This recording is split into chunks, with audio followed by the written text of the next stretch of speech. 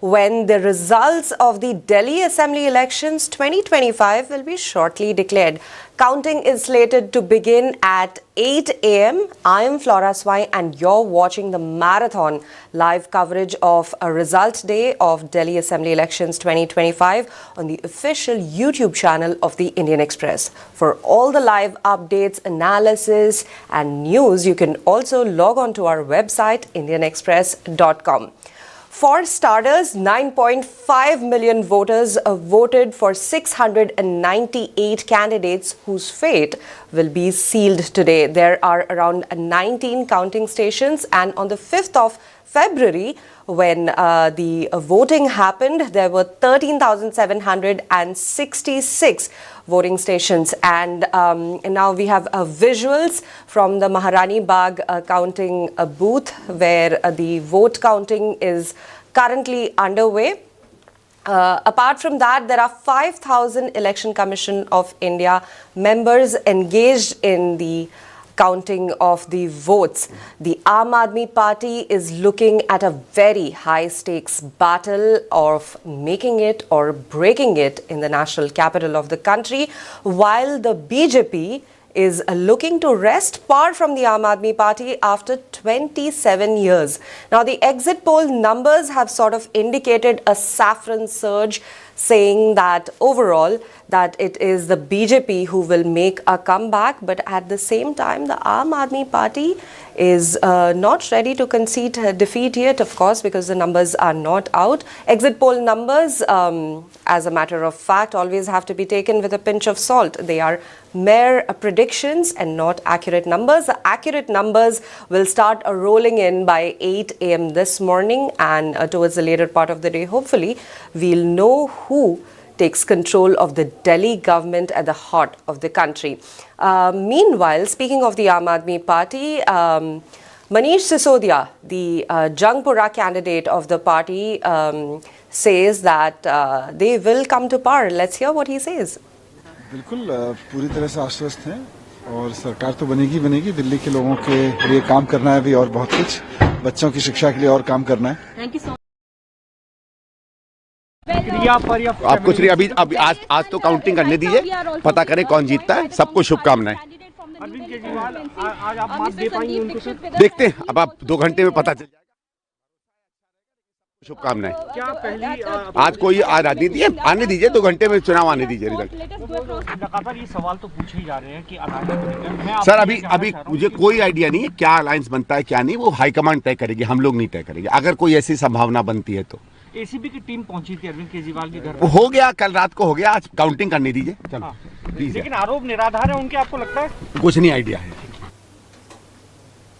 That was Sandeep Dikshit, who's the candidate for Congress from the New Delhi constituency and the son of erstwhile CM of Delhi, Sheila Dikshit. Apart from that, like I mentioned, that the exit poll numbers predicted that the BJP will be taking power in Delhi. There were a lot of exit polls, but last night there were a couple of exit polls that also came out. That is Access My India poll that sort of pegged the BJP somewhere between 45 to 55 seats and the Aam Aadmi Party between 15 to 25 seats.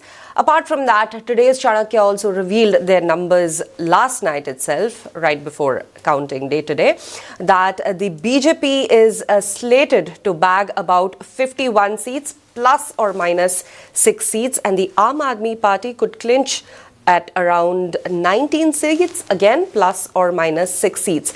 Apart from that, there are numbers from the Chanakya strategies that clocked the BJP somewhere between 39 to 44 seats and the Aam Aadmi Party between 25 to 28 seats. The Chanakya strategies also pegged Congress between 2 to 3 seats. Apart from that, the Matri's poll they said that the BJP will be bagging 35 to 40 seats, the Aam Aadmi Party 32 to 37 seats, and the Congress between 0 to 1 seat. Similarly, PMark also pegged the BJP at 39 to 44 seats, the Aam Aadmi Party at 21 to 31, and the Congress between, again, 0 to 1. People's Pulse also said that BJP is likely to win in Delhi Assembly elections with 51 to 60 seats almost, and the Aam Aadmi Party somewhere having to satisfy itself with 10 to 18 seats, and the Congress again likely to get probably 1 seat. Apart from that, People's Insight said that the BJP would get between 40 to 44 seats, the Aam Aadmi Party between 25 to 28 seats, and again the Congress at 1. Most of the polls are pegging Congress to win 1 seat. Poll Diary also said that the BJP could get 42 to 50 seats and the Aam Aadmi Party from 18 to 25 seats, and the JVC finally pegged the BJP at 39 to 45 and the Aam Aadmi Party between 22 to 31, and they also forecast that the Congress could win 2 seats. So these are the exit poll numbers so far that were out on the 5th of February. Meanwhile, the counting will commence shortly at 8 a.m. and we shall take a look at how numbers start panning in. In the meantime, you can also tune in and see all the updates and get updated with the news and how the numbers pull in on our website indianexpress.com. Meanwhile, let's take a look at Aam Aadmi Party's Rajya Sabha MP Sanjay Singh, who explained how Aam Aadmi Party has campaigned for the Delhi Assembly election and why they are ahead of their rival parties in the campaigning. He also explained how the party has campaigned throughout, crisscrossing across the national capital. Let's hear him out. में ही लड़ाइयाँ चल रही हैं। देखिए, इस India block का सबसे बड़ा दल है कांग्रेस पार्टी जी। अब कांग्रेस पार्टी को ये तय करना होगा कि भाई आपकी प्राथमिकता भारतीय जनता पार्टी को हराना है या अपने गठबंधन के दलों को हराना है। अब आप देखिए कि हर राज्य के अंदर, चाहे वो बिहार हो, चाहे वो उत्तर प्रदेश हो, जो भी 7 के गठबंधन के दल हैं, चाहे आप दिल्ली का उदाहरण ले लीजिए, उनके साथ कांग्रेस पार्टी का रवैया क्या है। आपने मध्य प्रदेश के चुनाव में आपके नेता ने कह दिया भाई ये अखिलेश वखिलेश कौन है। जब हरियाणा का चुनाव हो गया तो बोले कि भाई ठीक है आम आदमी पार्टी से समझौता करेंगे, फिर आम आदमी पार्टी को अंतिम तक लटकाते रहे, बाद में मना कर दिया। तो कांग्रेस ऐसे ही बिहार में हर चीज के लिए दबाव बनाते हैं कि भाई ज्यादा से ज्यादा सीटें चाहिए, यही काम महाराष्ट्र का है। मुझे लगता है कि एक बात तय करनी पड़ेगी कांग्रेस पार्टी को कि भाई आपका पहला दुश्मन कौन है। इस समय देश में बेरोजगारी, महंगाई, बड़े बड़े मुद्दे हैं और उसके लिए जो पार्टी सबसे ज्यादा जिम्मेदार है बीजेपी, उसको हराना हमारी प्राथमिकता होनी चाहिए।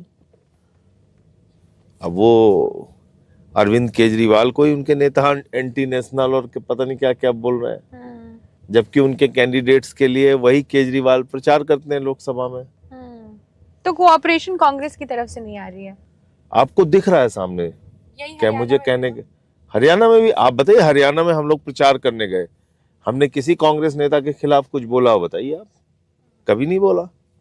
क्या हुआ हरियाणा में, क्या हुआ? सब कुछ सही चल रहा था, बात रिपोर्ट भी आ रही थी। मुझे जो जानकारी है उसमें राहुल गांधी जी की भी मंशा थी कि समझौता हो जाए और उन्होंने भी अपनी तरफ से ग्रीन सिग्नल दिया था, लेकिन अंत में जो भी इनके यहाँ निर्णय हुआ हो, जैसे भी हो, कहते तो यह है कि स्टेट लीडरशिप ने समझौता नहीं होने दिया। अब उसकी सच्चाई तो कांग्रेस के लोग ही बता सकते हैं। तो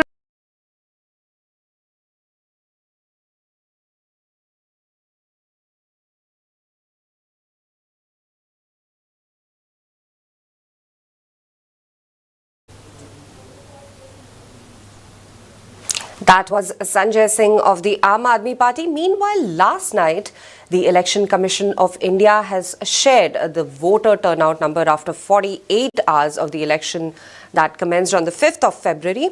And according to the voter turnout data, the overall voter turnout has sort of dipped in 2025 as compared to the 2020 elections. In 2025, the voter turnout in Delhi is 60.54% as compared to 62.55% 5 years ago in the last elections. Similarly, 8 constituencies saw about more than 4% point dip, and in this election, a total of 94,51,997 voters cast their vote, and from amongst those, there were 50,42,988 men as compared to 44,08,606 women. That's the vote share, and so that sort of roughly translates into 53.35% of men in terms of the vote share and 46.64% in terms of female vote share. At the same time, the male turnout in terms of voters is at 60.21% and women voters is at 60.92%. Incidentally, it's always the fact that the male and female voter turnout sort of plays a crucial role in determining who clinches power in the seat of Delhi.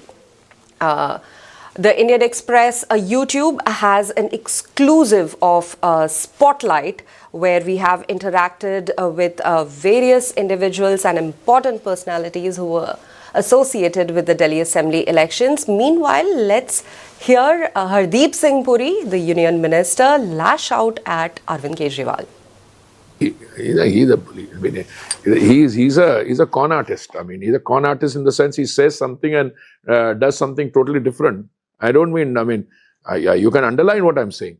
I mean, a politician is allowed to weave some kind of, great story. I will do this, I will do that. All politicians do it to an extent. But after 10 years, you're judged. After 10 years, you're judged. If I tell you today, if I'm seeking election and tell you, madam, I will do this in 2 years, 3 years, 5 years. After 5 years, you have a legitimate right to ask a question. Where is that? What have you done? Why I say con artists? Because they say we made claims. Some of the things that they are claiming, we said, we never made those claims. We said ki jahan juggi wahi makan, and we meant it. When I was Housing and Urban Affairs Minister in Kalkaji, we gave 3,200 flats to economically weaker sections of society. I started Mr. Bidhuri's campaign from there. I mean, I went for the nomination rally. They're all full. But what did you do? Because water supply is under your power, Delhi Jal Board is under you, Atishi is the head, you shouldn't give them water. Why? They don't want to give them water. Because the water which comes from the tap is full of this thing. So we said, give a proper water supply. No, because he's mixed up, or somebody in his outfit, I don't know who, is mixed up with the water tanker mafia. No, Atishi claims, this is what I call con artist. No, I need funding. I need 40 lakhs of rupees. You know, do you have any idea how much they're paying their volunteers in each constituency, in their constituency? I've used a figure of 500 rupees a day. Somebody told me it's wrong. They're paying 2,500. I don't know. But you are paying even if you're paying 500 rupees a day to your volunteers, it means that you are spending 4 to 5 crores per constituency. And you don't have money because you have to raise on crowdfunding. I don't want to ask them what happened to the 100 crores you made, at least which is in the public domain, you made out of the liquor scam. And so many other scams. So, I'm sure the higher-ups in the party, they don't align with a lot of things that leaders say, which are not... You mean in the Aam Aadmi Party? No, in the BJP, I'm talking Aligned with whom? Aligned with the BJP leaders who say certain... No, I'll tell you something. I'll be very clear with you. If any BJP leader makes a statement which is out of line, okay, there can be a misunderstanding, or if he's done something wrong, he has to apologize. And I think the case you are referring to, the gentleman has apologized. And garmi mein kuch shabd nikal gaye, jo bhi hai, but there is no place for that in the BJP value system.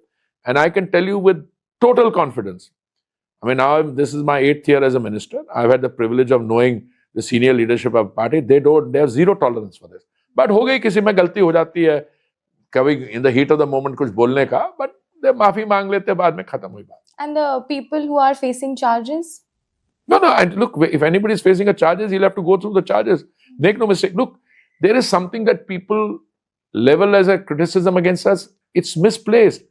We are today the world's largest political party. We are also the largest party in India. There are people leaving the Akali Dal, the Congress, other parties to come and join us. We don't say no to them. Sometimes our vetting may have overlooked a particular fact, but doesn't mean that you come and join us and you get whitewashed. It doesn't work like that.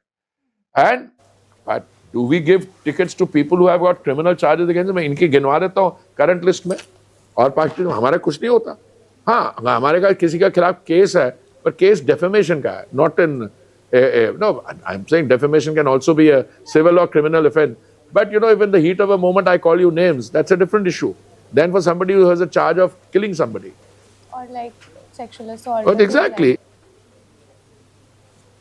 Like I mentioned previously, that the vote share plays a crucial role in determining who wins and who has to concede defeat. For example, the BJP notched its first and only win in the 1993 Delhi Assembly polls. And it was the first held after the capital's assembly was established. And the party's vote share has sort of always hovered between 30% to 40%.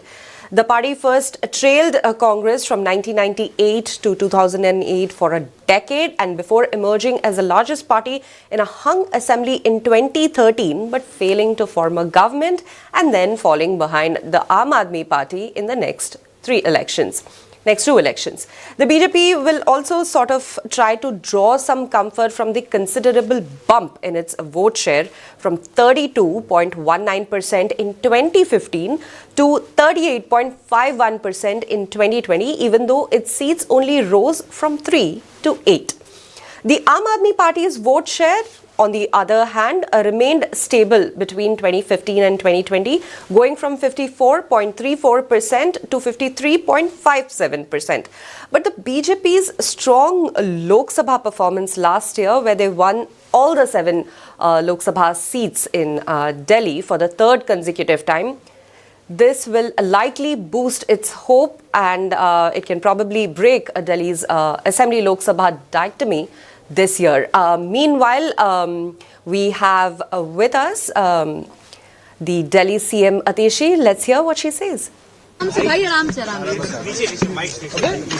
Ma'am, आज result day है, कितनी confident है आप अपनी fight को लेके?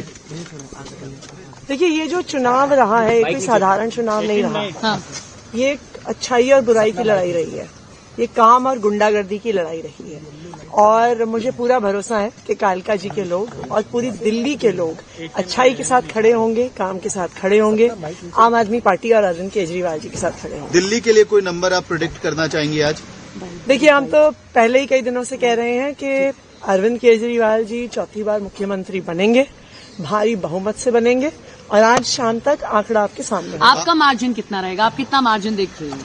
अगर आप कुछ घंटे में पता चलेगा. आपके लिए एक चक्रव्यूह रचा गया था, लेकिन मनीष सिसोदिया, आतिशी, अरविंद केजरीवाल तीनों की सीटों पे बीजेपी ने बहुत बड़ा दांव लगाया था ताकि आम आदमी पार्टी को रोका जा सके. देखिए, आम आदमी पार्टी का अगर आप इतिहास देखिए, आम आदमी पार्टी में हमने जब शुरुआत करी, हमारे पास कुछ भी नहीं था. कोई सोच नहीं सकता था कि आम आदमी पार्टी राजनीति में सफल हो सकती है.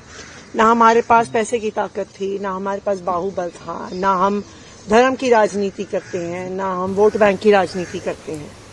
लेकिन दिल्ली के लोगों का प्यार था, भगवान का आशीर्वाद था कि आज हम यहाँ तक पहुंचे हैं. और मुझे पूरा भरोसा है कि दिल्ली के लोगों का प्यार और ऊपर वाले का आशीर्वाद हम पे बना रहेगा. Exit poll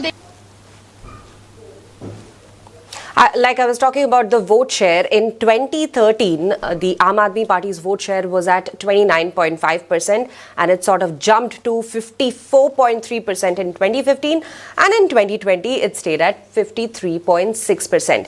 Similarly, the BJP in 1993 had a vote share of 42.8% that sort of gradually decreased over the years, and then in 1998, it was at 34%, in 2003, 35.2%. In 2008, 36.3%. We'll now hear out Parvesh Verma and get back to the vote share later. हमारे प्रधानमंत्री नरेंद्र मोदी जी का हमको साथ में मिलेगा। उनके vision को साथ लेकर दिल्ली में बहुत सारे अच्छे अच्छे काम करने हैं। तो अभी थोड़ी देर में आपसे बात करते हैं। गठबंधन की बात कर रहे हैं, संदीप दीक्षित गठबंधन की बात कर रहे हैं। हाँ सर आप पूजा कराइए ना बाइक।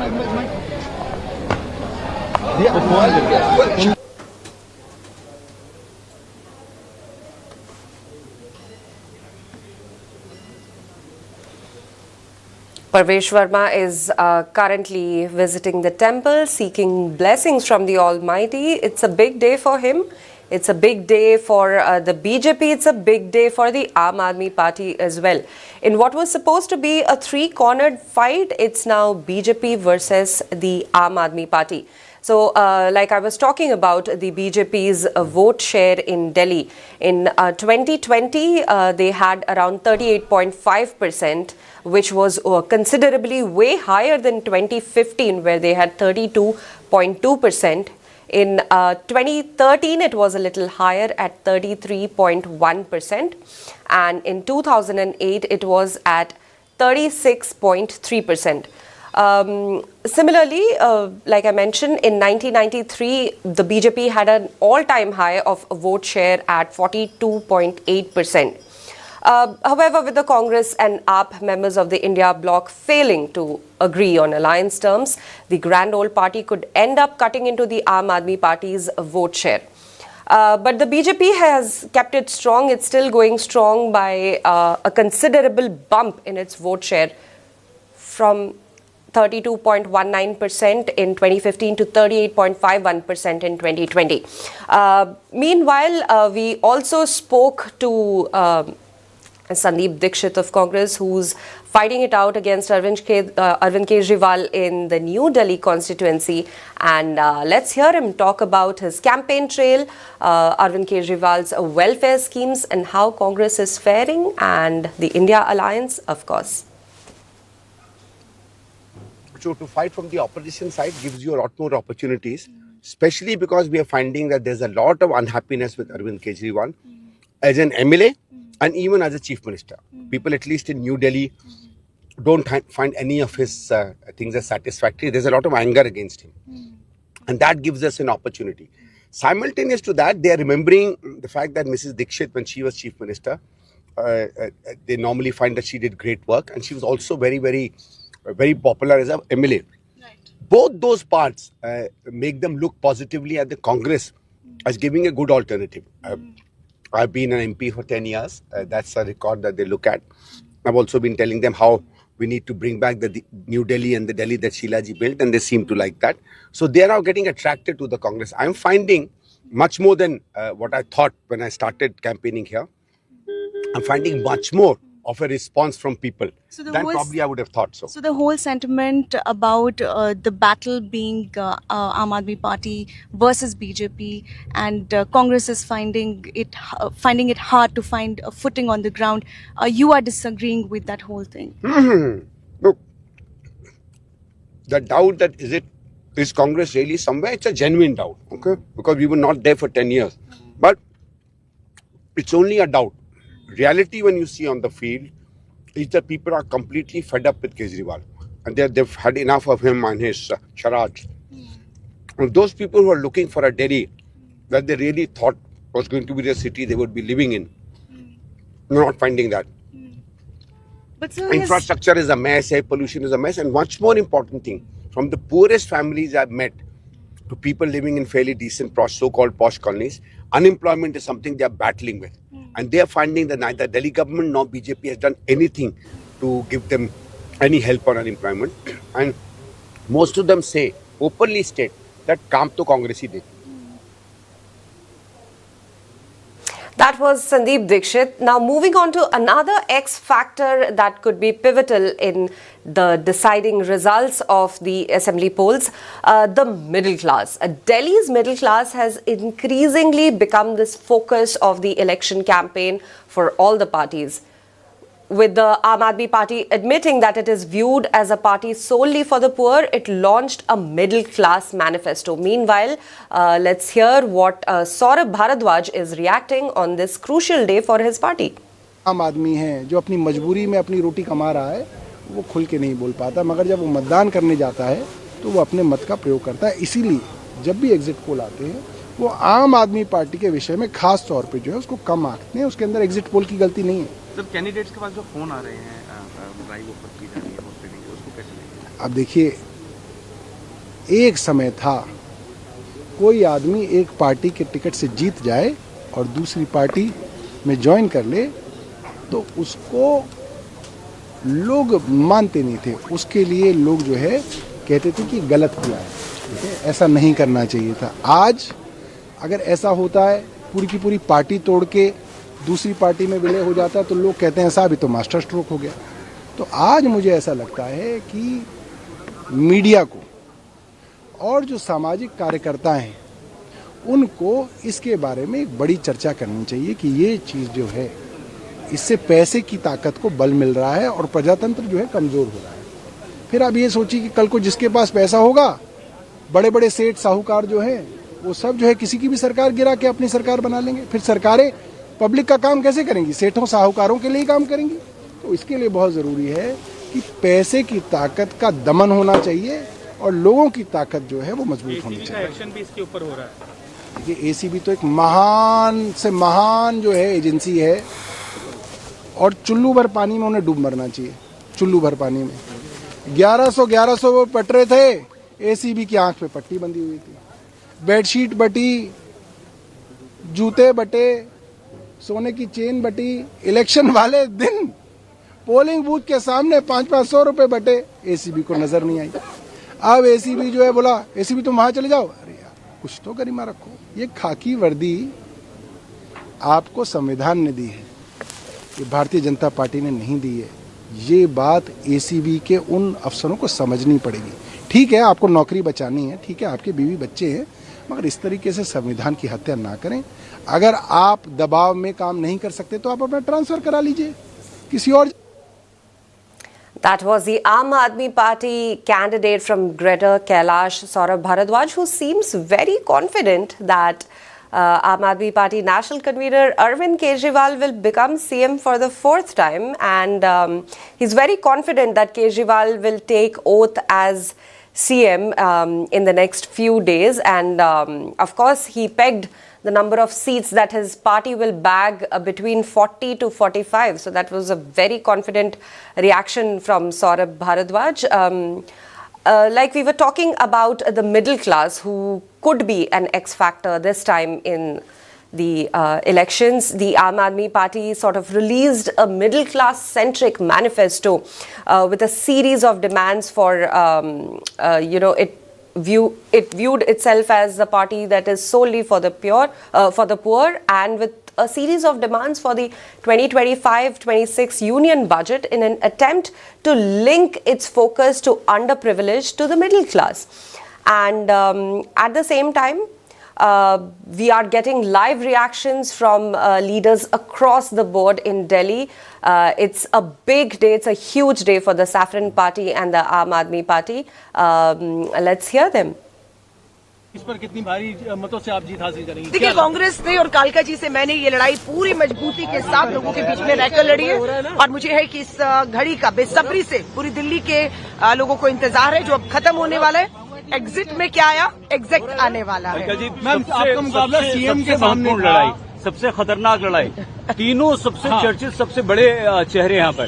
कहीं मन में जरा सा भी है कि आतिशी सामने हैं, रमेश बिधूड़ी सामने हैं। आप तो पुराने साथी हैं। 2003 में मदन लाल खुराना जी के सामने, मुख्यमंत्री कद्दावर नेता के सामने चुनाव लड़ चुकी हूँ।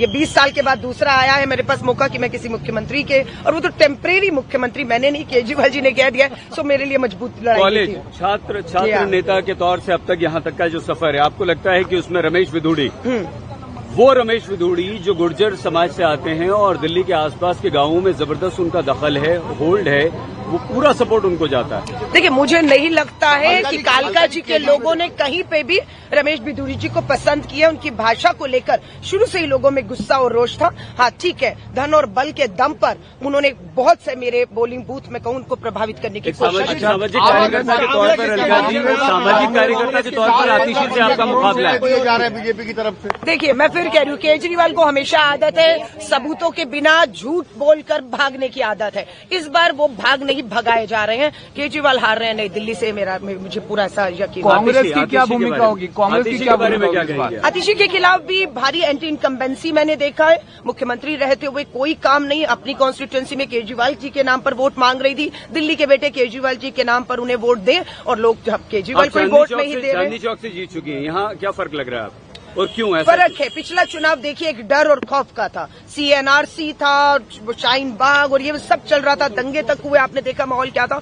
उस माहौल में हम 20 का चुनाव लड़े, जिसका भारी खामियाजा जब मुद्दों से भटकेंगे तो कांग्रेस को नुकसान होता है। और इस बार हमारी कोशिश थी कि मुद्दों से ना भटकने दिया जाए। जो CNRC का डर खौफ था वो इस बार नहीं था। अस्तित्व की लड़ाई भी दिल्ली में कांग्रेस अपनी लड़ रही है। आपको लगता है कि इस बार कुछ आप यहाँ पर असर दिखा पाएंगी? देखिए, अस्तित्व की बात करेंगे तो देश में बीजेपी के 400 पार के नारे को, रथ को, तानाशाह को रोकने वाला सिर्फ कोई था तो राहुल गांधी जी थे। बहुमत नहीं मिला और हम लोग 100 सीट लेकर लोकसभा में दिल्ली में कहे बीजेपी डबल इंजन की सरकार होकर डबल डिजिट दिल्ली में नहीं ला पाई। राहुल गांधी हो, प्रियंका गांधी हो, उन्होंने आपके लिए अरविंद केजरीवाल के खिलाफ, सिसोदिया खिलाफ, जो टॉप 3 है आम आदमी पार्टी के, तीनों खिलाफ प्रचार किया राहुल और प्रियंका ने। तो लड़ाई कितनी गंभीर रही? बहुत गंभीर रही। और मुझे खुशी है, मेरे नेता राहुल गांधी जी जब चुनाव प्रचार खत्म होने वाला था, अंतिम दर्शन में मेरी विधानसभा में मेरे साथ मुझे ताकत देते हुए कार्यकर्ताओं को दिखे, उससे हमारा मनोबल बढ़ा और मुझे लग रहा है उससे हमारा चुनाव भी काफी हद तक उठा। अलका जी, आप अलग हो गई आम आदमी पार्टी से। आप तो बीजेपी का साथ दे रही हैं, आम आदमी पार्टी ये कह रही है कि आप नुकसान पहुंचा रही हैं किसी का साथ, अपने ही साथी को। मेरी दिल्ली को बर्बाद किया इन दोनों ने। मैं दोनों के साथ हो ही नहीं सकती किसी भी कीमत में। भाजपा से तो कभी मेरी विचारिक भी मैं हमेशा मतभेद रही जिंदगी में, कभी भी मैं भाजपा के साथ नहीं आई। जितना अच्छा कांग्रेस करेगी उतना फायदा बीजेपी को। ये आपकी सोच है। मुझे लगता है लोगों को 3 उम्मीदवार मिले थे, तीनों में से एक को चुनना था और आज फैसला हो चुका है। किसी ने न किसी का वोट काटा है, न किसी के लड़ने झगड़ने से किसी को मुद्दों पर चुनाव हुआ। दिल्ली फैसला कर चुकी है। 3 में से 1 नंबर उम्मीद कर रहे हैं इस बार? देखिए, हम मजबूती से लड़े। अब कहना मुश्किल होगा क्योंकि मैं खुद चुनाव लड़ रही थी। मैं कालका जी में सारा समय रही। मैं दिल्ली की दूसरी किसी सीट पे नहीं जा पाई। अगर मैं महिला कांग्रेस की राष्ट्रीय अध्यक्ष के तौर पर अगर पूरी दिल्ली में प्रचार कर रही होती, एग्जैक्ट नंबर बता पाती, लेकिन मैं कालका दिल्ली का बता दीजिए। नई दिल्ली तो अरविंद केजरीवाल हार रहे हैं। नाते आपको लगता है कि मुझे लगता है मनीष सिसोदिया और अतिशी का भी विकेट गिरने वाला है। जो महिला होने के नाते क्या लगता है कि आप महिलाओं में प्रभाव छोड़ पाए? जो वोटर थी महिलाएं, उनमें प्रभाव छोड़ पाए? जो देखिए, समय मेरे पास कम रहा, लेकिन कालका जी में जितना भी मुझे समय रहा, 80,000 महिला मतदाता मेरे कालका जी में थी। मेरी कोशिश थी उन 80,000 महिलाओं तक, मतदाताओं तक मैं पहुंचूं और संगठन के दम पर मैं इसमें कामयाब भी हुई। अलका जी, समय मिले तो इधर आ जाइएगा प्लीज। मुझे लगता है कि ये जीत कांग्रेस के नाम दर्ज मैं प्रतिशत की कोई बात नहीं करी, बस अंदर जाने दीजिए। मशीनें लग चुकी हैं। पहला राउंड 8 बजे शुरू होगा। एक सेकंड। हाँ, एक सेकंड। दिल्ली विधानसभा में आप कांग्रेस पार्टी को किस रूप में देखते हैं? आने वाली भैया लाइव देखिए, The counting of votes has officially kicked off for the Delhi Assembly elections in 19 counting stations, and with me joining us is Jatin Anand from our Delhi bureau. Jatin, good morning. Morning. And how is it looking this morning to you? Well, it is very early, not only in terms of time, but also too early to tell because counting has just begun. But we will see today several things in motion. I mean, they've already started. We will see what happens vis-a-vis from every party's point of view. If we start with the Aam Aadmi Party, which is the current, which was leading the current incumbent government, if we look at that, they're looking at a possible 4th term in power. For the Bharatiya Janata Party, it is a high-stakes battle which will finally answer the question whether it comes back to the helm of Delhi's governance after 26 years, almost 3 decades. And for the Congress, it is a chance to resurrect itself finally from having a no-show in each Delhi assembly over the last at least 10 to 11 years till now. So for each party, for each political, for each big political player in the city, it is something that will determine who pens the next chapter of Delhi's political history. Absolutely. Now, when we were talking on exit poll day, majority of the exit polls had predicted that the BJP will be making a comeback after 27 years. But at the same time, last night a lot of drama with the Election Commission data on the voter turnout.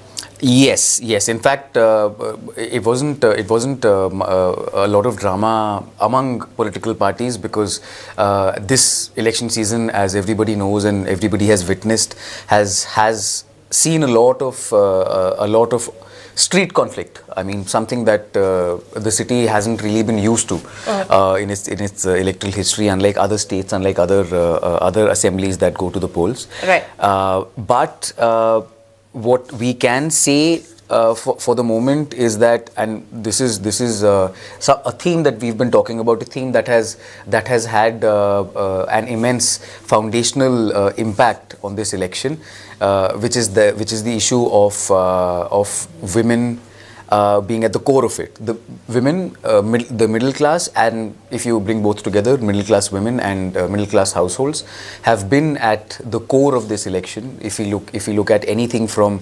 how or where the city's politics was veering towards, which direction it was veering towards in the run-up to the elections, the poll promises, the manifestos that each party came out with, and now in the voter turnout as well.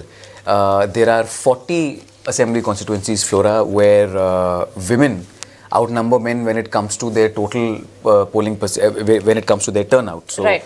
I mean, it's huge. This is something that I mean, we did not have enough time since the data came out sort of late last evening. Right. So we didn't have enough time to sort of interpret it in terms of how it has been during several previous elections.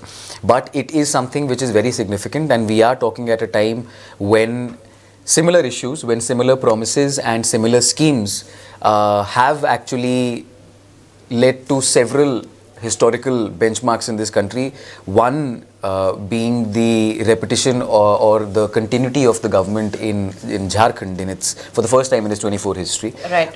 Where the JMM-led government, which is in alliance with the Congress and the RJD and the CPM and other components of the India alliance, where it came back to power on the basis of not just its governance, its clean governance, but also its own rendition of this particular scheme, which each party has promised in Delhi. Absolutely.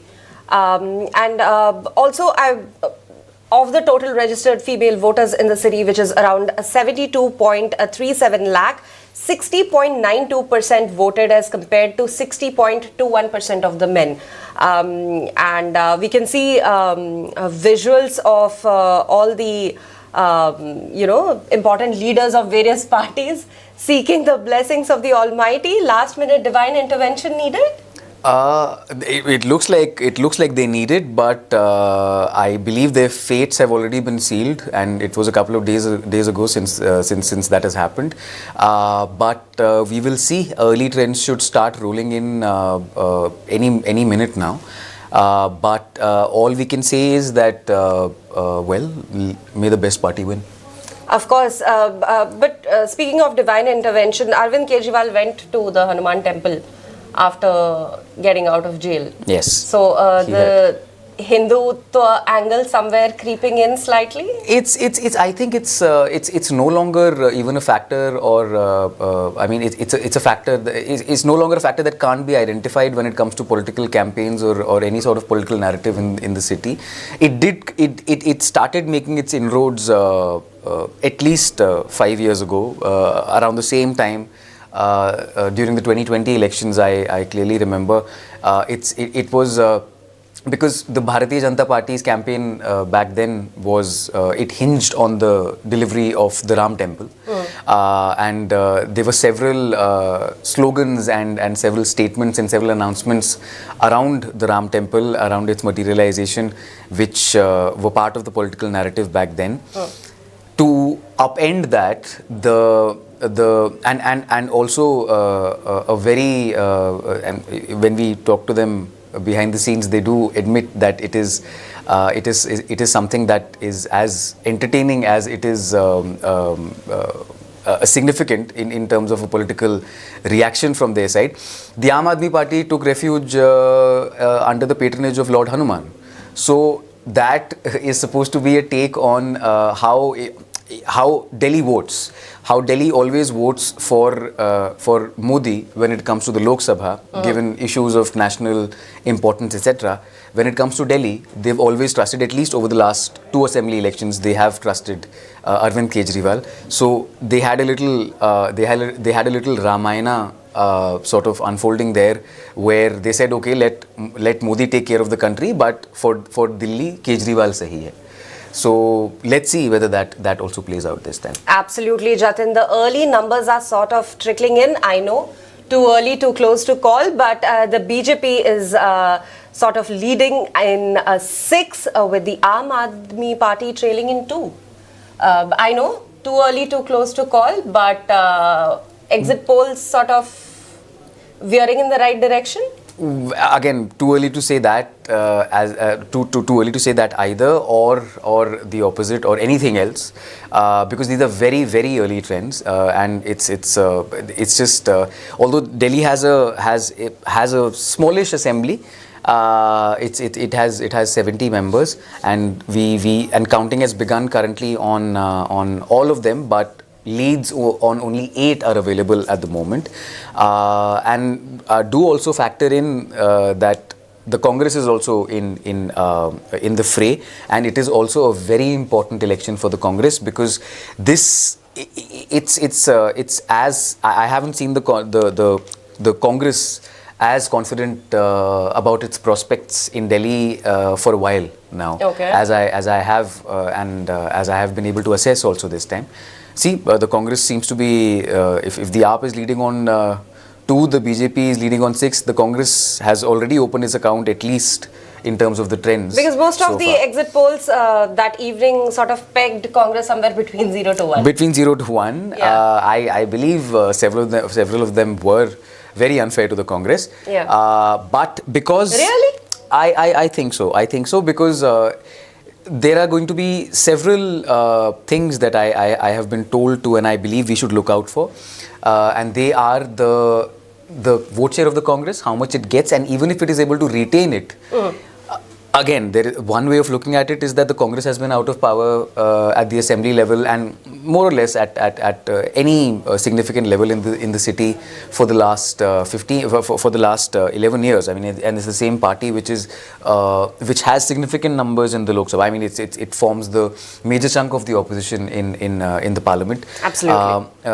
But in Delhi, it has not been able to get to power anywhere else except the MCD, and we're talking about a party which, if you forget the national level, even if you talk about Delhi, it is a party which has been at the helm of its governance for 15 years, right. And claims and also has several evidences of having contributed to its development from 1998 till 2013. So this, I would say, the Congress, how it does, and even if it is able to retain its previous vote share, and hence proving that there is still support for the Congress, albeit it has shrunk relatively a lot since 1998 or before that. So one thing to look at is A, whether the Congress is able to retain its vote share. B, whether this vote share is able to translate into seats, even if they're single-digit seats. And thirdly, another factor to watch out for this time, in my view, is how others and how independents and how parties like the AIMIM Correct. do. Absolutely. So let's see. Let's see what happens. Right now, we have leads in 10 seats from 70 seats, with the Aam Aadmi Party at 3, the BJP still leading at 6, and the Congress at 1. Jatin, according to the ECI data on voter turnout, Northeast Delhi recorded the highest at 66.25%, and the Southeast Delhi was at 56.31%. At the same time, constituency-wise, Mustafabad recorded 69.69%, and the lowest was recorded in Model Town at 53.62%. I again want to ask you about the vote share and how does the voter turnout affect in the larger sense, because if, let's say, there is a wave of anti-incumbency, don't you think that the voter turnout would be more, that people would be pissed, they would want Aam Aadmi Party to not be in power anymore, so they would come out in larger numbers, but then the voter turnout has taken a dip? It has slipped slightly. I mean, it slipped by over 2%, 2.4, almost 2.5 percentage points compared to 2020. But I believe, Flora, that I mean, there are better and bigger minds at play when it comes to interpreting vote share compared to mine. My 2 bits about vote share are, I mean, it can go either way. I mean, we are talking about an election, so according to what I can remember offhand, the voting percentage in 2013 as well was significantly high. Right. But it was higher in 2015 after the dissolution of the 49-day Aam Aadmi Party government. So one can argue that back then you had you had a wave of support for the Aam Aadmi Party, and they came out, and I mean, Aam Aadmi Party supporters, Aam Aadmi Party's voters came out to ensure that the party swept Delhi with more seats than it had, because the Aam Aadmi Party in 2013 had around 28 seats, and that is why they needed outside support from the Congress, which had 8 seats, to just be able to make it to the figure of 36, so that they could form the government in Delhi. This time it has been low, but at the end of the day, and this is something that a lot of senior leaders across party lines have told me, what we need to see is, vote share aside, voter turnout aside, we need to see where the vote share in constituencies, in terms of gender, in terms of communities, you can classify. I have to interrupt you, please, Jatin, please. but so far the numbers go, the Aam Aadmi Party is sort of starting to catch in at around 6, and the BJP is leading by 1 more seat at 7, and the Congress is at 1. And right now the numbers have updated again. The Aam Aadmi Party is at 7 seats and the BJP is at 9. Why is this going neck to neck? It is going neck to neck, but I think we should consider it very neck to neck, and the edge of our seats sort of exciting, because these are the trends from 17 out of 70 seats. So it's a little over 20%, right? Of the total number of seats that counting is going to be on. Correct. So let's see. But I mean, it's a mix of. If we talk about 2020. One of the clinchers, one of the very fast-paced and very suspenseful mini battles in that election was Manish Sisodia's battle against Ravinder Singh Negi from Patparganj. Correct. Which was Mr. Sisodia, who was the former Deputy Chief Minister of Delhi, which was his former which is now his former assembly constituency. Correct. While Mr. Negi is still contesting from there, Sisodia ji has gone to Jangpura. But I mean, coming back to that seat, so it was a very exciting one, where it went to the like, in terms of a boxing match, it went to the 15th round. It actually went over 15 rounds in that particular election, because Mr. Sisodia was trailing behind Mr. Negi for almost all of those rounds. It is only in the last 2 rounds, if I remember correctly, 3 rounds that he first bridged that gap and then finally took the lead in the next round, and then it was with 3,000 odd votes that he won in the last round. So Absolutely. it could actually go to a nail-biting finish as well. You never know. Absolutely. Talking about Sisodia, you know, that entire arc, the entire career graph that he's gone through, from being the deputy CM and then the jail time, and now back to battling it out in the battleground. How do you see him, sort of traverse this entire journey?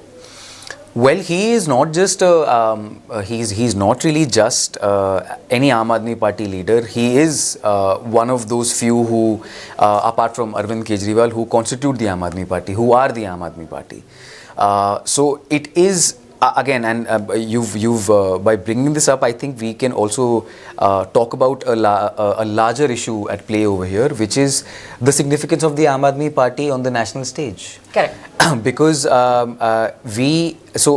it is as important for the Aam Aadmi, for leaders, senior leaders like Manish Sisodia, of course, no question, Chief Minister Atishi, former Chief Minister Atishi now, because the assembly has been dissolved last night, as procedurally is done. Saurabh Bharadwaj and the entire 6. I mean, there is place for 7, but there are 6 ministers on Delhi's Council of Ministers.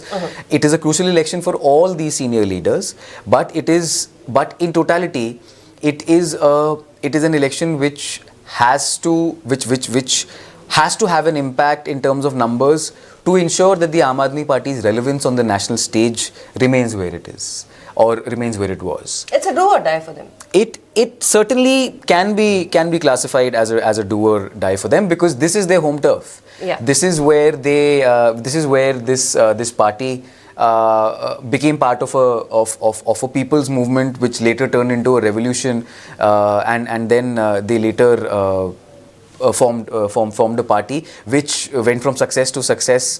Delhi was its home ground. Delhi was its home turf. It's vying for its 4th term in office. It has taken the reins of the MCD after 15 years of BJP rule.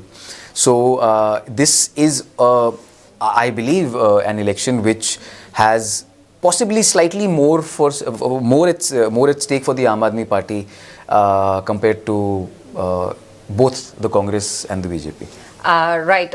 We have visuals pooling in from across the city from 19 vote counting stations, and the BJP, as we can see, has taken sort of an early lead with 9 seats, and the Aam Aadmi Party trailing at 7, and the Congress with 1 seat. The postal ballots are being counted early on, and it's just that these leads are on the basis of postal ballots that are being counted, and let's see how it goes from here. Apart from that, Jatin, for the BJP, because you mentioned that the vote share is one aspect which is important. Then the female voters have been important. But at the same time, there are also Muslims in Delhi that have been important. And you have written extensively on how the BJP has sort of campaigned in the Muslim neighborhoods. What are your thoughts on that? Well, truth be told, the Bharatiya Janata Party does not usually expect anything from the Muslim community usually, and that is more so true for Delhi, because it's like across the country, the BJP's push for the inclusion of the Paspanda Muslim community is no secret.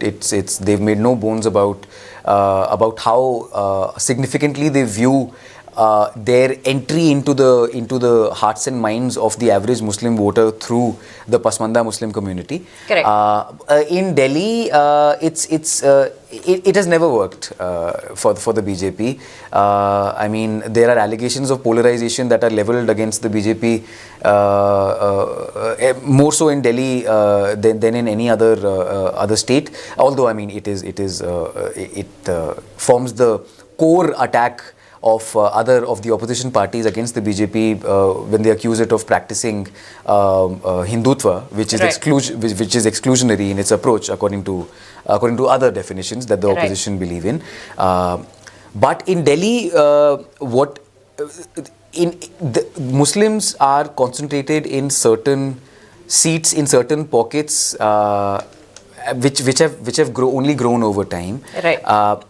But one significant factor over here is whether the average Muslim voter has chosen to go back to the Congress, which has traditionally been the approach of an average Muslim voter. On the other hand, what also needs to be seen is what impact the AIMIM is going to have on the AIMIM is contesting on 2 seats. It's contesting on the Okhla and the Mustafabad seats.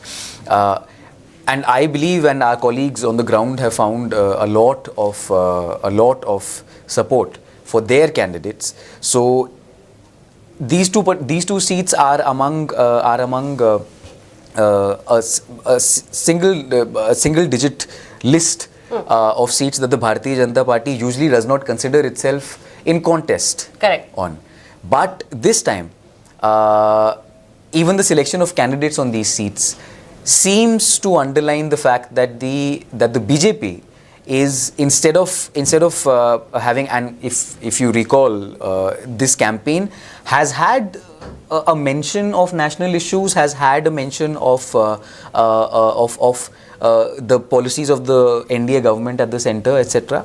But it has not had any major polarization related narrative to it, which was not the case last time. Which if we just refresh our memories and think about 2020, this time 2020 and 5 years later, there does not seem to be that sort of a religiously driven or a religion driven approach that the BJP has sort of relied on.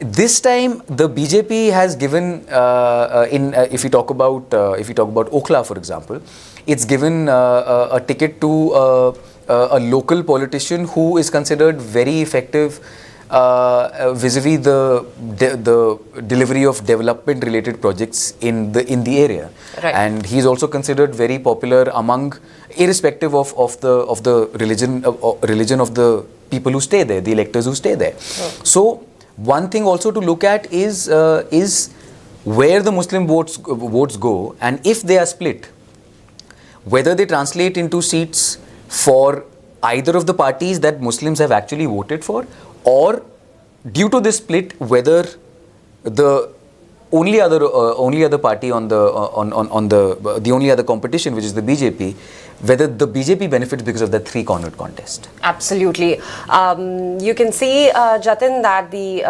BJP headquarters in Delhi is sort of wearing a deserted look right now, but they have already taken lead in 17 seats as compared to Aam Aadmi Party's 12 seats, and the Congress is still standing strong at 1. So let's see how it goes from there. But apart from this, how much of a factor do you think the Modi magic played during campaigning, especially? This is something that the Bharatiya Janata Party always says that it's anything you ask them about any success is usually attributed, and mostly rightly so, to the Prime Minister and his face and his image, and the narrative that he decides to set, and the extent to which he is able to set it. This, if we believe the exit polls and the edge that they've given the BJP, I was talking to certain leaders from the BJP regarding this unprecedented possibility, and that too with so many seats, because mind you, both the Aam Aadmi Party and the BJP have claimed that they will get 50 seats. And 50 seats from the point of view of both these parties, whether from the Aam Aadmi Party's point of view, which if it comes back to power and retains power rather for the 4th consecutive term with that much of a mandate, is significant. Correct. On the other hand, for the BJP, which has been out of power for almost 27 years, coming back to power with this mandate is also very significant. So vote shares aside, this is where it comes down to brass tacks. It comes down to whether it doesn't matter who has voted for you, where they voted for you, but whether those votes have actually translated into seats. Absolutely. But to answer your question, the Modi factor is at play over here, because like we were discussing last time as well, the Prime Minister has, I mean, if we talk about or if we see the Bharatiya Janata Party's trajectory since it came to power at the centre in 2014, the BJP has not made or not said or not believed in any sort of messaging regarding the power subsidy, regarding these welfare schemes which have been in place since the Aam Aadmi Party came to power in 2015. It has not happened in any other election where the Prime Minister not only seems to have been convinced, and not only convinced about providing continuity in these schemes, which the party, which almost every political candidate knows is a significant factor when it comes to coming to power and then consolidating that political power in the city. Modi has led the charge not only in terms of telling the people and trying to assure the people of Delhi about his own guarantees or the BJP's own guarantees, but guaranteeing continuity in these schemes. So the Prime Minister has been the face of it, and at every public meeting has ensured that he reiterates his guarantee about these schemes. Correct. Both previous and potential, but to drive home the point that he is saying, he is assuring, he as the Prime Minister of the country is telling the people of Delhi that nothing is going to go wrong, nothing is going to be taken away from you. Absolutely. You only get something extra if you choose us over the Aam Aadmi Party. Absolutely. So he is certainly the face of, well, let's see whether it's the election, but he has certainly been the face of the campaign of the BJP in Delhi. Absolutely. Right now, 43 seats numbers are trickling in for 43 seats, and as you can see, the Aam Aadmi Party and the BJP are neck to neck. They are neck to neck. At 21, Congress is still at 1, but the Aam Aadmi Party and the BJP are at neck to neck in 21 seats as the counting is still underway, and these are early in numbers. Jatin, over the years, and I'm sure you must have seen it through your experience also,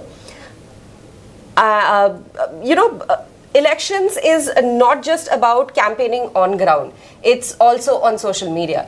There's a lot of meme-bazi that happens. There are a lot of social media posts going back and forth, GIFs and all of those things. And now we have visuals from the PV muffler. Let's take a look at the reactions.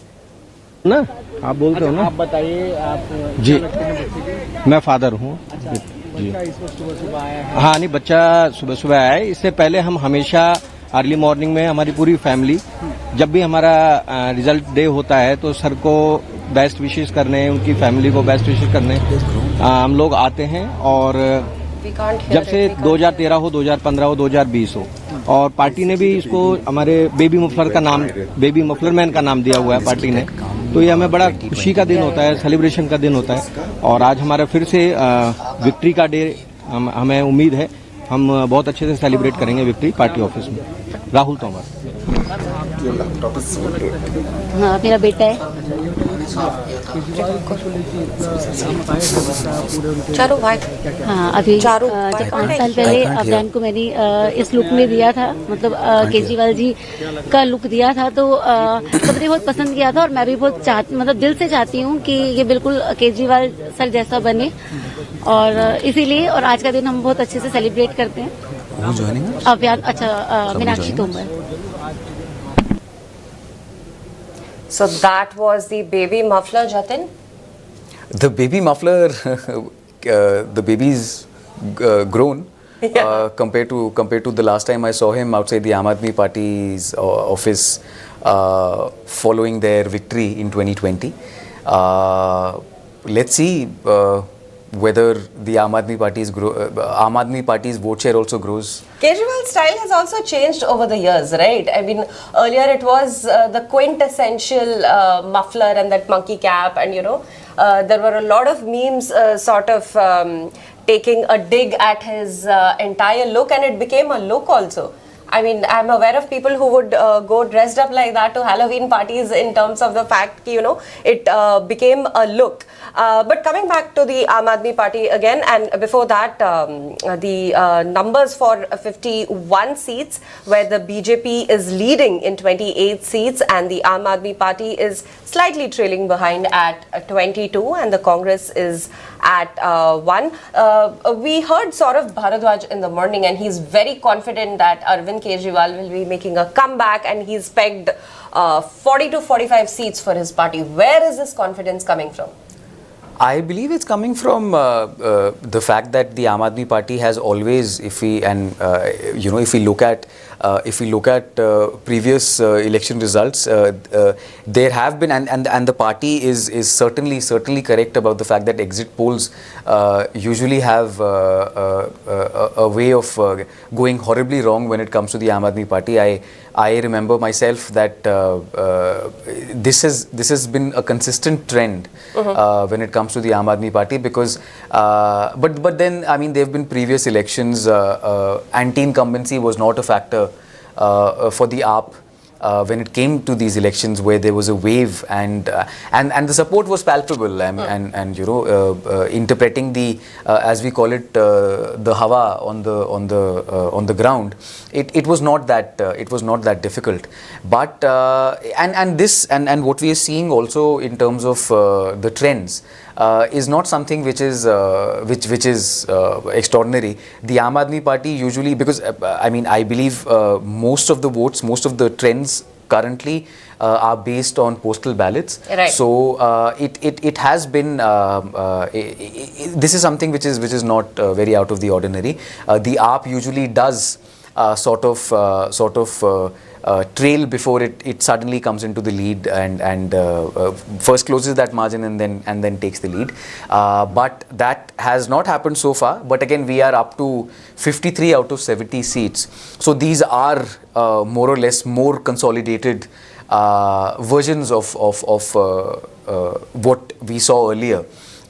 In terms of trends, so this is just it is still kind of neck and neck, as I believe it will be, even when these trends start coming in from the remaining, I believe 17 more seats. But then I think the final decision will more or less start becoming clear after the early trends from all the 70 seats, which I think should happen in a couple of minutes. Absolutely. We are also getting early trends from various constituencies. Sitting MLA BJP's OP Sharma is leading in East Delhi's Vishwasnagar constituency. How has OP Sharma fared over the years? OP Sharma, he has been consistently winning from Vishwasnagar, which is a very highly densely populated constituency from East Delhi, near Shahadra.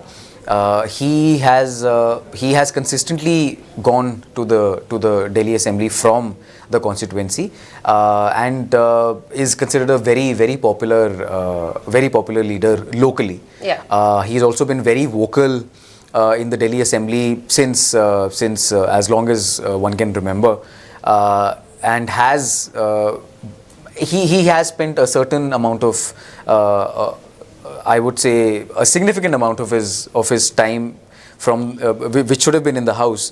He has spent it outside the house, because there have been several episodes that he has been involved in where he has been expelled from the house, and then for in some instances suspended for the entirety of the session, if not, I mean, after the sitting, obviously. But let's see. He is one of the most popular local leaders that the BJP has had, and that too for a very long time. So him leading is not really something that surprises me. In fact, I believe it is, and I think it's okay to say that Vishwasnagar is also one of the seats which neither the Aam Aadmi Party nor the Congress were actually sort of looking at with any hope. At least according to what they told us off record.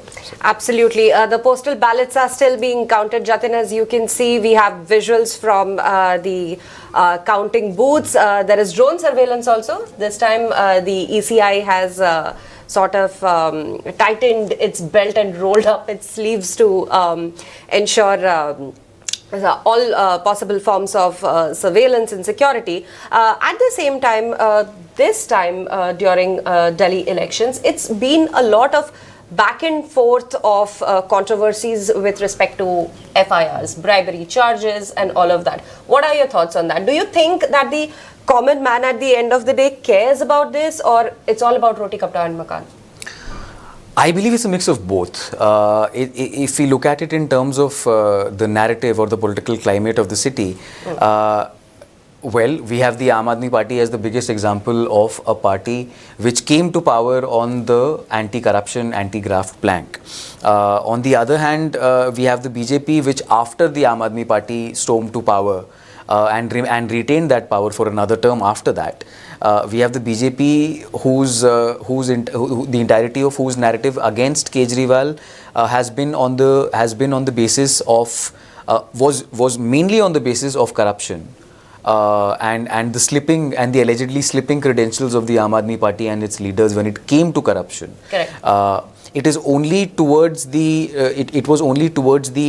end of the Lok Sabha campaign and after the Lok Sabha results that developmental issues, lack of the pockmarks on the road, the quality of water supply, and all these other governance related issues actually entered the narrative of the city's politics. But before that, it was all about graft. It was all about countering the Aam Aadmi Party on the issue of graft. So it is and that is reflected in the election process as well. As we speak, we are talking a couple of hours, if not a day after the ACB, the anti-corruption branch of Delhi, has launched an investigation, or at least has started an inquiry in allegations of poaching, which have been levelled by the Aam Aadmi Party. We talk about. They're already gearing up for Operation Lotus. That is the allegation. That is the allegation, and it is, and not just now. According to the AAP, they've been at it. The BJP has allegedly been at it for several days now. But let's see what it is a matter of record that such allegations are not new. Not only in the country but also in Delhi, and also in the context of the Aam Aadmi Party or in Delhi's politics. Absolutely. This is an allegation which has been raked up by the Aam Aadmi Party against the BJP several times at the assembly level, and also at the MCD level, which it is also in power now. So nothing new, but how true, time will tell. Time will tell. Taking a look at the numbers right now, in 58 seats, BJP is leading in 32 seats and the Aam Aadmi Party is trailing in 25 seats. But Jatin, at the moment, Aam Aadmi Party chief Arvind Kejriwal is trailing in the first round. I would just like to underline that it's just the first round. Okay. And see, the New Delhi Assembly constituency is a very dynamic one. Mm-hmm. It is a smallish constituency which has around a little over 1.08 lakh voters. It is also a constituency where Arvind Kejriwal, the former Chief Minister of Delhi, and the Aam Aadmi Party's national convener leaves those two hats at home and becomes the local MLA. Really? He's the local MLA. He's considered to be, and I have it very reliably that as an MLA, there is no quote unquote duty that he does not do. He's a regular apparently at local functions. He goes and meets people in the constituency. He has his own his constituency office there is apparently one of the most accessible of the Aam Aadmi Party's ministers' offices or MLA's offices in the city. And not just him, his family, especially his wife Sunita and his daughter Harshita, they are Mr. Kejriwal's representatives in the constituency. Right. But we also have to look at it in terms of governance or in terms of administration. The New Delhi constituency, which hosts the parliament, which hosts all the central government ministries and also the missions and embassies of foreign nations in India in the country. This is a constituency where none of the Aam Aadmi Party government's schemes for the city actually fructify or actually materialize on the ground. Oh. Yes, because it comes under the NDMC area. So since it is part of the New Delhi Municipal Council, which directly functions under the centre, so you don't have your free power and your free water, and although bus rides aboard public buses for women travellers are free there as well, but several other schemes, several other since several other schemes, since the Delhi government's writ does not function there, so whatever the Delhi government announces does not kind of apply to citizens or to voters over there. There need to be special technical things that need to be done before it can reach an average New Delhi voter. Right. But it is also the seat of it is also dominated by government employees. And mind you, government employees when it comes to the centre, the BJP has, and through the Prime Minister, made two very significant announcements, which are being seen to have had an impact on government employees. One being the income tax related announcement of no tax for income up to 12 lakhs, and the other being the 8th pay commission. Right. So both of these are being seen as having positively impacted the sentiment among government voters and by extension voters in New Delhi for the Bharatiya Janata Party. Absolutely. 64 seats have been counted so far or are undergoing counting. The BJP is leading in 37 and the AAP is starting to lag behind considerably with 26 seats. We have other updates also, Jatin, where sitting MLA Saurabh Bharadwaj is leading in the Greater Kailash constituency. And Delhi Congress Chief Devendra Yadav is leading in the Badli constituency. At the same time, BJP's Kailash Gehlot is leading from Bijwasan. Thoughts?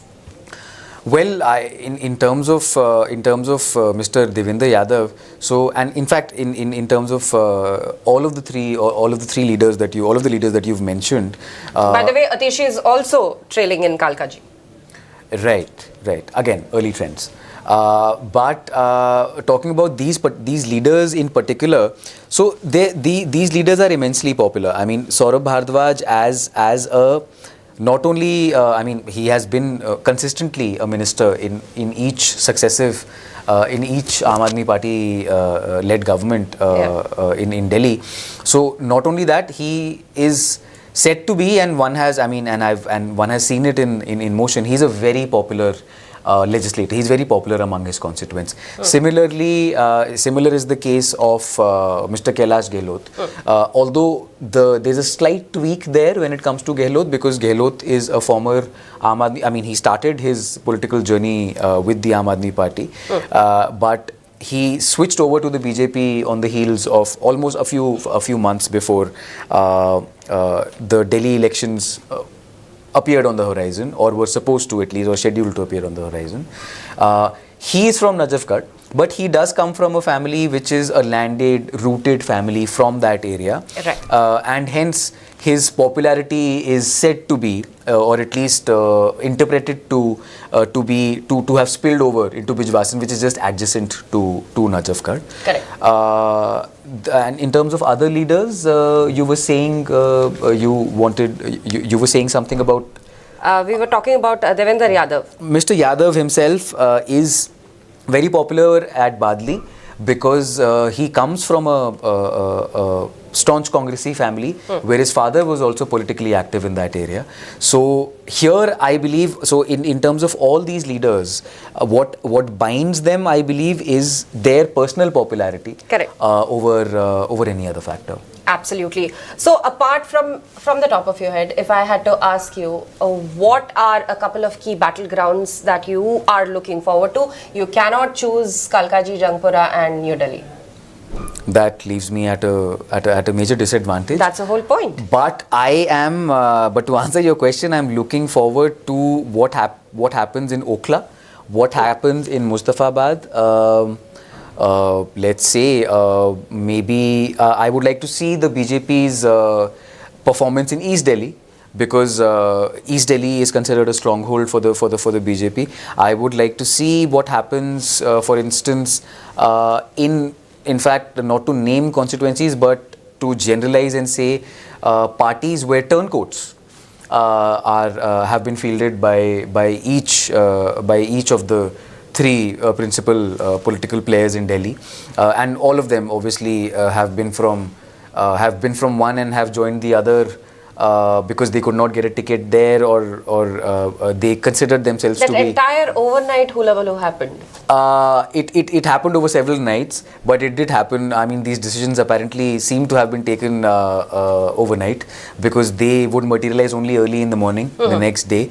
And you had several senior leaders, and let's not forget, when we talk about senior leaders, popular leaders switching or jumping ship for better opportunities at another party, let's not forget Mr. Arvinder Singh Lovely. He happened to be the president of the Delhi Congress when he and 4 other former senior leaders who had served, most of whom in fact had served as ministers in Sheila Dikshit's 3 consecutive governments. When they switched over to the BJP, this was just around the Lok Sabha elections. This was prior to the Lok Sabha elections.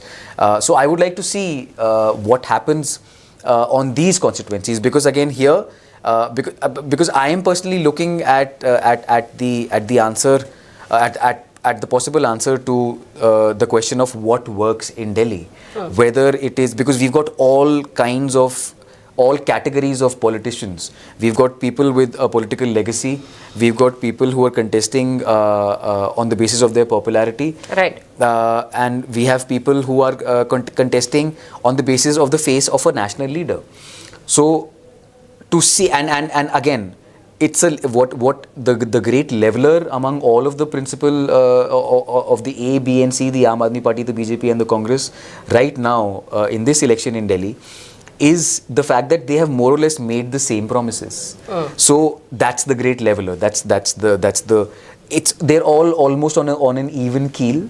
And women have come out and voted significantly. Most of those promises are women-centric.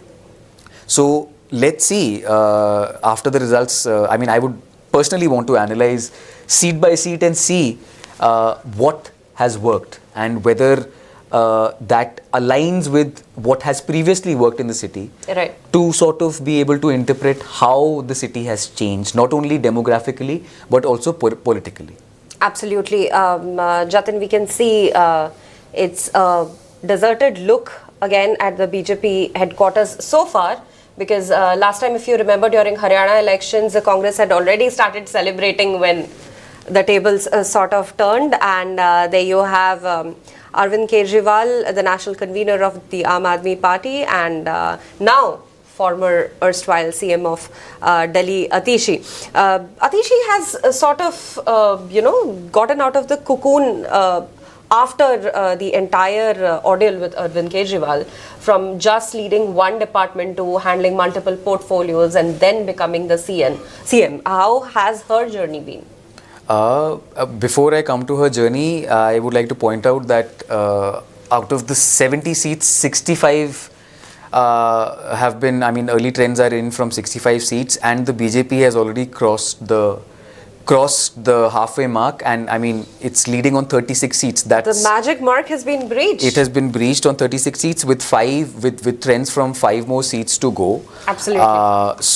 And the Aam Aadmi Party is at 28, which is its tally which is its first ever political tally. But again, to underline the fact that that these are early trends and 5 more seats are left, and but the BJP having gone beyond this mark has to be, should be recorded. Definitely. As a significant occurrence.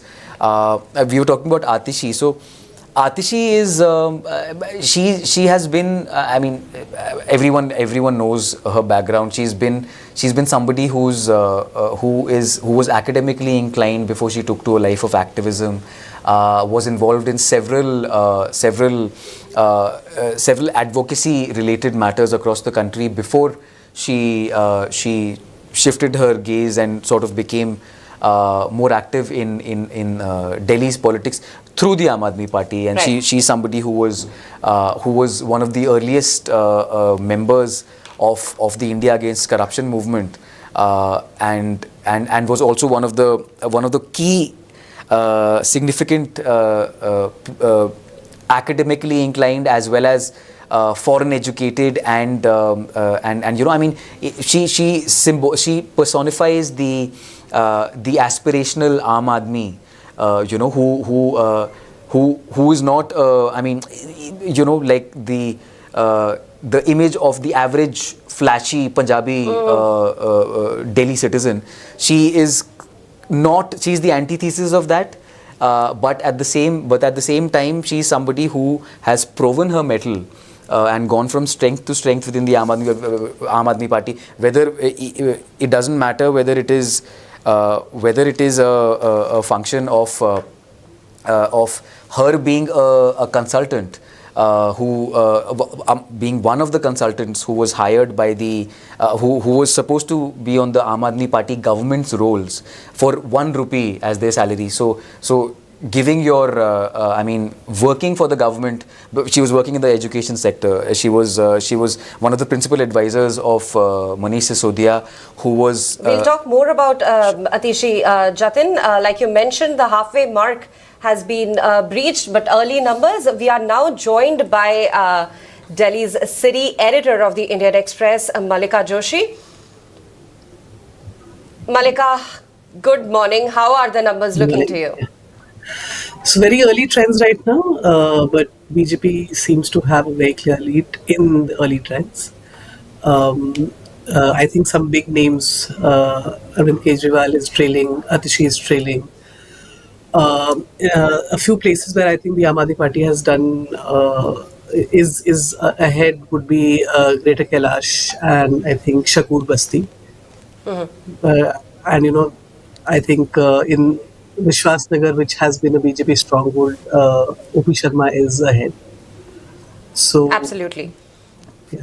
I know that the exit poll numbers have not been so bang on before, but do you think, I know too early to call, but do you think this time they will stick? Well, that's I think that's very difficult to say at this point. What early trends show, they do seem to be sticking. But I think in most of the seats, it's just the postal ballots that have been counted right now, and I think other EVMs are yet to. I think the EVM count is yet to start coming in. Absolutely. Now, last night, the voter turnout numbers were announced by the ECI, and we can see that the male percentage is a little higher than the women's turnout. What are your thoughts on that? I think the male percentage is a little lower than it's the first time that the it's a little lower. Yeah. This is the first time that it's actually happened in Delhi, and that it's. I think it's up only by 0.5%, but it is the more women that are on the registered list have come out to vote as compared to the men. This might have a bearing on the results, of course, because we've seen how this election was contested basically. But a lot of promises were geared towards women, Mahila Saman Rashi, which, the BJP also made promises that that women would be given 2,500 rupees. The AAP's promise was 2,100 rupees. Then we saw how the Aam Aadmi Party also talked about how women benefit the most from its government because of the free bus ride scheme, and then an overall saving in the budget because of the free power, free water schemes. So this is an election where a lot of focus during the campaign has been on the women voter. So we have to now wait and see which party has been able to convince the electorate the most convincingly. So yeah. Malika, can you hear me? Yeah. So we have covered several elections together. What do you think makes this election different from the previous ones in Delhi? I think this is one of the most closely contested elections that I have covered in the city. I think the BJP has put its all in this poll prep. They've been out of power in the city since 1998. So it's, and when the party has been doing so well nationally, I think it's something that's been playing on the Delhi BJP's mind. As for the Aam Aadmi Party, it's this election, if they lose and whatever numbers they get, it will be the first time that they'll see electoral defeat in the Delhi Assembly. They formed in 2013, they managed to form a minority government with outside support from the Congress, which means that Delhi has had Arvind Kejriwal as its chief minister from 2013 to September 2024, after which he stepped down and Atishi replaced him. So a big change and in fact, even a big change for the Congress, because it's a party that led, under the Sheila Dikshit government, it was, I think, for not three terms. So, this trend also shows that Delhi likes to elect, since 1993, we've seen just Sheila Dikshit as the chief minister for 3 terms, Arvind Kejriwal for 2 terms, and then we've had 3 BJP CMs in their 5-year tenure. So we'll have to, I think, wait for the results and see if the trends are going to flip this time, if the BJP is finally going to make it back into Delhi's political.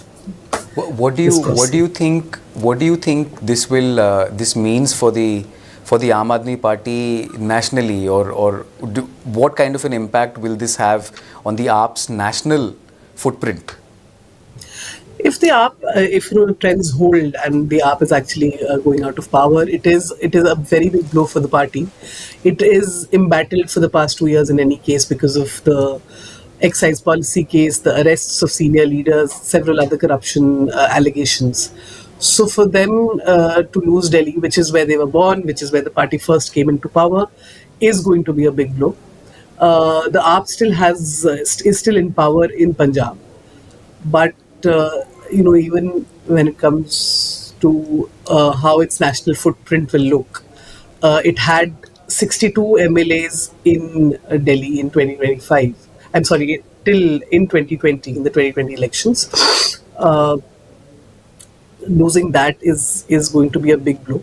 How the party now goes forward from here is going to be very crucial if those are the results, because it's already 4 or 5 MLAs have quit and joined the BJP. Very recently, some of its former some sitting MLAs who were not repeated and not given tickets, 8 of them also quit the party. So for the AAP, the biggest challenge will be keeping its house together, keeping the candidates, senior leaders close together. The lead has gone up considerably, Jatin and Malika, in 68 seats so far. The BJP is leading in 42 seats, while the Aam Aadmi Party is at 25 seats and Congress is still at 1. Jatin and Malika, with so many years of experience between the two of you, almost 3 decades of experience between the two of you.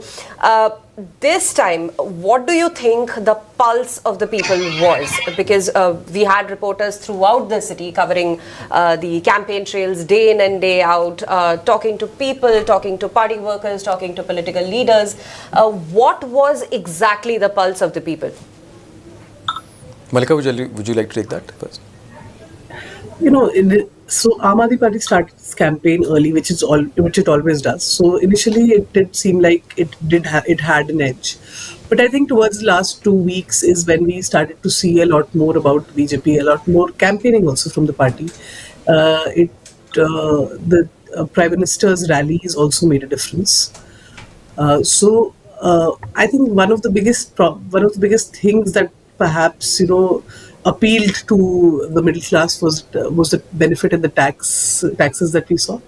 The announcement that anybody who earns below 12 lakh rupees is not going to be taxed at all. So that is something that did seem to have a lot of traction, especially in the middle class areas and among the middle class population.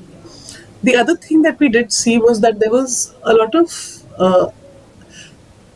anger with AAP and its leaders for not being able to manage, a good and clean water supply as well as better roads for the city.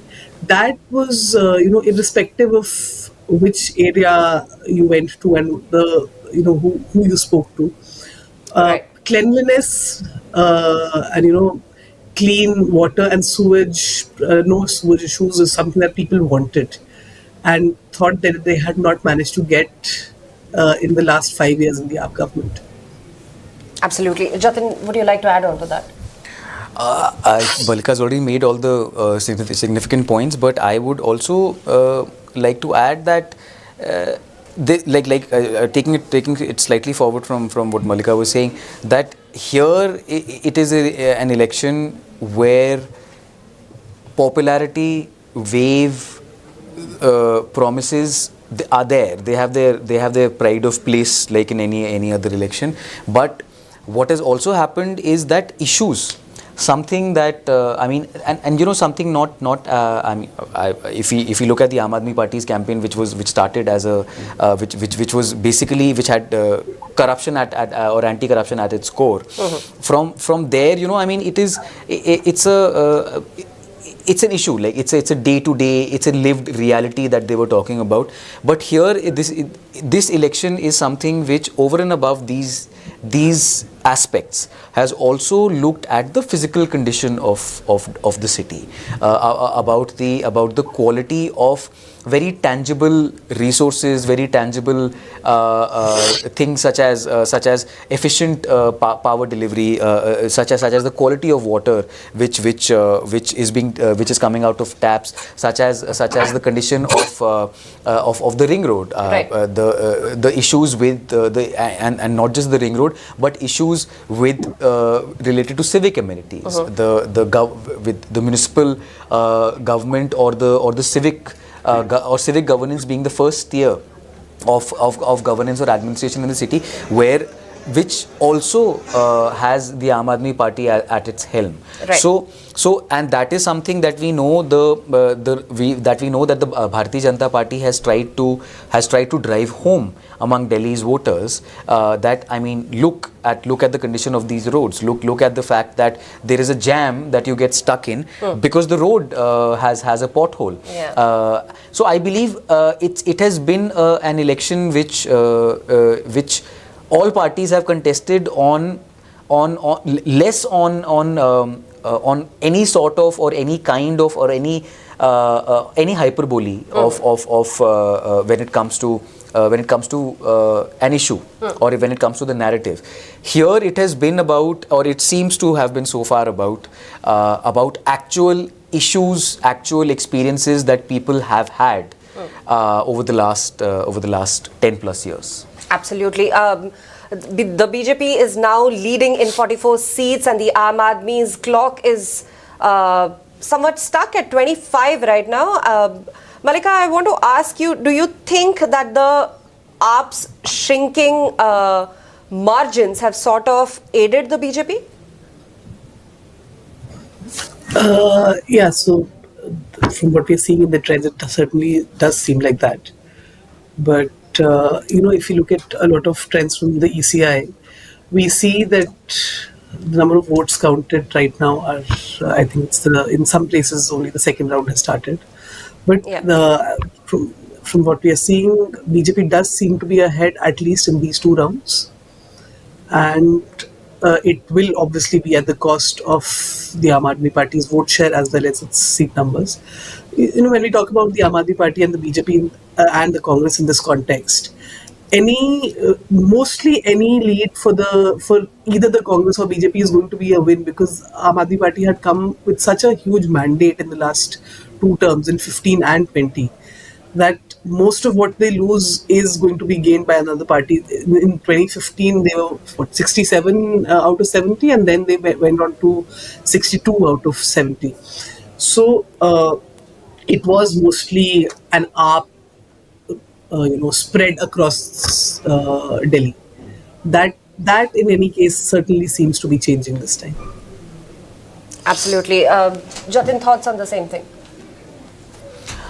Well, but before that, would you like to say that it's all the seats? It's all the seats. It's all the seats, 70 on 70. And the numbers are the same. BJP is at 44 and the Aam Aadmi Party is 25. The first round of voting is done in all the 70 seats. And looks like the exit poll numbers may stick this time. Again, just the first round is done and the second round of counting has commenced in 19 counting booths, and the fate of 698 candidates is still underway, and we shall see what happens. So yeah, the vote share. The AAP's dwindling margin, do you think that has aided the BJP? Well, there is only a certain number of electors that the city will have. There is only as much of a it doesn't matter. I mean, the constituencies will remain the same. The number of people who are eligible to vote will remain the same. It's only the issues that change. And I don't really believe in any sort of. I mean, over the last several years, I've seen that this vote bank politics does not have much currency left anymore. Elections in the country seem to be moving towards development, towards issues, and they seem to be getting out of that mode where something which is just issue based, or which, I mean, not just an issue based, but which is narrative based. I mean, the politics of the country seems to be coming out of that particular era.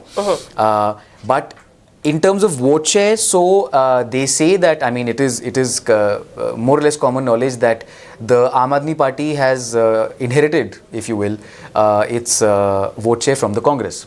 So the economically challenged and the low middle class, and I'm talking about the residents of unauthorized colonies, JJ clusters, mainly such areas. It's mainly this vote bank which used to cater to, which the Congress used to cater to, and which kept the Congress in power is what is more or less a known fact when we analyze the numbers. The AAP's vote share, the AAP was able to snatch this entire vote share from the Congress. And that is why, and that is also considered as in basically gauging the power of these of voters in these areas, or voters of these backgrounds, was what seems to have informed the Aam Aadmi Party's strategy of administration, of governance. Absolutely, Jatin. Right now, again, the BJP is at 44, the Aam Aadmi Party is at 25. And thank you for joining us, Jatin and Malika. We'll keep on returning back to you for more updates later in the day as the picture becomes a bit more clearer. Let's take a look at what Alka Lamba has to say, and after that, viewers, we will be joined by the senior journalist of Indian Express, Deeptiman Tiwari. Let's listen to Alka Lamba. इस पर कितनी भारी मतों से आप जीत हासिल करेंगे? देखिए, कांग्रेस ने और कालका जी से मैंने ये लड़ाई पूरी मजबूती के साथ लोगों के बीच में रहकर लड़ी है, और मुझे है कि इस घड़ी का बेसब्री से पूरी दिल्ली के लोगों को इंतजार है, तो खत्म होने वाला है। एग्जिट में क्या आया, एग्जिट आने वाला है। महत्वपूर्ण लड़ाई, सबसे खतरनाक लड़ाई, तीनों सबसे चर्चित, सबसे बड़े चेहरे यहाँ पर। कहीं मन में जरा सा भी है कि आतिशी सामने हैं, रमेश बिधूड़ी सामने हैं। आप तो पुराने साथी हैं। 2003 में मदन लाल खुराना जी के सामने, मुख्यमंत्री कद्दावर नेता के सामने चुनाव लड़ चुकी हूँ। ये 20 साल के बाद दूसरा आया है मेरे पास मौका कि मैं किसी मुख्यमंत्री के, और वो तो टेम्परेरी मुख्यमंत्री मैंने नहीं, केजरीवाल जी ने कह दिया, सो मेरे लिए मजबूत लड़ाई। कॉलेज छात्र नेता के तौर से अब तक यहाँ तक का जो सफर है, आपको लगता है कि उसमें रमेश बिधूड़ी, वो रमेश बिधूड़ी जो गुर्जर समाज से आते हैं और दिल्ली के आसपास के गांवों में जबरदस्त उनका दखल है, होल्ड है, वो पूरा सपोर्ट उनको जाता है? देखिए, मुझे नहीं लगता है कि कालका जी के लोगों ने कहीं पे भी रमेश बिधूड़ी जी को पसंद किया। उनकी भाषा को लेकर शुरू से ही लोगों में गुस्सा और रोष था। हाँ, ठीक है, धन और बल के दम पर उन्होंने बहुत से मेरे पोलिंग बूथ में कहूं उनको प्रभावित करने की कोशिश की। सामाजिक कार्यकर्ता के तौर पर सामाजिक कार्यकर्ता के तौर पर आतिशी से आपका मुकाबला है बीजेपी की तरफ से। देखिए, मैं फिर कह रही हूँ, केजरीवाल को हमेशा आदत है सबूतों के बिना झूठ बोलकर भागने की आदत है। इस बार वो भाग नहीं भगाए जा रहे हैं। केजरीवाल हार रहे हैं नई दिल्ली से, मुझे पूरा ऐसा यकीन। कांग्रेस की क्या भूमिका होगी? कांग्रेस की क्या बारे में क्या कहेंगे? आतिशी के खिलाफ भी भारी एंटी इनकम्बेंसी मैंने देखा है। मुख्यमंत्री रहते हुए कोई काम नहीं। अपनी कॉन्स्टिट्यूएंसी में केजरीवाल जी के नाम पर वोट मांग रही थी। दिल्ली के बेटे केजरीवाल जी के नाम पर उन्हें वोट दें, और लोग केजरीवाल को वोट नहीं दे रहे। चांदनी चौक से जीत चुकी है, यहाँ क्या फर्क लग रहा है आपको? और क्यों ऐसा? फर्क है, पिछला चुनाव देखिए एक डर और खौफ का था। CNRC था, शाहीन बाग और ये सब चल रहा था, दंगे तक हुए, आपने देखा माहौल क्या था। उस माहौल में हम 20 का चुनाव लड़े, जिसका भारी खामियाजा जब मुद्दों से भटकेंगे तो कांग्रेस को नुकसान होता है। और इस बार हमारी कोशिश थी कि मुद्दों से ना भटकने दिया जाए। जो CNRC का डर खौफ था वो इस बार नहीं था। अस्तित्व की लड़ाई भी दिल्ली में कांग्रेस अपनी लड़ रही है। आपको लगता है कि इस बार कुछ आप यहाँ पर असर दिखा पाएंगी? देखिए, अस्तित्व की बात करेंगे तो देश में बीजेपी के 400 पार के नारे को, रथ को, तानाशाह को रोकने वाला सिर्फ कोई था तो राहुल गांधी जी थे। बहुमत नहीं मिला और हम लोग 100 सीट लेकर लोकसभा में दिल्ली में कहें बीजेपी डबल इंजन की सरकार होकर डबल डिजिट दिल्ली में नहीं ला पाई। राहुल गांधी हो, प्रियंका गांधी हो, उन्होंने आपके लिए अरविंद केजरीवाल के खिलाफ, सिसोदिया खिलाफ, जो टॉप 3 है आम आदमी पार्टी के, तीनों खिलाफ प्रचार किया राहुल और प्रियंका ने। तो लड़ाई कितनी गंभीर रही? बहुत गंभीर रही, और मुझे खुशी है मेरे नेता राहुल गांधी जी जब चुनाव प्रचार खत्म होने वाला था, अंतिम दर्शन में मेरी विधानसभा में मेरे साथ मुझे ताकत देते हुए कार्यकर्ताओं को दिखे, उससे हमारा मनोबल बढ़ा और मुझे लग रहा है उससे हमारा चुनाव भी काफी हद तक उठा। अलका जी, आप अलग हो गई आम आदमी पार्टी से। आप तो बीजेपी का साथ दे रही हैं, आम आदमी पार्टी ये कह रही है कि आप नुकसान पहुंचा रही हैं किसी का साथ, अपने ही साथी को। मेरी दिल्ली को बर्बाद किया इन दोनों ने। मैं दोनों के साथ हो ही नहीं सकती किसी भी कीमत में। भाजपा से तो कभी मेरी विचारिक भी मैं हमेशा मतभेद रहे जिंदगी में, कभी भी मैं भाजपा के साथ नहीं आई। जितना अच्छा कांग्रेस करेगी उतना फायदा बीजेपी को। ये आपकी सोच है। मुझे लगता है लोगों को 3 उम्मीदवार मिले थे, तीनों में से एक को चुनना था और आज फैसला हो चुका है। किसी ने न किसी का वोट काटा है, न किसी के लड़ने झगड़ने से मुद्दों पर चुनाव हुआ। दिल्ली फैसला कर चुकी है, 3 में से 1 नंबर उम्मीद कर रहे हैं इस बार। देखिए, हम मजबूती से लड़े। अब कहना मुश्किल होगा क्योंकि मैं खुद चुनाव लड़ रही थी। मैं कालका जी में सारा समय रही, मैं दिल्ली की दूसरी किसी सीट पे नहीं जा पाई। अगर मैं महिला कांग्रेस की राष्ट्रीय अध्यक्ष के तौर पर अगर पूरी दिल्ली में प्रचार कर रही होती, एग्जैक्ट नंबर बता पाती, लेकिन मैं कालका दिल्ली का बता दीजिए। नई दिल्ली तो अरविंद केजरीवाल हार रहे हैं। आपको लगता है कि मुझे लगता है मनीष सिसोदिया और अतिशी का भी विकेट गिरने वाला है। जो महिला होने के नाते क्या लगता है कि आप महिलाओं में प्रभाव छोड़ पाए? जो वोटर थी महिलाएं, उनमें प्रभाव छोड़ पाए? जो देखिए, समय मेरे पास कम रहा, लेकिन कालका जी में जितना भी मुझे समय रहा, 80,000 महिला मतदाता मेरे कालका जी में थी। मेरी कोशिश थी उन 80,000 महिला महिलाओं तक, मतदाताओं तक मैं पहुंचूं और संगठन के दम पर मैं इसमें कामयाब भी हुई। अलका जी, समय मिले तो इधर आ जाइएगा प्लीज। मुझे लगता है कि ये जीत कांग्रेस के नाम दर्ज मैं प्रतिशत की कोई बात नहीं करी, बस अंदर जाने दीजिए। मशीनें लग चुकी हैं, पहला राउंड 8 बजे शुरू होता है। एक सेकंड, हाँ 1 सेकंड, हाँ आज तक दिल्ली विधानसभा में आप कांग्रेस पार्टी को 30 रूम में देखेंगे, बड़ा दखल रहेगा आने वाली। भैया लाइव देखिए, हमारी बहुमत की सरकार बने, हम विपक्ष में बैठे, हमारा एक कुछ भी हो, कांग्रेस लड़ेगी इस लड़ाई को, दिल्ली वालों की लड़ाई को कांग्रेस पूरी तरह से लड़ेगी। जी अलका लांबा के साथ मुकाबला था, कितना खराब मुकाबला था। टेम्परेरी सीएम थी, रिटायर होने वाली हैं, चुनाव हारने जा रही हैं। Alka ji, touches 30, then Aam Aadmi Party is planning, that they could take the MLAs to Punjab. अभी तो देखिए अर्ली ट्रेंड आना भी शुरू नहीं हुए हैं, लेकिन मैं ये कहूंगा कि हम प्रचंड बहुमत से सरकार बनाने वाले हैं। हम पूरी तरह से कॉन्फिडेंट हैं और ये कोई आम चुनाव नहीं था। एक तरफ आम आदमी पार्टी थी और हमारी लड़ाई एक पूरे सिस्टम के साथ थी, केवल एक पार्टी के साथ नहीं थी। इसमें Bhajpa, Congress, ED, CBI, Delhi police, चुनाव आयोग, तमाम शक्तियां मिलकर केवल ये सोच रही थी कि हम कैसे अरविंद केजरीवाल जी को खत्म करें। लेकिन जनता जानती है कि अरविंद केजरीवाल जी ने जनता के हक की लड़ाई लड़ी और इसीलिए उन्होंने उनका समर्थन दिया। साथ ही साथ ये चुनाव दो मॉडलों के बीच में भी था। एक तरफ आम आदमी पार्टी का मॉडल था, जहां पे दिल्ली के लोगों का पैसा उनके ऊपर खर्च करो, शिक्षा पे, स्वास्थ्य पे, बिजली पानी पे, और दूसरी तरफ भाजपा का मॉडल था कि जनता से पैसा तो लो लेकिन अपने बड़े बड़े उद्योगपति के कर्ज माफ करो। तो ये जनता को पसंद नहीं आया।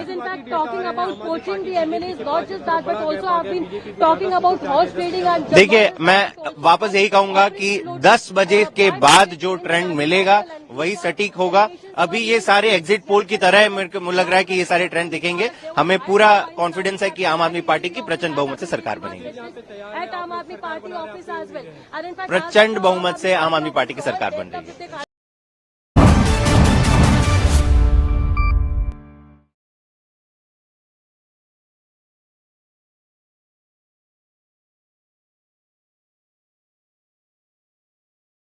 I'm joined by Indian Express's senior journalist Deeptiman Tiwari and from Ground Zero at the Aam Aadmi Party office in Delhi by our correspondent Saman Hussain. Saman, can you hear me? Anyway, we'll get back to Saman later. Deeptiman, the numbers are still ongoing. The counting is still underway. The first round is over. We are halfway, I think, throughout the second round. For 70 seats, the BJP is now leading in 47 and the Aam Aadmi Party is at 22.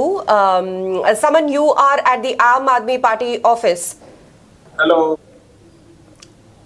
Anyway, Deeptiman, Saman is there at the Aam Aadmi Party office, and Saman, what is the atmosphere there? How is it looking to you there? Hello, check. Hello. So as of now, all the Aam Aadmi Party's leaders have gone inside the office.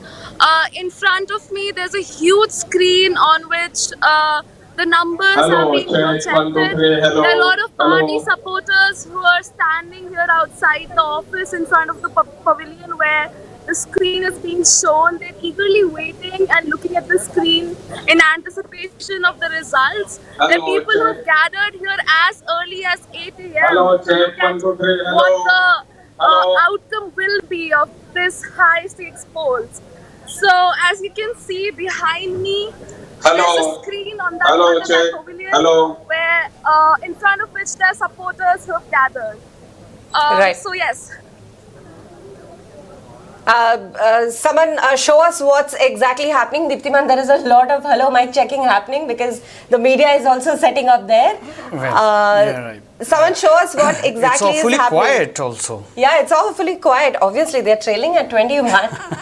So it will be quiet. Saman, As of now, it's awfully quiet. Although, as you can see, there are people standing. A lot of supporters, the party supporters, are talking to the press on their opinions. Others are sitting across. The media has already reached there. Hello. Do you want to speak to anyone there? If you can see an Aam Aadmi Party worker or Hello, anyone, check. 1, 2, and they 3. can tell us Hello. what is the mood at the Hello. party office. Hello. Hello, check. Sure, Hello. we'll get connected with the party supporters. Hello, check. 1, 2, 3. Yes, please. Hello, sir. Hello. तो अभी जो है आप कब से यहाँ पे हैं? मैं करीब 1 महीना हुआ पार्टी के लिए ग्राउंड लेवल पर काम करने के लिए आया था। जैसे कि पार्टी में जो भी मुझे जिम्मेदारी वो मैंने 1 महीने में पूरी निभाई और आज रिजल्ट का दिन है। हेलो। अर्ली टेट हेलो, चेक। हेलो। पीछे है। Hello, check. 1, 2, 3. हेलो। मुझे 100% विश्वास है और आशा है कि हम आम आदमी पार्टी के आगे जाएंगे। जी, ओके। तो अभी पिछले 1 महीने में आपने किस तरीके से पार्टी के लिए कैंपेन वगैरह किया है? देखो, मेरे पास नई दिल्ली में कुछ बूथ दिए थे, वहाँ पे जाके कैंपेन किया, सभाएं थी, उसका कुछ मैनेजमेंट था वो किया, मीडिया में जाके कुछ बाइट्स देना था वो काम किया, नैरेटिव तैयार करना वो काम किया, नुक्कड़ नाटक की कुछ टीमें बनाई थी उसको भी लीड करने का और उस पर नज़र रखने का काम किया। लास्ट के दिन के लिए बूथ दिए थे, उस 4-5 बूथ पे जाके सब कुछ ठीक है ना, बढ़िया है ना, बराबर है ना, ये देखने का काम किया। जो भी पार्टी जिम्मेदारी देती है मेरे जैसे हजारों कार्यकर्ता वो काम करते हैं।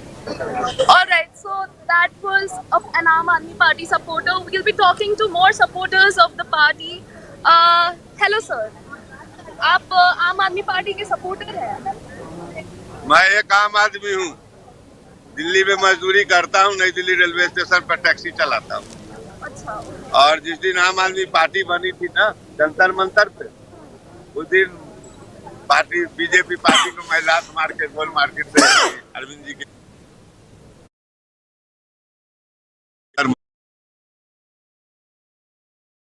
Sent from the Aam Aadmi Party office in Delhi, Deeptiman.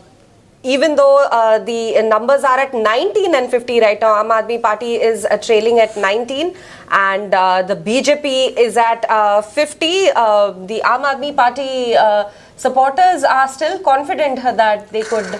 Well, these are early trends, so at least have an hour and a half to keep claiming that okay, don't believe these numbers, these are going to turn. Obviously after 10:30 they won't be able to say this, right?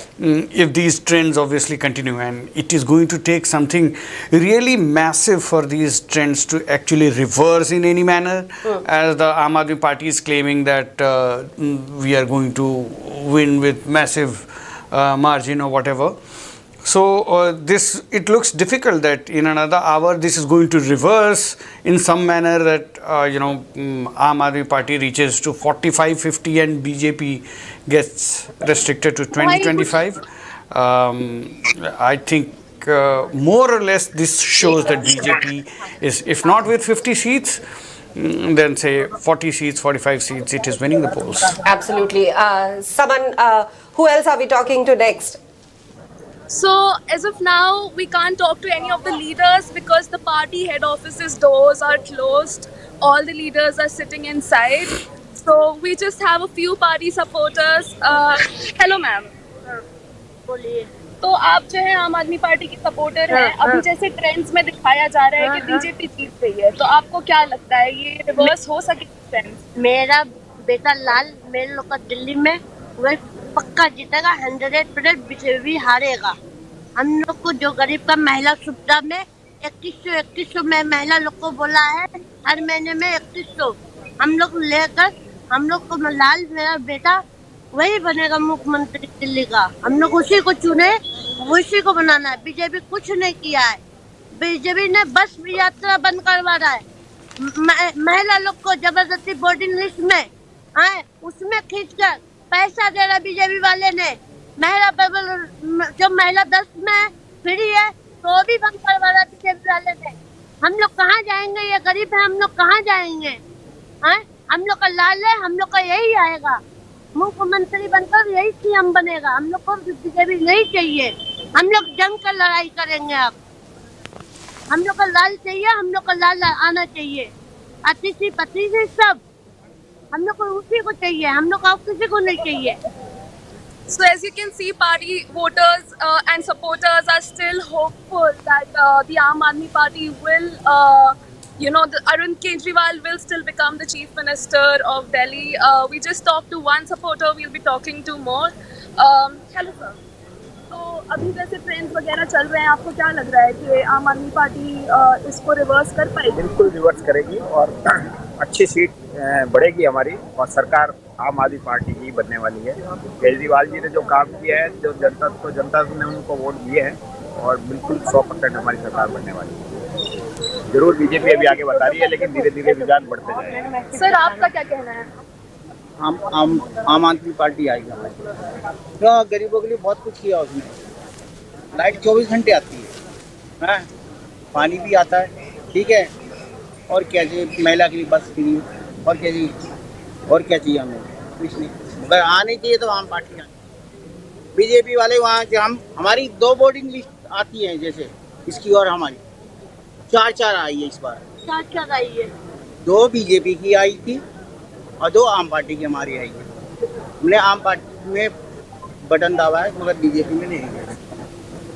हमें नहीं, पैसा नहीं किया, पैसे इतना तो कमा के खा लिया। So as we just saw, party supporters and voters are still hopeful that the early polls might reverse later during the day. Absolutely, Saman. Saman, now you have been covering the Aam Aadmi Party campaign trails. Can you tell us what was the pulse of the people and what was the pulse of the political leaders at that point? So I think covering the campaign trails of multiple parties, it all started, guided by the Aam Aadmi Party. It all started as a battle of freebie, where every party was trying to put in all that they have when it came to the whole freebie bandwagon, especially when it came to after the Aam Aadmi Party chief Arvind Kejriwal multiple times in his speeches said that the freebies will be discontinued if the BJP comes to power. So something that the BJP used to earlier label as reveries was later also used as a campaign, the Reverie Pe Charcha campaign is something that the Aam Aadmi Party led this election with, and eventually all the parties had to join that whole freebies bandwagon to attract voters towards them. But I think towards the later part of the election, it suddenly changed into what the middle class voter wants, and once again it was led by the AAP. But eventually, like all the parties, have been trying to woo the middle class voter, especially by going in between the resident welfare associations, the RWAs of different societies, talking to them, asking them and urging them to gather more support for them within the societies. So that is something that the Aam Aadmi Party also did, although there are a lot of people who do feel that the union budget is something, because the Prime Minister said that the budget is the middle class budget. So I think at this point of time, it's all about two different voter bases. Both the parties have made the best that when it comes to strengthening their strongholds and their strong, sections that have been voting for them traditionally. Absolutely. Diptiman, the Aam Aadmi Party's Durgesh Pathak is leading with 4,553 votes, and BJP's Kartar Singh Tanwar is leading with 3,463 votes from Chhatarpur. Diptiman, someone spoke about the budget and how the Aam Aadmi Party sort of banned on its freebies. Now, how do you see all the three parties using the three models of governance for campaigning? Look, everybody was throwing money at the voter in these elections. If Aam Aadmi Party was giving 2,100 to women, then BJP promised 2,500. So did Congress. And BJP also said that we'll continue all the schemes that Aam Aadmi Party already has, even though BJP has attacked opposition parties earlier and mocked their freebies, calling them reveries. But I think what has happened in these elections is, in all the noise over, free electricity and free pani and bus rides in government schools and hospitals which goes on to benefit the underclasses, Right. the poor, and how the poor come out and vocally support the Aam Aadmi Party. What people forget is that a large section of the middle class has been supporting Aam Aadmi Party quietly. Right. Even though it has got very little from Aam Aadmi Party, but it has had a certain amount of faith in the party and in the leadership of Arvind Kejriwal. Let's remember that Arvind Kejriwal rose from the 2012-13 India Against Corruption campaign, Right. the Anna Hazare campaign, which was largely very, very popular among the middle classes, because they were looking at, okay, there is a churn in Indian politics which is coming. There is somebody who is rising against corruption, against VIP politics, and somebody who is self-made, like most middle class people are. That, you know, this guy is an outsider. He's coming from he's not cut from the same cloth as Congress and BJP, and you know, this guy is one of us. You know, he's an IIT and he's an IRS officer, comes from a middle class family, used to live in Kaushambi. Everything connected with the middle class, and even when he became the chief minister, he said that I will travel in my Wagon-R, and you know, I will not take an official vehicle. And for the longest time, he kept staying in Kaushambi. So all of this connected to the middle class, and there was a quiet support, silent support that Arvind Kejriwal has always enjoyed among Delhi's middle class. I think that has shifted this time. But why? I mean, because if it's a model of freebies, and for the common man it's always roti, kapda and makan, but why would it shift this time? Look, the middle class, as I said, from these freebies, the middle class is not sending its children to the government school. So it doesn't matter to the middle class how great the government schools are. You know, the general middle class family has 2 ACs in the house. So those 200 free power units actually don't matter to them so much. Yeah. Okay, even though they also get rebate, but it does not matter to them. It does not matter to their monthly budget so much. What matters to them is the faith that they had in Arvind Kejriwal as an honest man, as a person who was from among them, a middle class guy who has challenged power, who has challenged traditional ways of politics, and has risen from, you know, the ground, and is talking the language. In fact, if you remember, he spoke the language of the middle class when he started out. Correct. You know, all the concerns that middle class has about the moribund politics of this country. Correct. He spoke that language, and that is why he became so popular. And there was a wave in 2 elections we saw a wave for Arvind Kejriwal.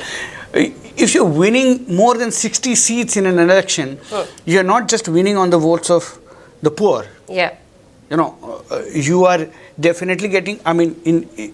Delhi is almost an entirely urban state. So you have a very, very huge middle class here. So obviously you're winning a sizable chunk of the middle class votes. Right. And these votes are coming for the faith that they have in your brand of politics and not necessarily what you're giving them. I think that faith with 2 things. The allegations of corruption against Aam Aadmi Party. Right. And there's a sense that eventually Arvind Kejriwal has come around and embraced the traditional politics, you know, that he once spoke against. And like one of the middle class voices that I was when I was on the ground, and said, yaar ye bhi auron ki tarah nikla. Oh, the disappointment. The disappointment. Ye bhi auron ki tarah nikla. So now there are allegations of corruption against him. There is something called a Sheesh Mahal that, you know, BJP has leveled charges against him. He has, nationally, if you see, and middle class is very aware and it watches news and reads. Nationally, when he's gone into elections, he's played all kinds of tricks that every other political party plays. So he has not, suddenly he has started appearing like every other politician in the country. Correct. So he sits with the Congress, with whom he has fought bitter battles in 2012, 2013. His entire campaign was against the Congress. Right. And so the middle class started feeling that, okay, this guy is not turning out to be as different as he said he was. And two, then the middle class started, then you start thinking that, okay, fine, if this guy is not the great hope of Indian politics, changing the Indian politics, then what is he giving us? Then, if you see in the last 3 years, Aam Aadmi Party, so what does the middle class get? Actually, middle class gets nothing from any government. Let me tell you that. Middle class is one class which nobody gives a damn about. Because the numbers are somewhere else, so all political parties focus majorly on, okay, these are the poverty line voters are the ones who are going to, who are not only large in number, but will also go to the polling booth. These guys will go for a vacation on the polling day. Right. So, when in the last 3 years, actually governance in Delhi has been really low. Yeah. The roads are broken, the sewer lines are overflowing, the colonies are in bad shape, and there is garbage everywhere. Now, these are things that actually matter to the middle class. They say, okay, fine, you're not giving us anything. You're not, my children are not going to your school. I am not taking my wife to your hospital. Okay, the one thing that you can give me is a good road, you know, power supply, hygiene. Sanitation, hygiene.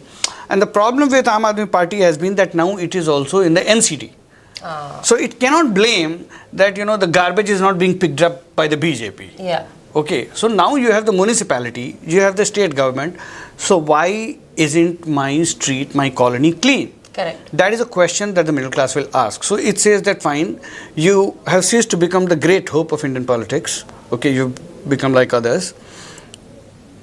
And you have not given me the very basic that I demand, that a clean street, my clean colony, garbage being picked up, you know, repaired sewer lines and good roads. Right. I am not taking the facility of your school and healthcare anyway. So then it begins to think that... Diptiman, we have Ramesh Bidhuri speaking right now. Let's hear what he has to say. उस विकास को देखते हुए दिल्ली में भी विकास होना चाहिए, इस मानसिकता को लेकर लोग त्रस्त हैं। पानी एक बूंद बढ़ाया नहीं गया, वो 950 MGD पानी 1300 MGD चाहिए दिल्ली में। तो दिल्ली के लोगों ने इस बारी बदलाव का मूड रखा है, और जो राष्ट्र के अंदर मोदी साहब ने विकास किया पूरे देश में, दिल्ली भी उसी दिशा में चले कि दिल्ली का विकास हो। इसलिए भारतीय जनता पार्टी की सरकार बनेगी दिल्ली में, भारतीय जनता पार्टी जीतेगी। कुछ शीला जी के द्वारा सीटों का जो डिलिमिटेशन किसी जमाने में कांग्रेस के द्वारा किया गया, जिससे खुद ही अपनी वो हिट विकेट शीला दीक्षित जी हुई थी, इस प्रकार की कॉन्स्पिरेसी करके कि वोटों को, सीटों को इस तरह से बनाया गया। एक वर्ग है जो वर्ग भारतीय जनता पार्टी को वोट कास्ट करने में परहेज करता है, उनको धीरे धीरे जोड़ जाड़ के ऐसा करने का प्रयास शीला जी ने किया था। उस डेमोग्राफी के कारण केजरीवाल 2 बार चुनाव इसलिए जीत गए कि मुफ्त की रेवड़ी बांटनी और झूठे वायदे करने। अब 10 साल में केजरीवाल जी एक्सपोज हो गए कि वो केवल झूठे वायदे करते हैं, कर कुछ सकते नहीं। देखो, ये कालका जी की जनता का डेवलपमेंट को लेकर अगर उनको चाहिए डेवलपमेंट होगा तो स्वाभाविक है आतिशी की वो विदाई करेंगे। वो मैं कोई किसी को लीड देने वाला नहीं हूँ, ये कोई रेसलिंग नहीं है, ये कोई कंपटीशन टेस्ट दे के हम आगे नहीं बढ़ रहे हैं, ये जनता के आशीर्वाद का है। कालका जी की जनता आशीर्वाद अगर देगी तो स्वाभाविक है आतिशी को लौटना पड़ेगा, क्योंकि आतिशी ने पिछले 5 साल में क्षेत्र में केजरीवाल जी ने दिल्ली में कुछ कराया नहीं। और अगर इन परिस्थितियों में भी केजरीवाल को लोग अगर वोट देते हैं तो वो वर्ग जो देश में विकास, देश की तरक्की चाहता है, तो वो लोग वास्तव में इस बात को लेकर व्यथित होगा। लेकिन मेरा 100% मानना है कि इस बारी आपदा जा रही है और भाजपा आ रही है दिल्ली के विकास को लेकर। बीजेपी के मुख्यमंत्री के चेहरा आप होंगे? ये बेकार की बातें करने का लाभ नहीं है। हम सेवा के काम करने के लिए राजनीति में हैं। न तो केजरीवाल हमारे बारे में तय करेगा, न कोई और तय करेगा। हमारा पार्टी नेतृत्व है, और हम किस व्यक्ति का कहाँ उपयोग होता है उस हिसाब से राष्ट्र के निर्माण में कौन कहाँ बढ़िया काम कर सकता है। हम जैसे पहले 3 बार विधायक रहे थे, तब कौन से तब विकास सेवा की, 2 बार सांसद रहे हैं, हम राष्ट्र के विकास के लिए, क्षेत्र के विकास के लिए, लोगों की सेवा के लिए राजनीति में हैं। मोदी साहब के 11 साल का टेन्योर और गुजरात का 12 साल का टेन्योर देख लिए। सेवा सेवा, मोदी साहब ने सेवा की है। हम एक ऐसी विचारधारा के लोग हैं, सेवा करने के लिए राजनीति में हैं, मुख्यमंत्री मंत्री बनने के लिए राजनीति में नहीं है। सर, बार बार आम आदमी पार्टी ये कहती है कि इलेक्शन कमीशन का इस्तेमाल बीजेपी कर रही है, किस तरीके से आप? देखो, ये तो केजरीवाल को पूछो आप। जब केजरीवाल 13-14 में बोला करते थे तो ईडी सीबीआई को तोता बताया करते थे। शीला जी भ्रष्ट है, जेल भेज दूंगा। कहाँ गए शीला जी के 300 पन्ने के? तो ये तो जब लोग खुद अपने आप को, जनता उनको नकारती है, तो अपनी कमी को स्वीकार करते हुए वो स्वीकार करना चाहिए उनको कि जनता ने मैंडेट राहुल को नहीं दिया, जनता ने मैंडेट उसको नहीं दिया अखिलेश जी को यूपी के अंदर। 5 साल काम करो, मेहनत करो, तब आगे बढ़िए।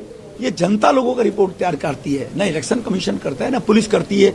अगर ये स्थिति रहती तो इमरजेंसी लगाकर श्रीमती इंदिरा गांधी ने 75 में लोकतंत्र की हत्या करने की कोशिश की, 77 में लोगों ने धूल चटा दी। तो ये तो लोकतंत्र का दुनिया का सबसे बड़ा राष्ट्र भारत है। यहाँ पर कोई अपनी कमियों को छुपाने के लिए एजेंसियों पर दोषारोपण करता रहे, वो अपनी गिरवान में झांके, तब उसको जानकारी रहनी चाहिए। Thank you so much sir. एक single That was Ramesh Bidhuri. He is actually denied the rumors that he is a CM face. I know it's too early to talk about all this right now, but any leader worth his salt has to deny the rumors. If they start confirming rumors, they will definitely not become CM. So everybody always says that हम तो party के लिए काम करते हैं, जो है हम तो सिंपल कार्यकर्ता हैं, साधारण कार्यकर्ता हैं, जो वो पार्टी आदेश करेगी हम वो करेंगे।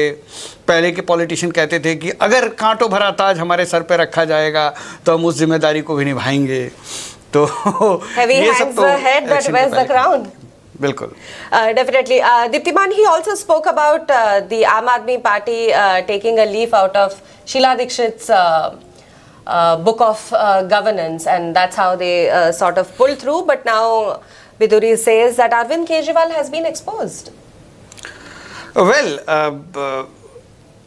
as I said, what he means by exposed is that he has made promises and he has not fulfilled them, and so it has been exposed. But I think what has actually happened is he has been exposed to the middle class. Largely, and I think he still retains significant votes among the poor because they are direct beneficiaries, what we call the labharthis, and it's the middle class which has a sizable population in Delhi, which has shifted, and in their eyes, maybe Ramesh Bidhuri is right that he's been exposed. At least the results show that. Absolutely. Right now, the counting is underway in all the 70 seats of 2025 Delhi Assembly polls, and the BJP is leading in 48 seats, with the Aam Aadmi trailing majorly in 21 seats. At the same time, Diptiman, because we are talking about the middle class, how much do you think that the budget had to play a role in this? Oh, massively, massively. I mean, let's remember the budget announcement comes 4 days before the elections. Yes. Okay. And this is in the past 10 years of Narendra Modi government. Actually, middle class has got nothing.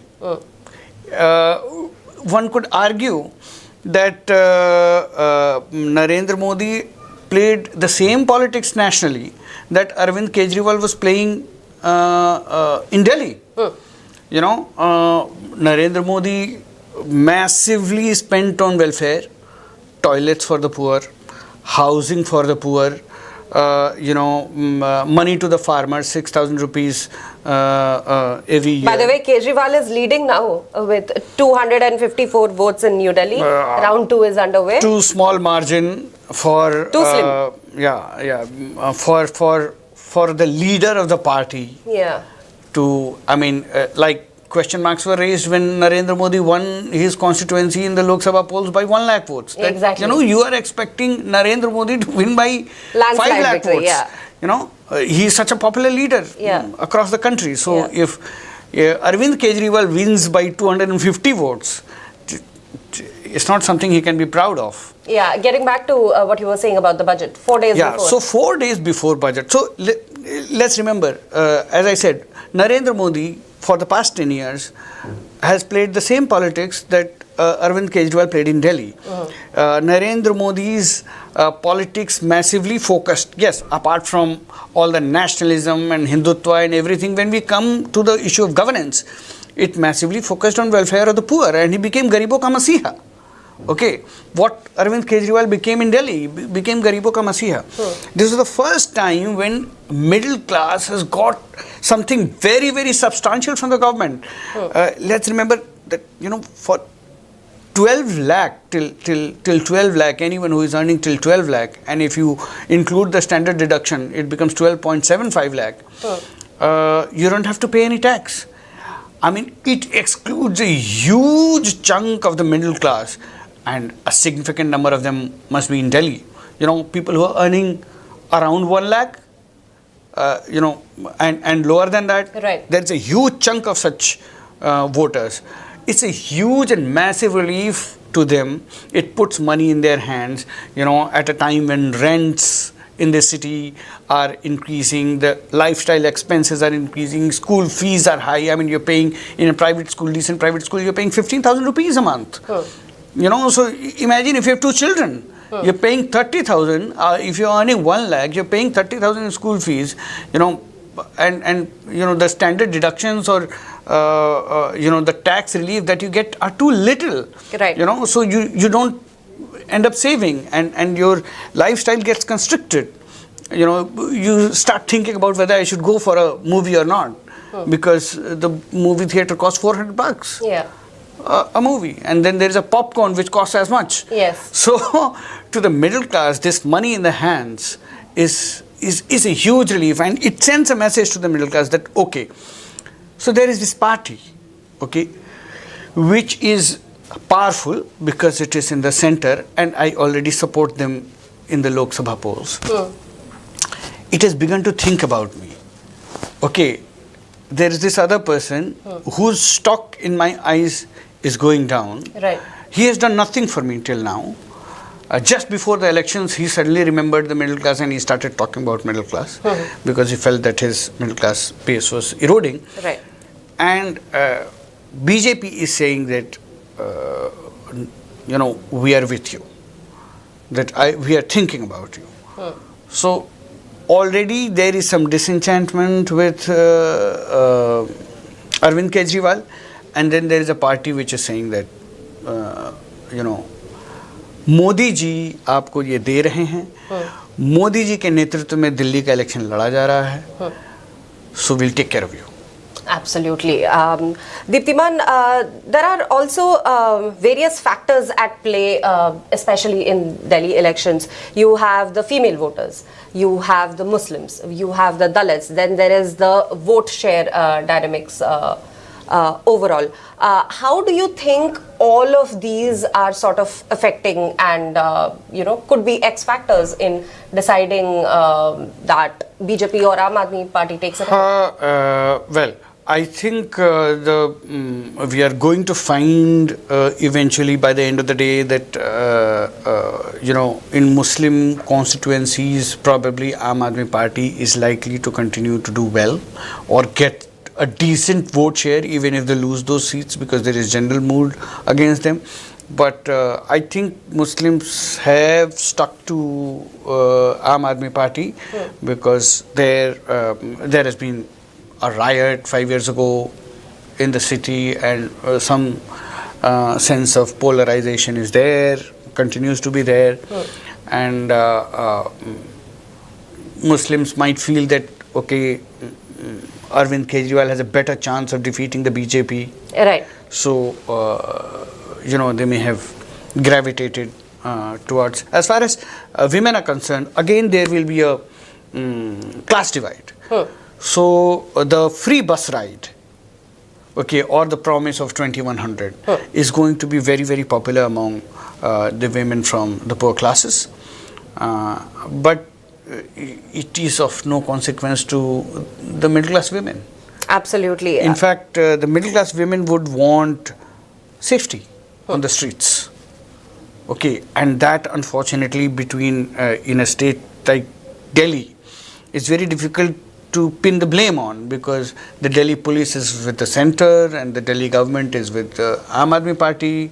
So you're like, okay, who is responsible for? So women would like that they can go out alone at 9:30. A middle class woman who is working in an office, she would like to come back home safely. At 9:30, she would like to go out alone and feel safe. Right. Parents would want that, if their daughter is going out at 9 in the night, they are not sweating at home. Correct. Out of fear. So that would be the primary concern of the middle class women, because this free bus ride, probably they are not taking the bus. Absolutely. Deeptiman, in the bigger picture, in the bigger context of things, how much does Delhi matter? Okay. See, Delhi is the national capital. So anything that happens here sends a message across the country. If people watch this, like if there is an election in Puducherry, I mean, you can look at the viewership, how many people are watching Puducherry. Correct. It's almost similar in size. Okay. But anything that happens in the national capital, the entire nation watches, and it sends a message across the country. Let's remember, it was because India Against Corruption had its campaign in Delhi that Arvind Kejriwal was banned. Absolutely. Otherwise, if he was holding this in Puducherry, he wouldn't have become a national figure. Two, coming to the parties, for the BJP, this is a prestige election. I mean, Arvind Kejriwal and Delhi has been a thorn in Narendra Modi's flesh. That he wins election after election, 7 seats in this city, and he is unable to win the state. Correct. So it's like, it's a paradox that they have been struggling with, and it really has annoyed them that why aren't we able to do this? And when across the nation they do so stupendously well, at least in North India. So it's like, why are we not able to crack this code? Correct.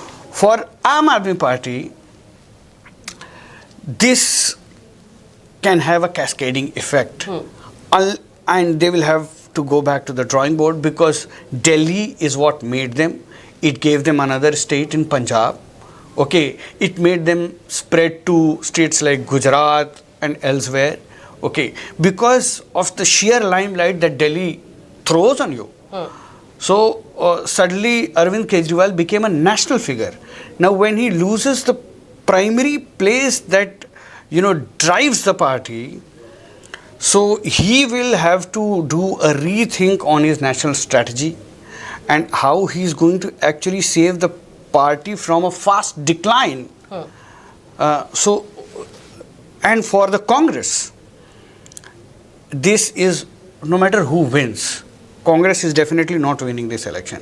But this is great news for Congress, because for Congress, the only way to rise in Delhi is for AAP to be wiped out. Because AAP and Congress have the same votes. Yes. So they are so at the loggerheads. only way Congress can rise in this city is by AAP being wiped out. So among the three parties, Congress right now must be as happy as the BJP. Absolutely. Thank you, Deeptiman, for that, explaining the paradox to us, how BJP is seeing this as a paradox. And right now, BJP is leading in 45 seats, with the Aam Aadmi Party trailing in 24. Counting is underway in all the 70 seats. And meanwhile, erstwhile CM of Delhi, Atishi, has reacted. Let's hear what she says. Ma'am आज result day है, कितनी confident है आप अपनी fight को लेके? देखिए, ये जो चुनाव रहा है, एक साधारण चुनाव नहीं रहा।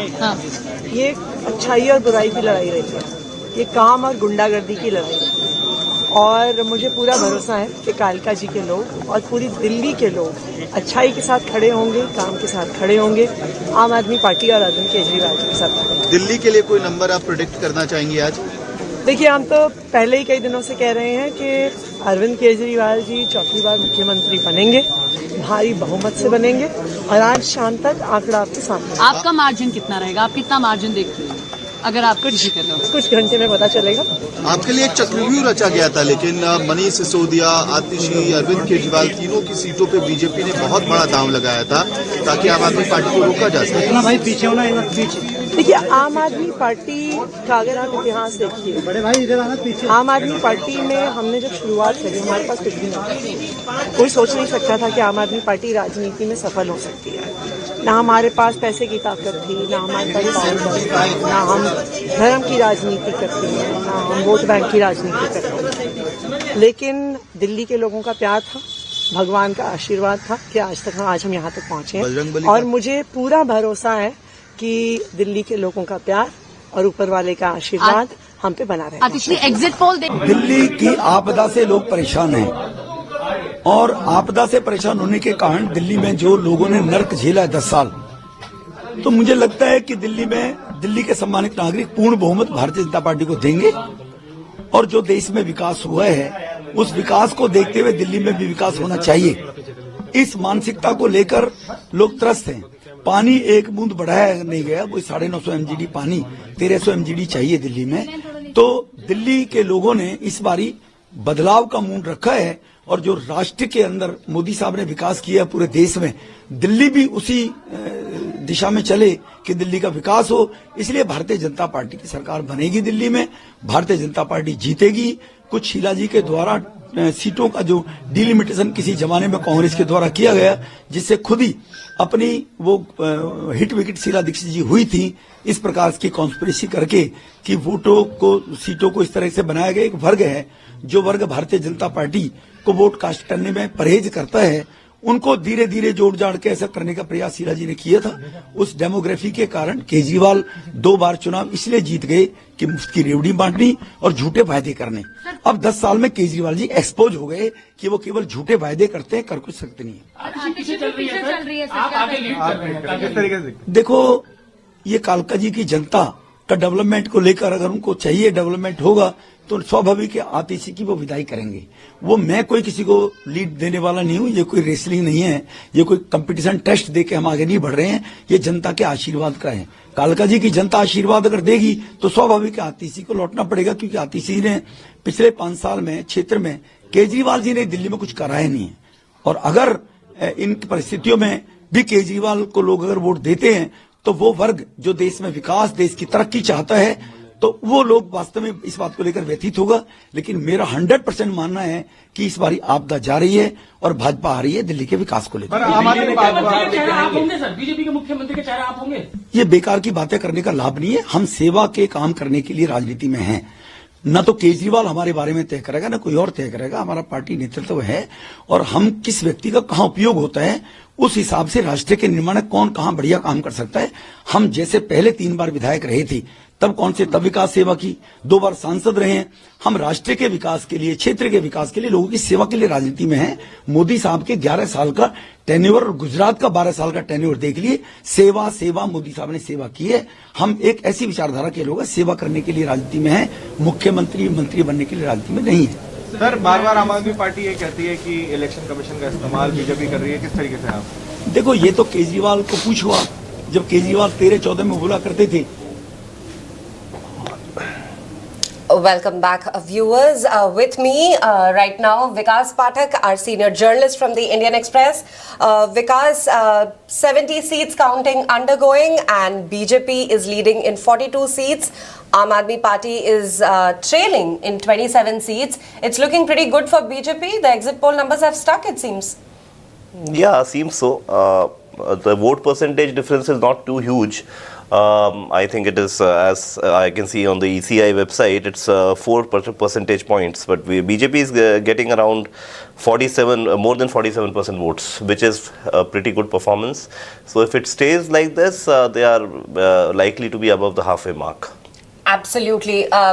Now, previously we were speaking to Jatin Malika and Diptiman also. How do you think that the voter turnout has affected BJP this time? Do you think that it has had a considerable ye to play considerable role to play? Look, not necessarily. The turnout has been decent by Delhi standards. But the thing is, it seems that the BJP has been able to breach the AAP's bastion among lower middle classes and even the poor to an extent. Right. Because while Delhi has a pretty big middle class, it has the biggest middle class in the country. But still, if one were to see, the poor would still outnumber the middle class. So this result shows that AAP's grip over the Jhuggi Jhopdi clusters and the poor people, that is no longer the way it was. Absolutely. What do you think has worked in BJP's favor this time in Delhi? No, I would say perhaps 2 or 3 things have worked in its favor. One, the BJP has been able to consolidate almost the entire middle class and the business communities because of quite a few reasons. One, there were complaints against AAP among people that basic governance is not there. So people were saying that, there are garbage dumps all over. People were saying that, roads are broken. They are not being repaired. So one, Kejriwal lost out on in a major way on the plank of delivery of basic services, right? Okay. Cheaper power, cheaper water, or a few government schools doing better is important, but at the same time, that too for a national capital. If you, some days ago, I went to South Delhi, Vasant Kunj and all, the roads are pretty broken. So that, I think, did not work well with the middle classes at all. And that apart, certain votes, for instance, if you see among the poor people, let's come to the salaried classes. I think the budget helped a lot because for the first time in 10 to 11 years, there is some saving that people are doing. Right. That apart, I don't know, Muslim votes were supposed to go entirely to Aam Aadmi Party to keep the BJP out. But I think the equations have not worked too well because there's a certain breach in the votes of the poor also. And we'll have to see in the sense that Kejriwal was known for, freebies, sops, and he was delivering them. So maybe people think that the BJP has also made promises and that is something that is going to continue, right? But certainly with Delhi going out, the challenge before Aam Aadmi Party is going to be huge. One, most of their leadership is facing cases, corruption charges, and that apart, if you lose Delhi, now let us also see what happens to Kejriwal's grip on the party. Absolutely. Because, Punjab, they still have a government, but the Chief Minister of Punjab is not Arvind Kejriwal.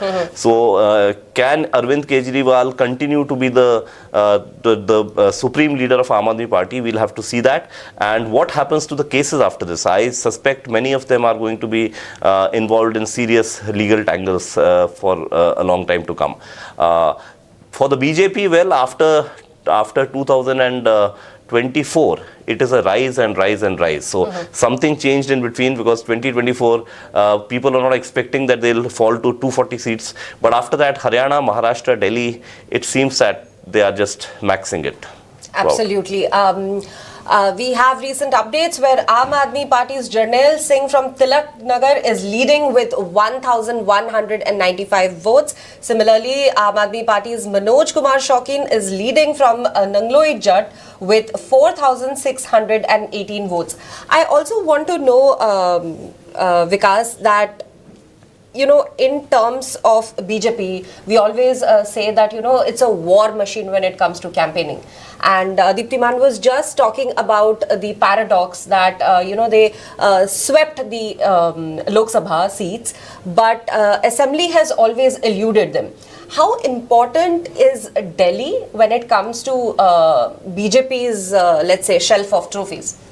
No, that is very important. Look, let's not forget that Delhi has always, while Delhi has only 7 Lok Sabha seats, and it is basically a city. It's it's a union territory with a legislative assembly, and practically it's a city for all purposes, just like Bombay or Bangalore. But Delhi has always had a symbolic heft and impact. So unless a movement comes to Delhi, the movement, why is it that Mamata Banerjee has not been able to move out of Bengal at all, despite winning so many times, or Naveen Patnaik could never think of moving out of Odisha, right? The thing is, Delhi does not have a regional image. That is one. So the fact that Kejriwal could jump from Delhi and go on to Punjab was because he was never seen as a regional leader. Because Delhi, somehow being the national capital, becomes a microcosm of the nation for people. So symbolic heft in Delhi is pretty huge. And Aam Aadmi Party had a real chance of expansion in the future because it was based out of Delhi as a party. Secondly, all the media glare of anything that happens in Delhi is many times higher than any other city in India. So say a protest movement happening around Delhi, on the borders of Delhi or inside Delhi, we know about the Nirbhaya thing, we know about the Anna Hazare fasts, we know about the farmers blocking the roads. Right. It immediately becomes national news. The same does not happen in Mumbai or in Bangalore. So, very good news for the BJP, a danger sign for Aam Aadmi Party. And while, okay, as Deeptivan was saying, Congress may feel relieved that at least, AAP is coming down. But eventually, I think Congress will have to get its act together, because somehow it is always in a position to just feel happy about someone else not doing something. So Congress itself, its vote percentage is 6 to 7%, which is very low. Absolutely. But Vikas, isn't this for BJP, it's ek tir se do shikar? You sort of, are successful in wrenching power away from the Aam Aadmi Party. But at the same time, the BJP single-handedly is getting successful at, we can't say demolishing the India alliance, but there's a sheer crack in it. Yeah, the cracks are very visible. They were visible throughout the campaign also. Because, Congress does not get support from India allies in the Delhi election. They could not go into an alliance with Aam Aadmi Party.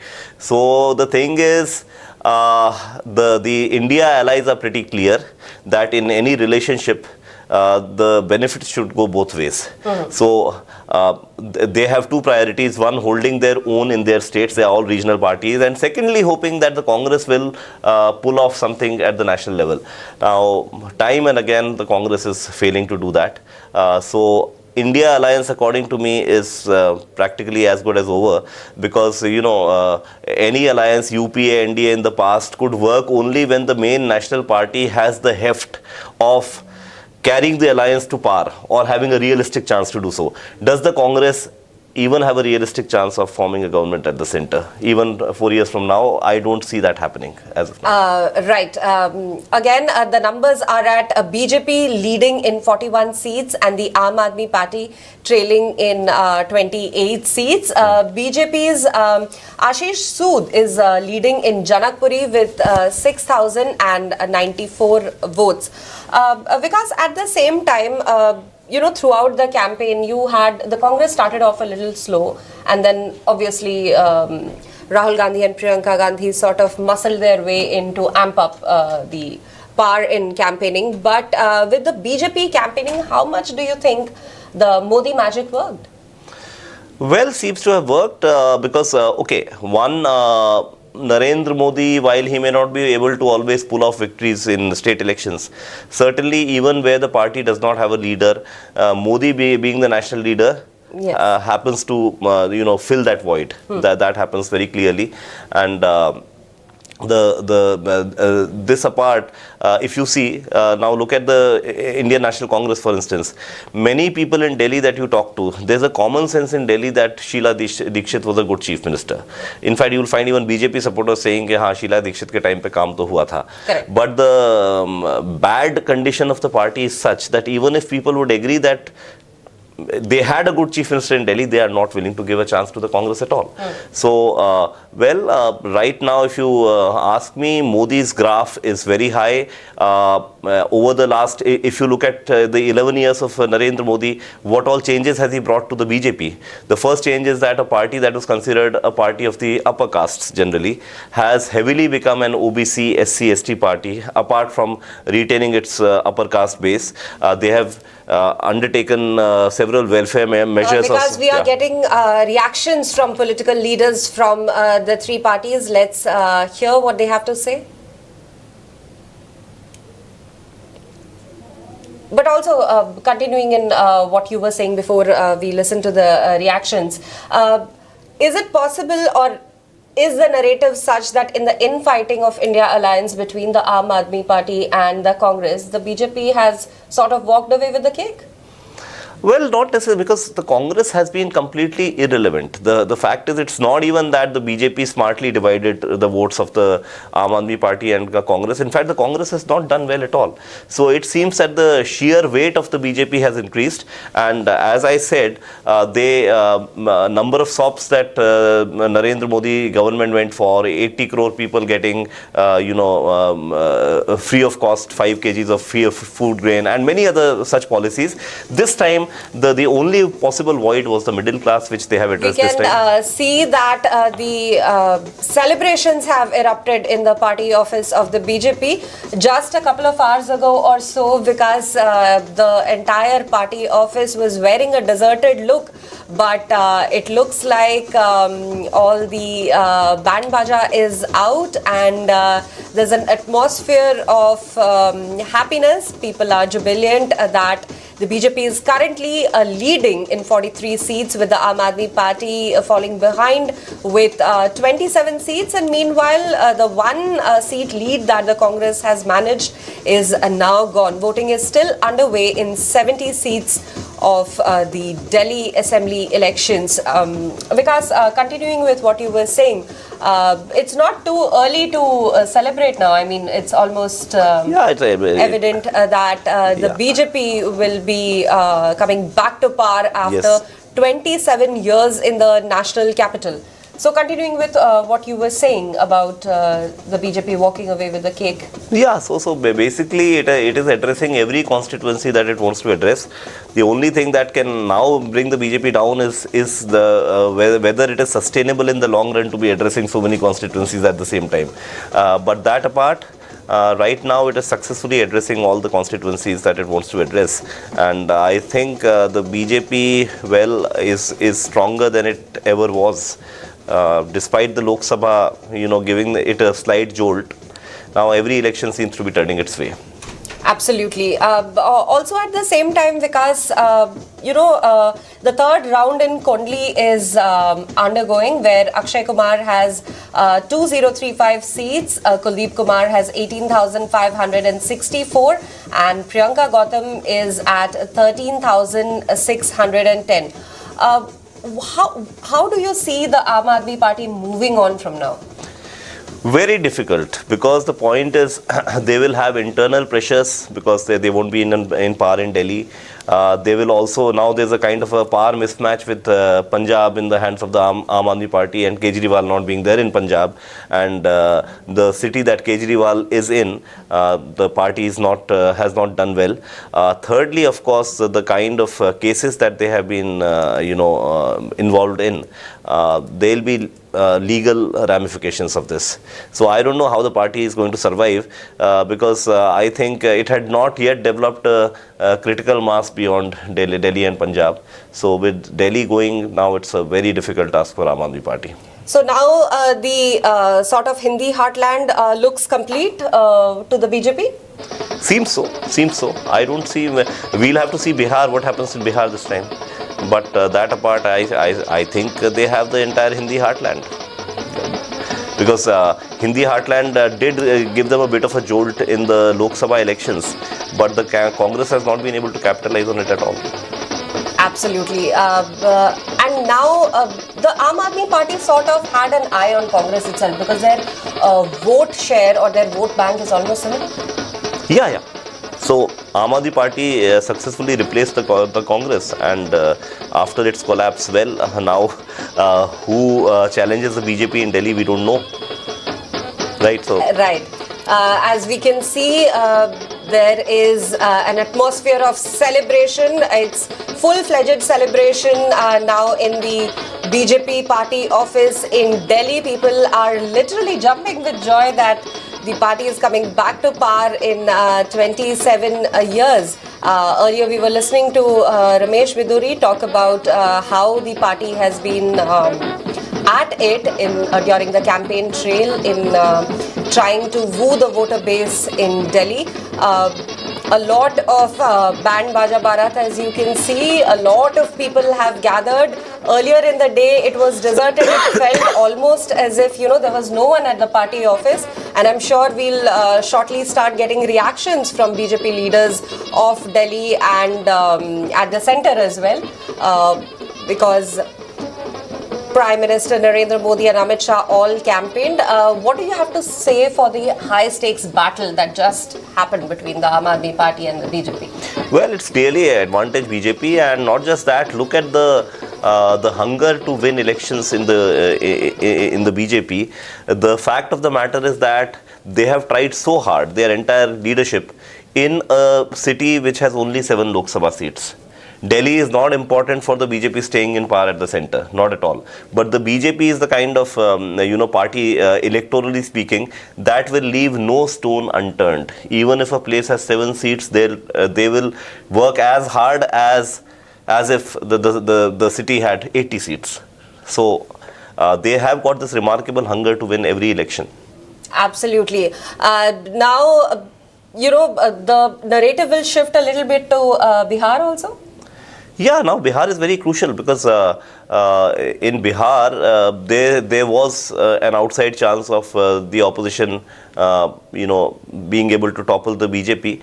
But with Nitish and BJP together, it is a very uphill task for the RJD. And the RJD in Bihar is in alliance with the left and the Congress. So we'll also have to see how the alliance talks of seat sharing go, because again the Congress brings nothing to the table at all in any state. If the Congress were to contest 0 seats, then also RJD has the same vote bank as it has. Absolutely. Yeah. So Bihar will be very crucial, and I think the BJP will try its level best. And in Bihar, the pattern till now has been that wherever Nitish Kumar goes, victory comes that way, because he has that middle vote. Left to themselves, neither the BJP or RJD nor RJD has been able to win Bihar. But Nitish as of now seems to be very much with the NDA and seems intent on being with the NDA. So, let's also not forget that there will be a lot of demoralization in the opposition ranks, because one jolt after another, Haryana, Maharashtra, Delhi. So they will be battling not just the BJP, they will be battling their own fear of constantly losing. Absolutely. But do you think this is the time when Arvind Kejriwal and the Aam Aadmi Party can be written off, or does he still have some fight left in him? The opportunities for a fight are very few, because now the only place where he can think of a fight is in Punjab. That apart, he has no presence anywhere. So he does not have much on his plate to look forward to. It's Delhi and Punjab. Lok Sabha, he's anyway not a force in the Lok Sabha at all. So let's see, it's like you have only 2 shirts to wear and 1 shirt gets burnt. so there's not much choice that you have. His wardrobe is very limited. Absolutely. And how do you see now the BJP has swept all the 7 seats in Lok Sabha, and now the assembly is also with them. What is on the cards for the BJP for Delhi? Well, now BJP is the prime party in Delhi. Delhi, for the last 10 years, the voters were making 2 kinds of choices. One was a local choice in Kejriwal, the other was a national choice in Modi. Now they think that whatever Kejriwal has delivered, Modi is also going to deliver. And they think what Modi can deliver, Kejriwal can't deliver. And I seriously believe that now they'll work on the roads and stuff like that to visibly improve the city, because this is a wonderful opportunity for the BJP to be doing that. Absolutely. We were talking about the X factors that contributed into the entire Delhi elections this time, be it the voter share, be it the Dalits, be it the Muslim votes, be it women. And this time the BJP has actually gone all out and campaigned in the Muslim neighborhoods also. What are your thoughts on that? Yeah, it has. But again, BJP getting Muslim votes is not much of a possibility. It seems like in the Earlier, what was happening in Delhi was that in many parts of India, the Muslim vote has, in terms of its impact, has become almost irrelevant. Right. For instance, in UP, the Muslim vote does not really matter because the BJP can win even despite the fact that Muslims are voting for Samajwadi Party. In Delhi, that was not so because in Delhi, poor Hindus and Muslim votes would combine for different reasons. Muslims to keep the BJP out and the poor Hindus for the soaps that were being delivered by the Aam Aadmi Party. This time, that kind of an, which it was not even a social alliance. It was like two different reasons, but two votes converging in one place. I think the votes of the Hindu poor have, decided to an extent, give the BJP a chance. And of course, the middle classes this time, I believe, have gone completely with the BJP. It's a complete sweep there. In fact, I noticed that when I was traveling in West Delhi, I noticed that among the Sikhs also, it seemed that the businessmen and middle classes among the Sikhs were not happy with the Aam Aadmi Party. So maybe it has got a section of the Sikh votes also. Poor Sikhs, of course, seem to be pro Aam Aadmi Party. But this time, except I think the Muslim vote, nothing much has worked for the Aam Aadmi Party. And there's a tremendous middle class consolidation. And Delhi's middle class is huge. It's not a small middle class. Right. We'll come back to the female voters and the middle class. Right now, BJP's Manoj Kumar Shaukin is leading in Nangloe Jat with 8,896 votes. The Saffron Party's Ravindra Singh Negi from Patparganj constituency is leading with 7,229 votes. Aam Aadmi Party's Surinder Pal Singh Bittu is leading in Timarpur by 1,927 votes as of around 2. And similarly, Aam Aadmi Party's Kuldeep Kumar is leading by 4,954 votes in Kondli. Vikas, we are joined by our correspondent Saman Hussain. Saman, you are still at the Aam Aadmi Party office in Delhi. Now that the numbers are beginning to get a bit clearer that it is the BJP who will float the saffron surge in the national capital, how is the mood at the Aam Aadmi Party's office? So currently at the Aam Aadmi Party office, the doors to the party office still remain closed, due to which only like select few of the party supporters are allowed to enter momentarily or occasionally. These are the gates to the party office that you can see in front of me. People are not being allowed to go inside.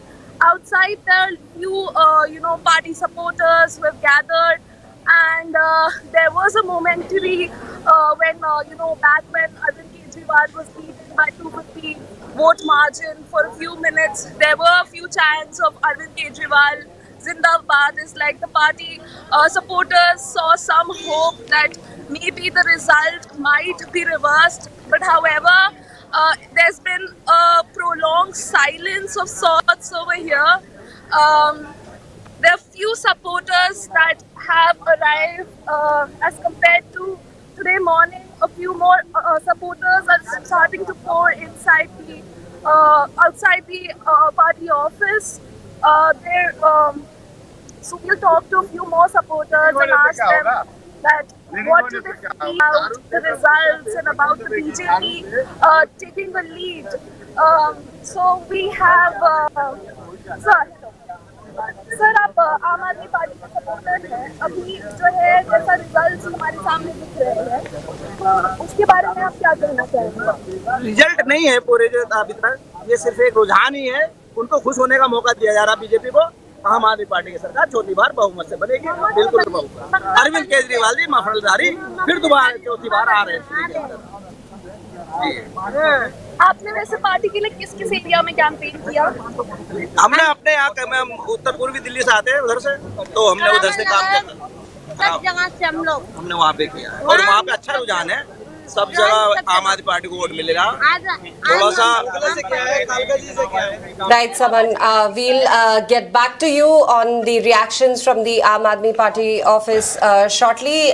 Vikas, About half an hour ago, the people who are gathered at the Aam Aadmi Party office were very confident that Arvind Kejriwal would be returning and Aam Aadmi Party would be sort of keeping control of Delhi. But it hasn't happened yet so far. The numbers are at BJP leading in 42 of the seats and AAP trailing in 28 seats. So, like we were talking about the middle class and the female voters. Now, the Aam Aadmi Party has always sort of managed to appease female voters. What went wrong this time, do you think? Well, I think the voters, AAP's voters were never ideological. They were transactional, first of all, because the AAP is not an ideological party, it's a transactional party. The voter, I think, has acted transactionally because the BJP has said that all that Kejriwal was giving you, we will continue to give. Right. So I think since there's no ideological pull of the AAP, it's all about delivery. People perceive that Kejriwal failed on public goods delivery. So things like roads, things like cleaning of drains, he failed there. And what he was giving was, his promises were cheap power, cheap water, women getting to commute. We are getting reactions again. Let's take a look at what Manoj Tiwari has to say. तैली आके रुकेगी ऐसा मेरा विश्वास है, मगर आवाज तो बहुत ज्यादा बोलने की आवश्यकता नहीं है। ये जरूर दिख रहा है कि दिल्ली की जनता ने मोदी जी की गारंटी को स्वीकार किया है और यही फाइनल टैली होगी ऐसा मेरा विश्वास है। देखिए, इस बार मनीष जी ट्रेंड दिखने को मिल रहा है, जैसे पहले 2 बार में दिखा था कि पूरी तरह से एक तरफा दिखा था, लेकिन इस बार जो है बीजेपी की तरफ भी काफी ज्यादा बढ़त है। तो क्या वजह रही है? दिल्ली वालों की नाराजगी है क्या? देखिए, उसमें कोई दो राय नहीं है। दिल्ली का प्रत्येक तबका अब आम आदमी पार्टी से दूर हो गया है।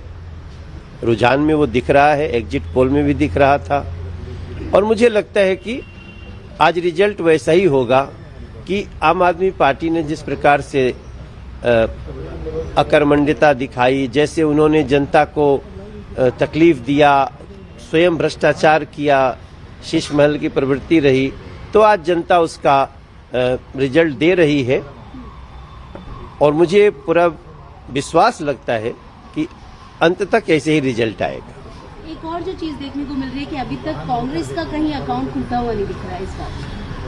नहीं, कांग्रेस अभी किसी तरह मुझे लगता है कि जो मैं वोट शेयर देख रहा हूं, तो लगता है कांग्रेस अपने भविष्य को लेकर के चिंतित दिख रही है, लेकिन खाता खुलने का तो मुझे भी कहीं से अंदेशा नहीं दिख रहा है। So that was Manoj Tiwari. Because the numbers are again at 42, BJP leading and the Aam Aadmi Party at 28.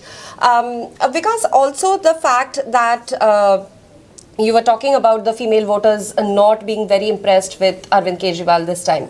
Look, they can commute free of cost in Delhi. It's something that Kejriwal ensured for all females, but the BJP is saying that we'll also continue that.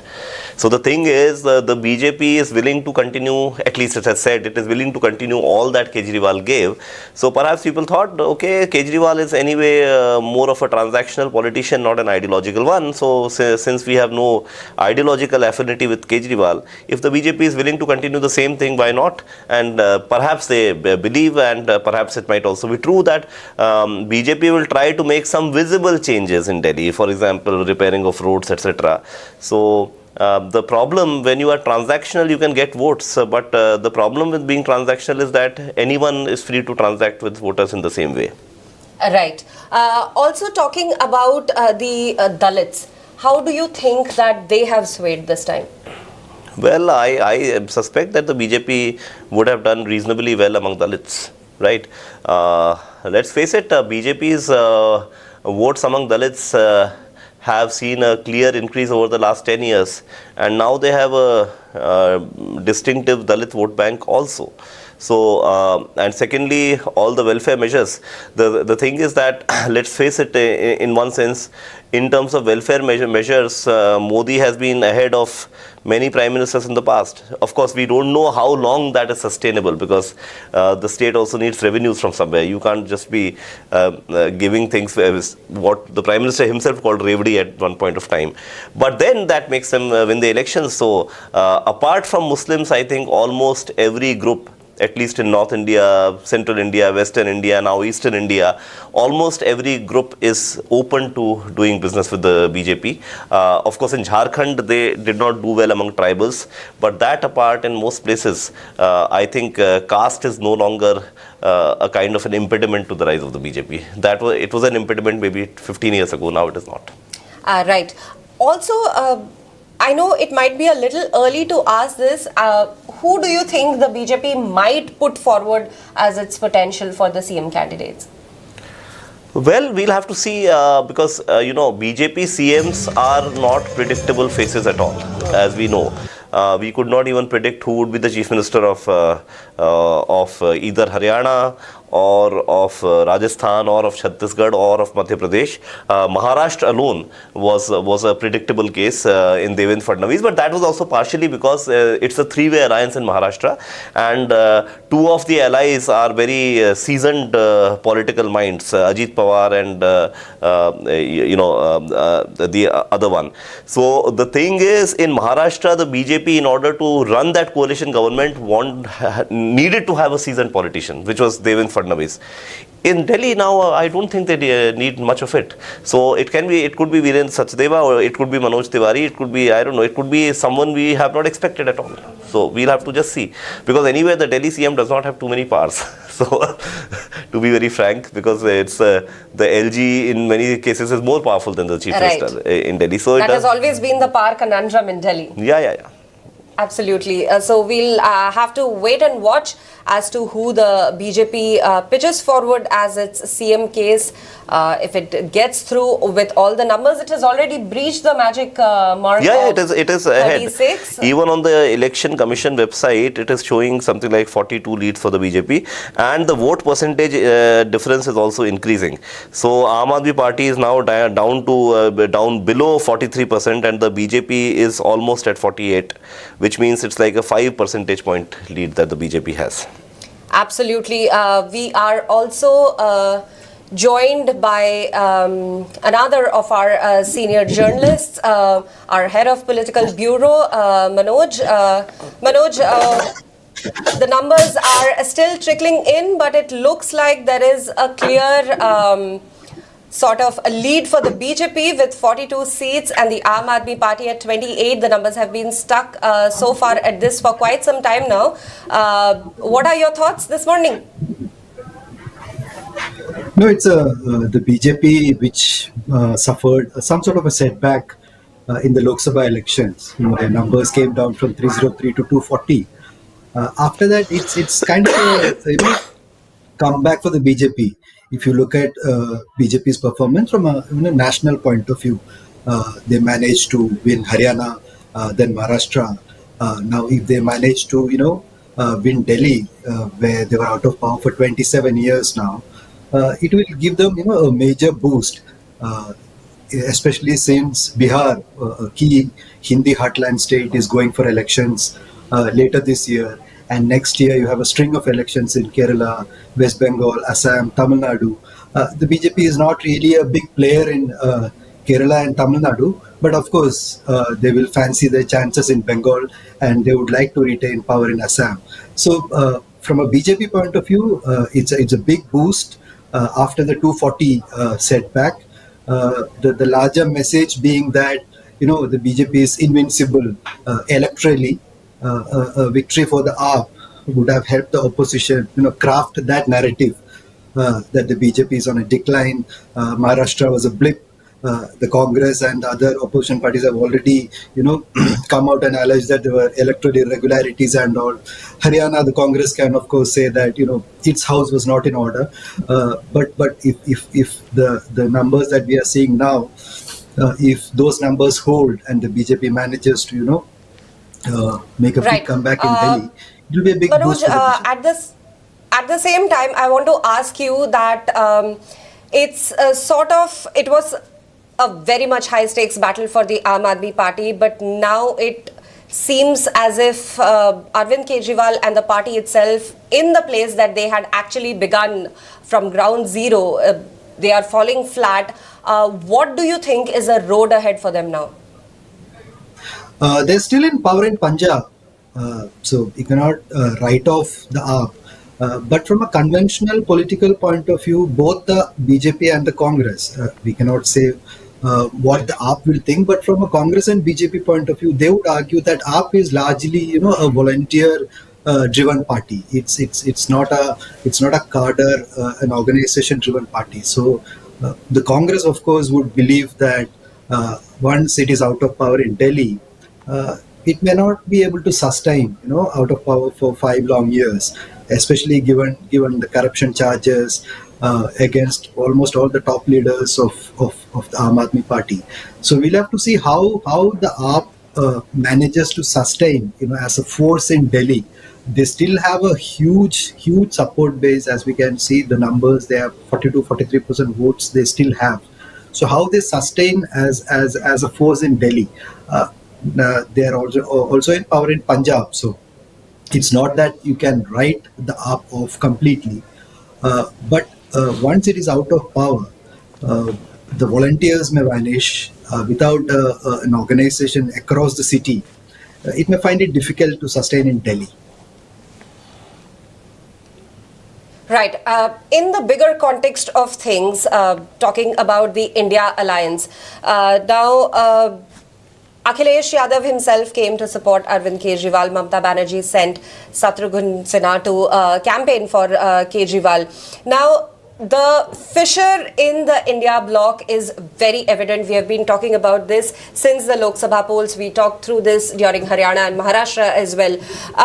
How do you think it pans ahead for them now? Because now I feel that somewhere the Congress is getting slightly isolated while the rest of them are sort of pooling themselves together. What is the road ahead for the India bloc now? The fissures in the India bloc will of course deepen. Parties like the Trinamool Congress or the Samajwadi Party, many of them believe that the idea behind this bloc after the Lok Sabha elections was that in states where the party, whichever party it is, the party which is stronger, which can take on the BJP, which is in a position to defeat the BJP, that party should take the lead, and all the other parties should back that particular party. So in the context of Delhi, both the Samajwadi Party and the Trinamool Congress and some other, even the Shiv Sena UBT, some of those parties believe that Aam Aadmi Party was the principal opposition force, opposition in the sense, the principal force which can counter the BJP, which can defeat the BJP. The Congress should have aligned with the AAP in defeating the BJP and sending that message that the BJP can after all be defeated. But from a Congress point of view, they argue that Kejriwal himself had made it pretty clear that he wanted to go solo. He doesn't want an alliance with the Congress. He was first of the bloc, if you remember, announcing all the 70 candidates. So he didn't leave much room, door open for an alliance with the Congress. But once the results are out, once the picture becomes clear, I believe there will be, rumblings in the India bloc with parties which are not on good terms with the Congress. They will, of course, blame the Congress for the Kejriwal, for the Aam Aadmi Party's defeat. They would, of course, say the Congress should have ensured, pooling of maximum anti-BJP votes together. But from a Congress point of view, it's difficult for the Congress to believe that argument. The Congress was in power in Delhi from 98 to 2013. So they believe they were the principal force in Delhi till the AAP came in. So from their point of view, a defeat for the AAP, in a sense, is a silver lining for the Congress. Because if you remember, the Congress had around 40%, more than 40% of the votes in 2008 when it won the consecutive third term, when Sheila Dikshit became the chief minister for the third time. From there, its vote share has constantly dipped to a meager 4.6% in 2020. On the other hand, conversely, the AAP vote share has constantly increased up to 52-53%. So the Congress believes the AAP had taken away almost lock, stock and barrel en masse the Congress vote bank. So once AAP is knocked out of the equation, it's only then the Congress can stage a comeback in Delhi. They believe the BJP vote share hovered around 32 to 38% during these years, and their vote bank is intact. They haven't taken much of the Congress vote bank. In that sense, their vote banks, not necessarily overlap. So from a Congress point of view, they would like to ensure, if not they can do it directly, they would like to see the defeat of the AAP in Delhi. As I said earlier, it's a volunteer-driven party. It's a party born out of a movement. So from a Congress point of view, they would believe the AAP would, crumble, collapse, and wither away in the next 5 years, and they can stage a comeback. It can be again a bipolar sort of contest between Congress and the BJP. The India allies won't agree with that proposition. They of course argue that defeating the BJP in every election is important and key for the alliance. Manoj, shifting the spotlight to Congress especially, Rahul Gandhi went on a no-holds-barred kind of a campaign against Arvind Kejriwal. What was that all about?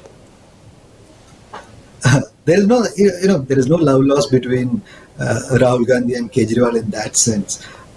If you go back to the 2 days of UPA 2 2011-12, Kejriwal came to the political scene as part of the Anna movement first, and then as a political party, his entire focus was on the Congress. If you remember, he had put out a list of Congress leaders who he said was corrupt. So that movement entirely was against the Congress. BJP, with its organizational machinery and its footprint in most of the Hindi heartland, they were the beneficiary of that Anna movement, which was primarily against the Congress. The Congress collapsed in 2014, and even after 3 Lok Sabha elections, they're unable to find their feet because the movement, the anti-corruption mood which the Anna movement set across the country, Kejriwal was a key part of it. So from a Congress point of view, from Rahul Gandhi's point of view, it's payback time. And secondly, in the middle of the campaign, in the middle of this Delhi election campaign, the Aam Aadmi Party again put out a poster which had listed Rahul Gandhi as among the dishonest politicians. So they believe it was a no holds barred attack from Kejriwal, and the Congress will have to pay back in kind.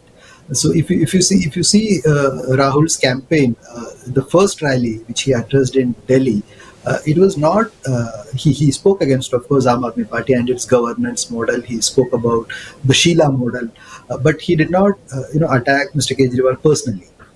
It is in the second phase of his campaign which he addressed rallies at several places along with his sister and ICC General Secretary Priyanka Gandhi Vadra, where he spoke about Sheesh Mahal. He spoke about how Kejriwal arrived in the political scene as a humble outsider who wanted to clean the political system. He came in a car. Now he lives in a Sheesh Mahal.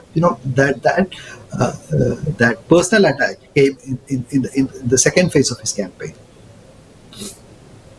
Right. Also, how much was the Congress banking on the so-called Sheila Dikshit model of governance to woo the Delhi electorate? It was a part of the Congress campaign. It is not that the Congress was banking entirely, because it happened between 1998 and 2013. There's an entire new generation here. Many of the people don't have that recall value of whatever the Congress claims were the achievements of the Sheila Dikshit government. But the argument was that Sheila Dikshit, as a chief minister, ran an efficient government in Delhi, right from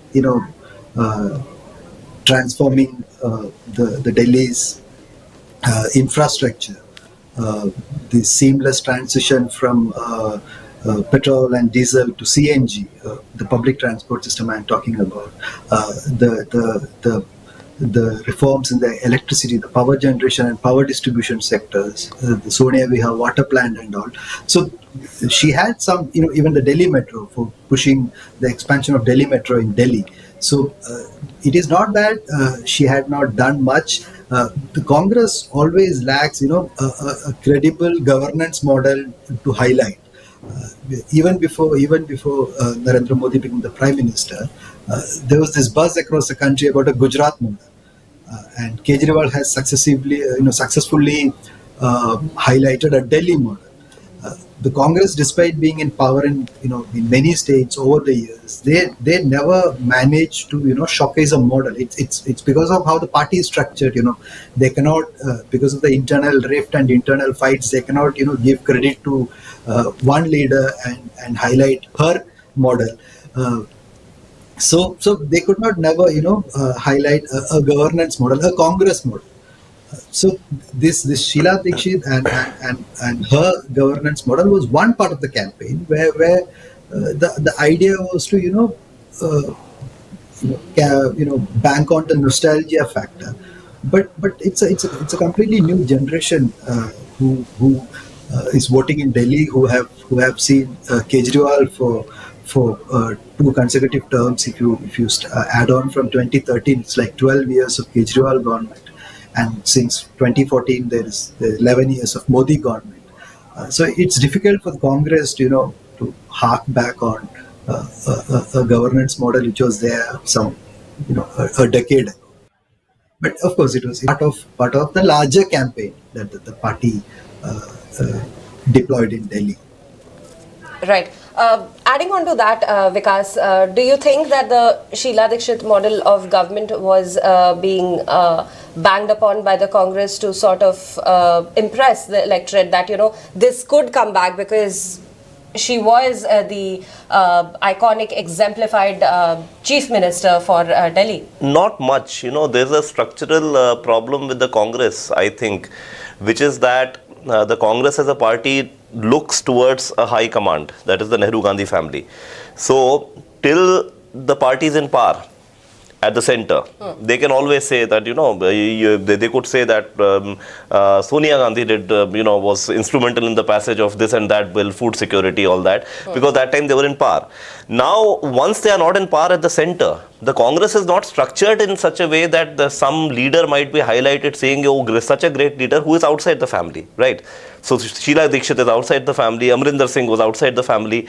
So unless the Congress is in power at the center, they will not be able to highlight any regional model. Correct. That is their problem. The BJP also has a similar problem now. Everything is attributed to Mr. Narendra Modi these days, but then Mr. Narendra Modi is the Prime Minister, right? Yes. So you don't need to highlight any Chief Minister. You can talk about Modi ji throughout. In the case of the Congress, again, unless the Congress comes to power, because Rahul Gandhi, Sonia Gandhi, Priyanka Gandhi are the national leaders of a party which is not in power at the national level. So the very logic of the Congress will not allow any chief minister to be highlighted beyond a point, which is why Sheila Dikshit is seldom talked about, frankly speaking. So Sheila Dikshit came, stayed for 15 years, went. That's it.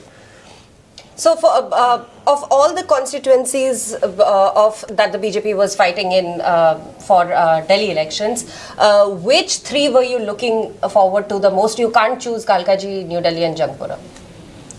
Well, I would choose them only because because the point is Delhi without like Arvind Kejriwal, how he is doing, because that apart, let's face it, the BJP does not have a Delhi leadership.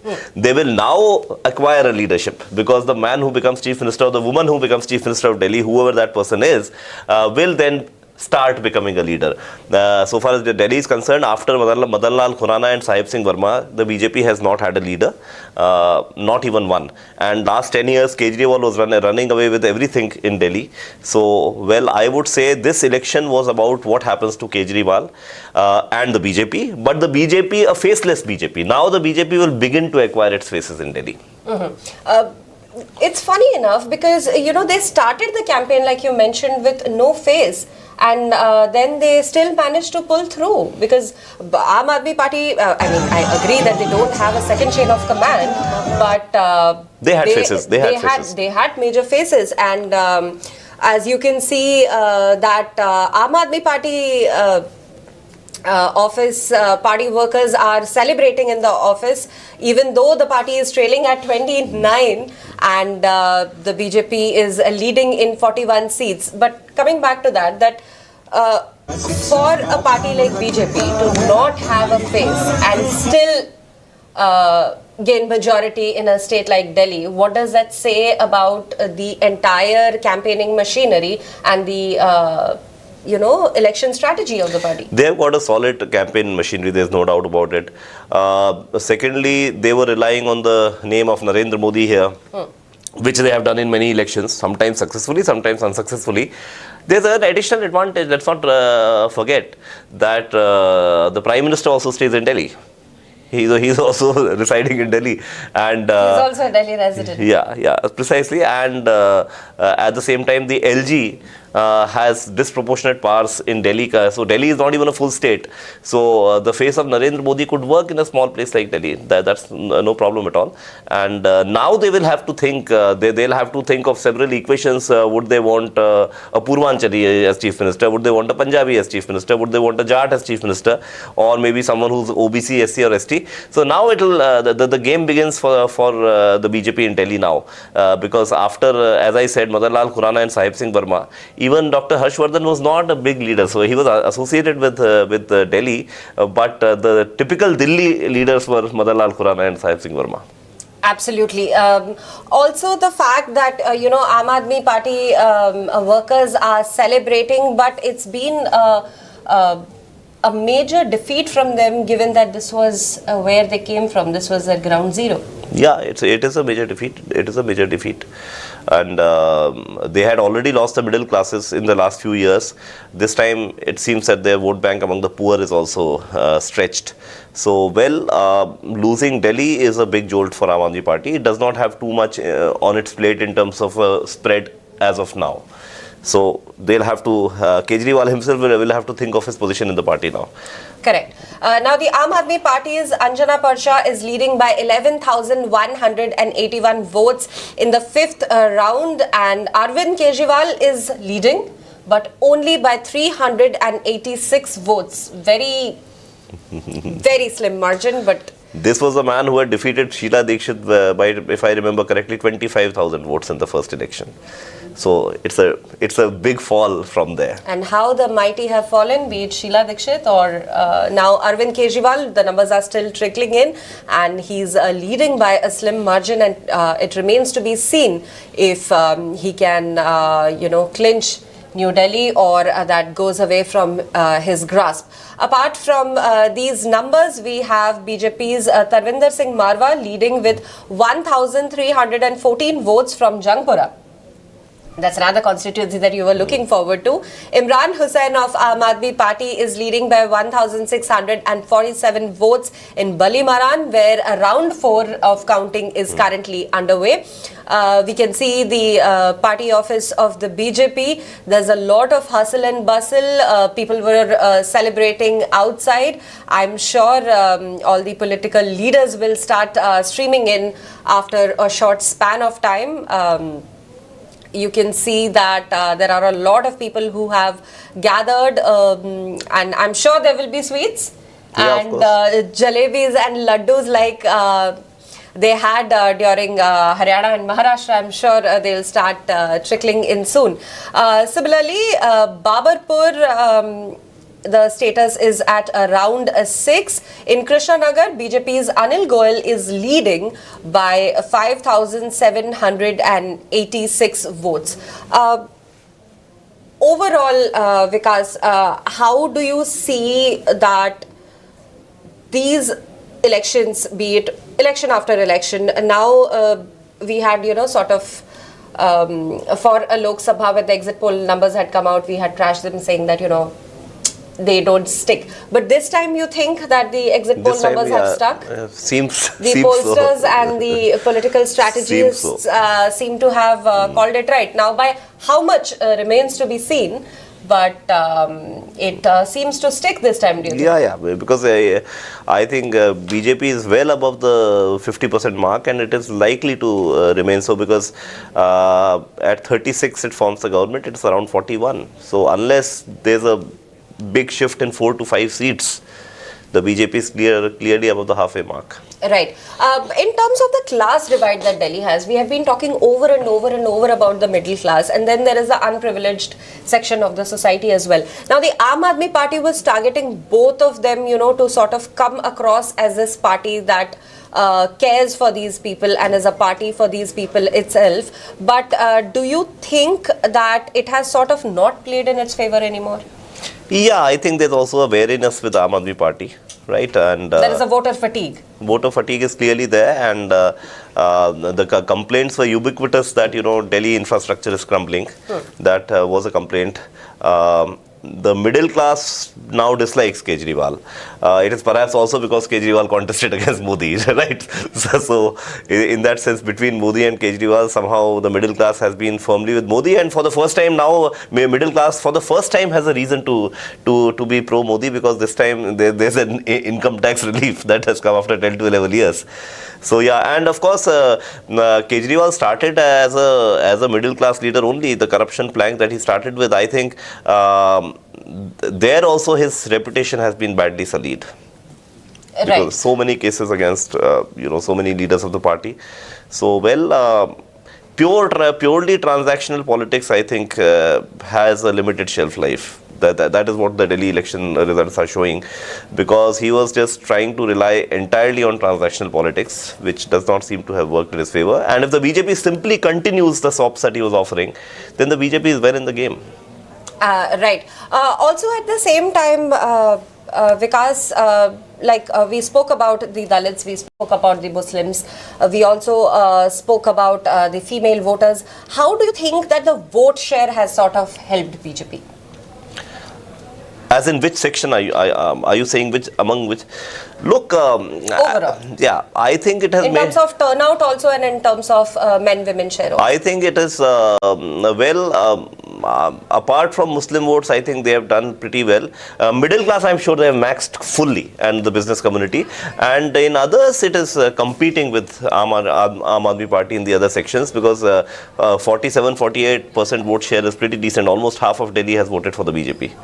So it seems to have gone cross-class also to an extent, with complete support among the middle classes. Right. In Krishnanagar, BJP's Anil Goyal is leading by 5,786 votes. And at the same time, Aam Aadmi Party's Kulbir Kumar Monu is leading by 15,605 votes in Kondli in round 6. Now we can see visuals of both the BJP office and the Aam Aadmi Party office. Celebrations in both the places. It's a little confusing, even though the numbers are currently in BJP's favor, with BJP leading in 41 seats and the Aam Aadmi Party trailing in 29 seats. The Congress doesn't seem to have leads in any of the 70 seats of the Delhi Assembly elections 2025. At the same time, Deeptiman, other regional parties in fray, for example, the AIMIM, how do you think that, have they played a role, have they not played a role, however insignificant or significant? AIMIM, I think they've done very badly, because I was seeing their vote percentage. The vote percentage is very small, 0.31%. It has not been able to dent it very clearly. So I think Muslims by and large have voted for the Aam Aadmi Party. But then it's around a 13% population. So unless, as I said, Hindus from Jhuggi Jhoppadis or poor Hindus combine in large numbers, the Muslim vote cannot ensure a victory for any party in Delhi. Right. Also, I want to talk a little bit more about the India Alliance. The same thing that I asked Manoj, that Congress is now sort of getting slowly isolated from this bloc that had this immense potential when they came up against the BJP. Imagine the regional parties and the bigger names of politics in India sort of rallying around to give the BJP a tough fight, and it kind of looked that the prospects were a little hopeful during the Lok Sabha. But at the same time, like I mentioned, you had Akhilesh Yadav campaign for Arvind Kejriwal, and you had Mamata Banerjee send Shatrughan Sinha for campaigning for Arvind Kejriwal. What happens now? Does Congress separate itself out, or because we have seen in Jammu and Kashmir as well, the Congress did not pull its own weight in Jammu as it was supposed to. So how do you see this panning out? Because even if Arvind Kejriwal, this is a scenario, even if Arvind Kejriwal loses, how does that matter to the India alliance, and what happens to the Congress now in the bigger picture of things? Well, the Congress, there was much talk about the India alliance, but it was anyway too much enthusiasm in the first place, because the reason is most of the regional parties that contest elections against the BJP, there is a kind of a unanimous impression that while they can still take the fight to the BJP in their states, or hold their own, or at least survive. Yeah. So basically, Indian elections to the Lok Sabha, they are structured in such a way that in some states the BJP is taking on regional parties, like in Odisha, like in Bengal, and there are states which are one-to-one Congress versus BJP fight, like Rajasthan, Madhya Pradesh, Chhattisgarh. So many opposition party leaders have complained that while they are still able to match up to the BJP in regional contests, it is the one-on-one fights between BJP and Congress where the Congress gets completely decimated. So unless Congress shows that it has the power to take on the BJP in one-on-one direct contests, the India alliance will face challenges forever. In fact, Rahul Gandhi had, opposition leaders had begun to call Rahul Gandhi their leader. If you remember, after the Lok Sabha, when Rahul Gandhi, when Mahua Moitra was speaking, and Rahul Gandhi just walked out. So someone said that, he has walked out. So she said that he's my leader, he can walk out if he wants. So that was happening because of those 99 seats, and more importantly because of the Congress doing relatively well in, say, Rajasthan or Haryana in direct fights. But if we are back to square one, back to pre-2024 days, the India alliance is not going to stay, because everyone gets into an alliance to have a realistic chance of coming to power. If you don't see that your major partner in that alliance will be able to pull off any victory on its own, then the alliance will not work. Correct. Right now, Parvesh Verma is leading by 225 votes in New Delhi. Arvind Kejriwal's slim lead that we were talking about just 10 minutes ago so is Parvesh lost Verma, now. it will be a big, boost for Parvesh Verma if he is able to defeat Kejriwal. Tell us a little bit about Parvesh Verma. Yeah, look, he is Sahib Singh Verma's son. So his father was a big politician. He was always seen in BJP as a Yuva Neta, Delhi ka Yuva Neta. Could not really come out in a major way as a politician. He has not been able to do it till now. He has been just one of the Delhi leaders. But trust me, if he defeats Arvind Kejriwal, this is the moment of Parvesh Verma. Parvesh Verma, absolutely. And at the same time... and he's also a Jat leader. Let's not forget it. Right. In the 6th round of counting in Trilokpuri, Aam Aadmi Party's Archana Parsha is leading by 13,530 votes. Now, Atishi was trailing, and Manish Sisodia was also trailing, and now Arvind Kejriwal is trailing. So the three battleground states that we were looking at. Now, Aam Aadmi Party losing out in the number of seats is one thing, but when you are losing out 3-on-3 on the key battleground, it's the bigger leaders who are trailing. Let's not forget it. All those 29 seats that we are seeing, most of them are coming from the smaller faces. Yeah. So if the prime leadership is trailing, that means there's a pattern to it that the credibility of the AAP leadership is low. Right. Absolutely. But how do they rally now? How do they assemble now? Because going back to the drawing board is one thing, but how do they, where do they go from here? Punjab is there still, but Aam Aadmi Party was banking completely on Delhi and Punjab only, and now the home seat is gone. They will have to learn the trick of Mr. Atal Bihari Vajpayee, who was, apart from 6 years in his career, he was almost always an opposition politician. Yeah. But he made a mark as an opposition politician. So being a powerful leader of opposition is also a quality Sushma Swaraj had it, Vajpayee had it. So Kejriwal will have to pick up from here. If he loses his own seat, then that's a big disappointment. But if he wins it by a very slender margin, he'll have to look at his performance in the assembly. Because now there's no other option but to wait for 5 years in Delhi. Right. So if you had to narrate 3 strategies that sort of worked out in BJP's favor and 3 strategies that did not work on Aam Aadmi Party's favor, no matter what they did? Well, I would say BJP's strategies, I would say one, relentless attack on Arvind Kejriwal and his credibility, which they have been doing for the last 1-2 years. Relentless attack that this man is very corrupt. This man I want to ask you that didn't stick, as in when Arvind Kejriwal started leveling these allegations against Narendra Modi, those allegations did not stick, but the ones that BJP sort of projected on Kejriwal, those stuck. Yeah, those stuck because these guys did not get bail for long, and one after the other, the entire party leadership was accused of corruption. So one was a relentless attack on the credibility of Arvind Kejriwal. What helped the BJP is that Mr. Kejriwal has also been inconsistent in many ways, because those old videos are very easy to circulate. I don't need a big house to live. I don't this. Initially when he was rising as a politician, he had also gone to take oath in the metro, right? So all that, this Kejriwal as some kind of a smaller version of Mahatma Gandhi, that has been badly shattered. The BJP made it a point to relentlessly attack him on that. That is one.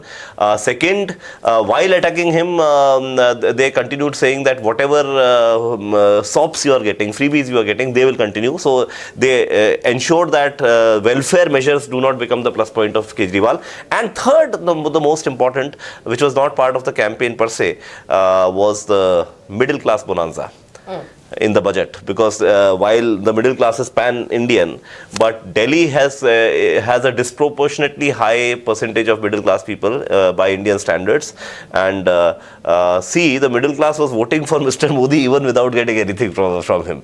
So if you are so much in love with the political leader that you don't require anything, you will continue to vote for him. After that, he has also given you something, more savings on your income tax.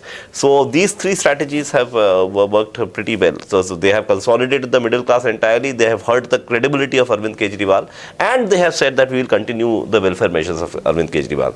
And as for Kejriwal, of course, what did not work well, I think nothing worked for him, because half the time he has been in jail, let's face it.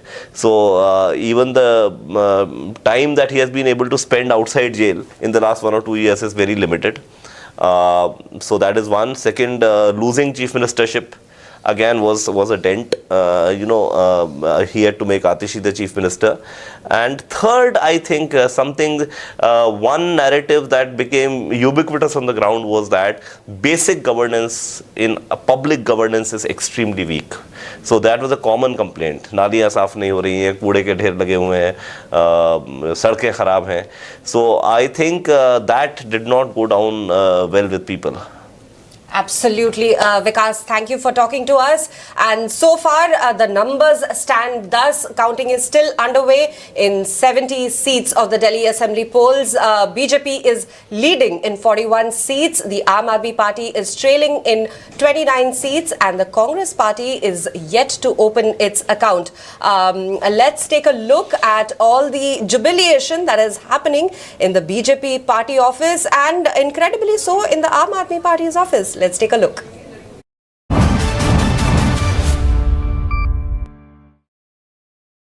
The counting of votes for the high-stakes Delhi Assembly election 2025 is underway, with postal ballots being counted first. The battle for 70 assembly seats has kicked off with intense competition between the BJP and AAP. After 27 years out of power, the BJP is making a strong push for a comeback in the national capital, leading in 24 seats so far. The Aam Aadmi Party, led by Arvind Kejriwal, is putting up a tough fight, securing leads in 21 constituencies. As the numbers fluctuate, BJP supporters have already begun celebrating at the party headquarters, sensing a potential victory. But with several rounds of counting left, the final result remains uncertain. Here is what the BJP leaders had to say. है कि परिणाम भी उसी तरह से आएंगे। उनके सारे बड़े नेता पीछे चल रहे हैं। अब आप जनता के साथ विश्वासघात करेंगे, धोखा देंगे तो जनता परिणाम भी वैसा ही देगी। बीजेपी की सरकार बनती हुई दिख रही है। माननीय प्रधानमंत्री जी के नेतृत्व में दिल्ली में डबल इंजन की सरकार बनेगी। सीएम कौन है? सीएम आप हैं, ये है। दिल्ली का हर नागरिक सीएम बनेगा। आज दिल्ली इलेक्शन के रिजल्ट आ रहे हैं तो 49 सीटों पर बीजेपी आगे है। मैंने तो कल रात को दिल्ली में ही कहा था आने के पहले कि 12 घंटे का इंतजार है। दिल्ली में स्पष्ट रूप से प्रधानमंत्री जी के नेतृत्व में भारतीय जनता पार्टी की सरकार बनने जाएगी। सर, इंडिया पोस्ट को लेकर आप लेकिन बड़े जो चेहरे वो हार रहे, जो आम आदमी पार्टी के बड़े चेहरे थे जिनके उस पर चुनाव लड़ा गया, वो सारे पीछे। अभी पूरे नतीजे आने दीजिए तब। बिल्कुल हकीकत में बदलेंगे। भारतीय जनता पार्टी पूर्ण बहुमत से दिल्ली में सरकार बनाने जा रही है। वजह क्या रही है सर इस बार जिस तरीके से लोगों ने? भारतीय जनता पार्टी की क्रेडिबिलिटी, हमारे शीर्ष नेतृत्व की क्रेडिबिलिटी, आदरणीय मोदी जी की सरकार ने जो पूरे 10 साल देश के 140 करोड़ जन के लिए काम किया है बिना किसी जाति धर्म समुदाय के भेदभाव के, और अरविंद केजरीवाल का बैड गवर्नेंस और करप्शन दिल्ली की जनता ने इसके कारण से उन्हें दिल्ली की सत्ता से बाहर करने का मन बनाया। इस बार का वोट सत्ता परिवर्तन का वोट है। भारतीय जनता पार्टी पूर्ण बहुमत से सरकार में आई। खुद अरविंद केजरीवाल पीछे चल रहे हैं। इनके बड़े नेता सभी जो करप्ट नेता हैं तो दिल्ली की जनता उनको बर्दाश्त नहीं करेगी।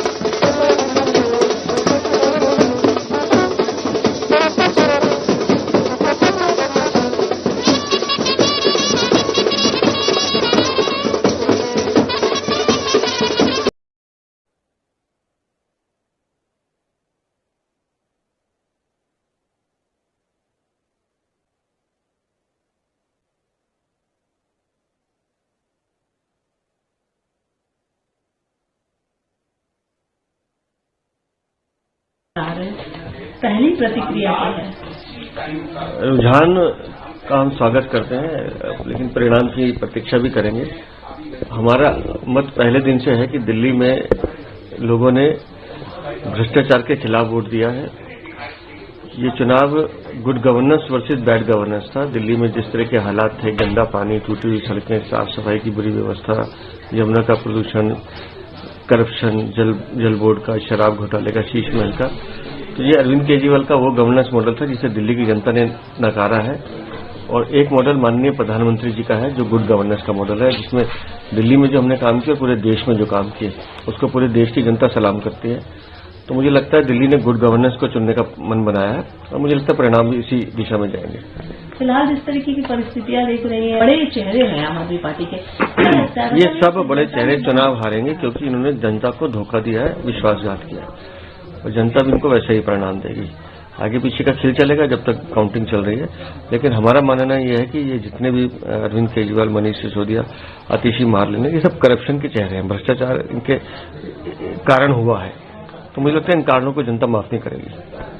बहुत ज्यादा मेहनत करी आप लोगों ने और प्रदेश अध्यक्ष आपका जो एक भूमिका रही पूरे सबको साथ में लेकर चलने। नहीं, एक कार्यकर्ता के नाते मुझे काम करना था। मेरा राष्ट्रीय नेतृत्व हमारा मार्गदर्शन करता है। राष्ट्रीय अध्यक्ष जी, माननीय गृह मंत्री जी समय समय पर हमें हमारी गलतियां भी बताते रहे और हमने सीखने का काम किया।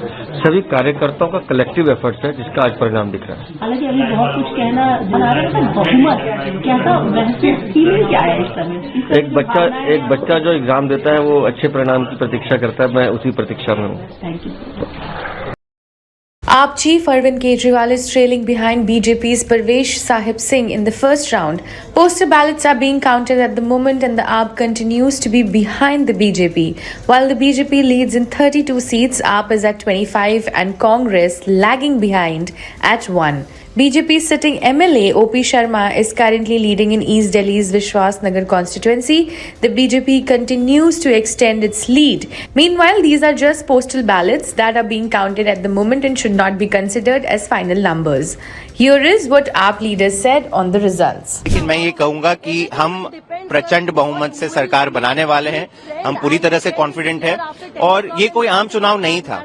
एक तरफ आम आदमी पार्टी थी और हमारी लड़ाई एक पूरे सिस्टम के साथ थी, केवल एक पार्टी के साथ नहीं थी। इसमें Bhajpa, Congress, ED, CBI, Delhi police, चुनाव आयोग, तमाम शक्तियां मिलकर केवल ये सोच रही थी कि हम कैसे अरविंद केजरीवाल जी को खत्म करें। लेकिन जनता जानती है कि अरविंद केजरीवाल जी ने जनता के हक की लड़ाई लड़ी और इसीलिए उन्होंने उनका समर्थन दिया। साथ ही साथ ये चुनाव दो मॉडलों के बीच में भी था। एक तरफ आम आदमी पार्टी का मॉडल था, जहां पे दिल्ली के लोगों का पैसा उनके ऊपर खर्च करो, शिक्षा पे, स्वास्थ्य पे, बिजली पानी पे, और दूसरी तरफ भाजपा का मॉडल था कि जनता से पैसा तो लो लेकिन अपने बड़े बड़े उद्योगपति के कर्ज माफ करो। तो ये जनता को पसंद नहीं आया। देखिए, मैं वापस यही कहूंगा कि 10 बजे के बाद जो ट्रेंड मिलेगा वही सटीक होगा। मुझे पूरा भरोसा है कि कालका जी के लोग और पूरी दिल्ली के लोग अच्छाई के साथ खड़े होंगे, काम के साथ खड़े होंगे, आम आदमी पार्टी और अरविंद केजरीवाल जी के साथ खड़े होंगे। दिल्ली के लिए कोई नंबर आप प्रेडिक्ट करना चाहेंगे आज? देखिए, हम तो पहले ही कई दिनों से कह रहे हैं कि अरविंद केजरीवाल जी चौथी बार मुख्यमंत्री बनेंगे, भारी बहुमत से बनेंगे और आज शाम तक आंकड़ा आपके सामने होगा। आपका मार्जिन कितना रहेगा? आप कितना मार्जिन देख रही हैं अगर आप जीते तो? कुछ घंटे में पता चलेगा। देखिए, आम आदमी पार्टी का अगर आप इतिहास देखिए, आम आदमी पार्टी में हमने जब शुरुआत करी हमारे पास कुछ भी नहीं था। कोई सोच नहीं सकता था कि आम आदमी पार्टी राजनीति में सफल हो सकती है। ना हमारे पास पैसे की ताकत थी, ना हमारे पास बाहुबल था, ना हम धर्म की राजनीति करते हैं, ना हम वोट बैंक की राजनीति करते हैं। लेकिन दिल्ली के लोगों का प्यार था, भगवान का आशीर्वाद था कि आज हम यहाँ तक पहुंचे हैं और मुझे पूरा भरोसा है कि दिल्ली के लोगों का प्यार और ऊपर वाले का आशीर्वाद हम पे बना रहे। AAP chief Arvind Kejriwal is trailing behind BJP's Parvesh Sahib Singh in the first round. Postal ballots are being counted at the moment and the AAP continues to be behind the BJP. While the BJP leads in 32 seats, AAP is at 25 and Congress lagging behind at 1. BJP sitting MLA OP Sharma is currently leading in East Delhi's Vishwas Nagar constituency. The BJP continues to extend its lead. Meanwhile, these are just postal ballots that are being counted at the moment and should not be considered as final numbers. Here is what AAP leaders said on the results. लेकिन मैं ये कहूंगा कि हम प्रचंड बहुमत से सरकार बनाने वाले हैं, हम पूरी तरह से कॉन्फिडेंट हैं और ये कोई आम चुनाव नहीं था। एक तरफ आम आदमी पार्टी थी और हमारी लड़ाई एक पूरे सिस्टम के साथ थी, केवल एक पार्टी के साथ नहीं थी। इसमें Bhajpa, Congress, ED, CBI.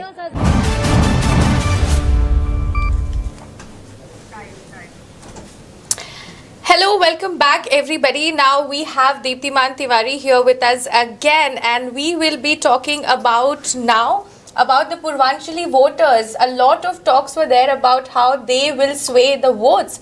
Have they managed to do that yet? Well, the trends right now show that Aam Aadmi Party may be doing well in the Purvanchali constituencies where Purvanchalis dominate. Let's see that Aam Aadmi Party seats are largely in the New Delhi, East Delhi area. Right now, the trends, these trends may change, but it appears to be doing well in these seats.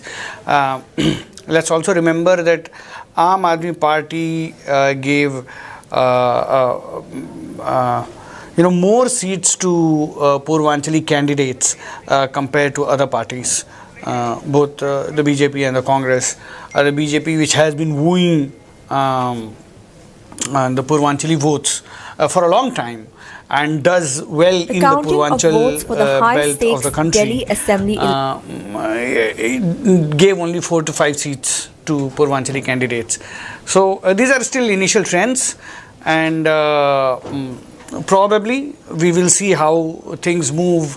You never know, BJP might end up doing better here as well, but at the moment it appears is going somewhat Aam Aadmi Party is doing better in the Purvanchali seats compared to the BJP. It may also be because a lot of the Purvanchali vote comes from the underclasses, people who are the working class population, and Aam Aadmi Party's schemes work very well in that class of the society. Free electricity, free water, free bus rides, and several other schemes which are working. So probably those things have been working for Aam Aadmi Party. But again, the counting is slow. These are still very, very initial trends. We have 3-4 rounds of polling which has happened in 17 to 20 more polling counting to go, rounds of counting to go. So these are initial trends, but this is what it appears at the moment. So it is said that in any election, women voters play a very major role. Now here, Aam Aadmi Party had special focus on women, including pink tickets and depositing money in their accounts and all of that. Now BJP also came up with an alternative. Now that has worked. Do you think that the women voters have swayed towards BJP now? If you look at the BJP pamphlets for these elections, the most bold announcement, the biggest font size in those pamphlets was of 2,500, which is a promise of giving women rupees 2,500 every month. So obviously BJP had put a lot of focus on wooing the women voters. Obviously AAP was first of the blocks by during its tenure making bus rides free for women.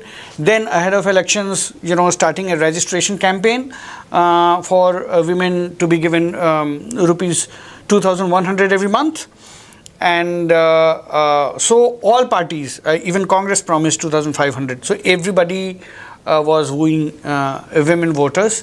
But I think that even among women voters there is a class divide. So while this 2,500 and the free bus ride will attract the poor women, the working class women who live in these unauthorized or jhuggi jhopri colonies and have to travel to work long distances, and so it means a lot of savings in terms of bus fare, or those 2,500 or 2,100 as promised by AAP in these times of inflation and rising lifestyle costs will be a great help to the women, to the household, to meet the household expenses. But again, to the middle class woman, these may not be of great importance, because a large section of them may be taking the metro or taking driving their own vehicle, their scooties, their cars. These working women, so the bus ride, free bus ride may not mean so much to them. Also they may be earning a certain amount of money that where 2,100 or 2,500 will not make a huge difference. So all these schemes, whether the BJP or the Congress or Aam Aadmi Party, were actually targeting working class women, the poor women who live in unauthorized colonies in jhuggi jhopris. But there, as far as our ground report, our reporters who went there, it appeared that AAP continued to have traction among women, the working class women. However, in the middle class, this vote has sort of shifted, because the middle class women feel that their priority perhaps is a more safer environment for work, a more safer environment to move around in the city, no sexual harassment at workplace or otherwise, on the streets, you don't want to be ogled at, and better, governance in the sense of better roads, better sewer lines, cleaner colonies. So I think there is a class divide as far as wooing of the woman voter is concerned, and that should be reflected when we eventually get the final results, and the analysis should show that there is a class divide. Yes. But when it comes to crime in Delhi, everybody knows that the law and order is in the hands of the central government. Now, do you think that the voters were able to differentiate that while voting and understand that it was basically not under AAP to prevent crime and to maintain law and order, and it was more of a BJP's role or central government's role? Look, it's a very difficult. But Delhi is a very peculiar state. Yeah. Okay, where the police is with the center, and rest of the administration or part of the administration is with the state government. So the state government is building roads and laying sewer lines and water pipelines. But is not taking care of the law and order is being taken care of by the center. So it's a difficult choice for the voters as to so who to blame, and typically it so happens that this matter falls between two stools. The center can keep blaming that Arvind Kejriwal is not doing anything for Delhi. Arvind Kejriwal can keep blaming the center that it's their responsibility. They are not doing anything. Yeah, we will come back to this, but we have Anna Hazare's bite right now. He is speaking. So can we please play the bite? सच हमेशा सच होता है, झूठा हमेशा झूठ होता है, तो सच के मार्ग से जाना चाहिए। कई बार ऐसा आरोप भी लगा है क्या अन्ना हजारे के वजह से अरविंद केजरीवाल जो है तो दिल्ली पे सत्ता पर अन्ना हजारे के ही वजह से अरविंद केजरीवाल दिल्ली पे सत्ता पर बैठे, उन्हीं के साथ वो अनशन करते थे, बार बार आप पे उंगलियां उठाई गई और अभी भी उठाई जाती है, कैसे देखते हैं अन्ना इसे? ये बराबर नहीं है। दिल्ली में पहली बार एक मीटिंग हुई थी और उस मीटिंग में इन्होंने पक्ष और पार्टी निकालने के लिए सोच किया था। मीटिंग इसके लिए थी और जिनको पक्ष और पार्टी में जाना है वो मीटिंग के लिए आ जाओ। मैंने देखा, मैंने तय किया पक्ष और पार्टी में मैं नहीं जाऊंगा, किसी पक्ष और पार्टी में मैं नहीं जाऊंगा। और वो मीटिंग हो गई, मैं पक्ष और पार्टी से दूर रह गया, तब से आज तक दूर रहा। फिर वो पक्ष निकाले, पार्टी निकाला और पार्टी में चले। ये नया पार्टी था, लोगों ने विश्वास किया। आगे चलकर शराब की बात, शराब के दुकान निकालना, शराब के बिक्री के दुकान बढ़ाना, पैसा सामने आ गया और उसमें से वो उसका इमेज खत्म हो गया। तो ना कहीं अरविंद केजरीवाल ने स्वार्थी पना किया, जो राजनीति की वो स्वार्थी की, इसीलिए उनको फटका बैठा है। अरविंद केजरीवाल ने जो भ्रष्टाचार के उन पे आरोप लगे, जो उन्होंने स्वार्थ की राजनीति की, इसकी वजह से उनको भटका बैठा है। बिल्कुल निष्काम भाव से जो कर्म होता है, निष्काम फल की अपेक्षा ना करते हुए जो आदमी अपना कर्म करता है, ये भगवान की पूजा होती है। निष्काम कर्म यही भगवान की पूजा होती है। पूजा सिर्फ मंदिर में नहीं, तो जनता की सेवा ये भगवान की पूजा है। उनके समझ में नहीं आया और इसके कारण वो गलत रास्ते में गया और डाउन हो गया। Okay.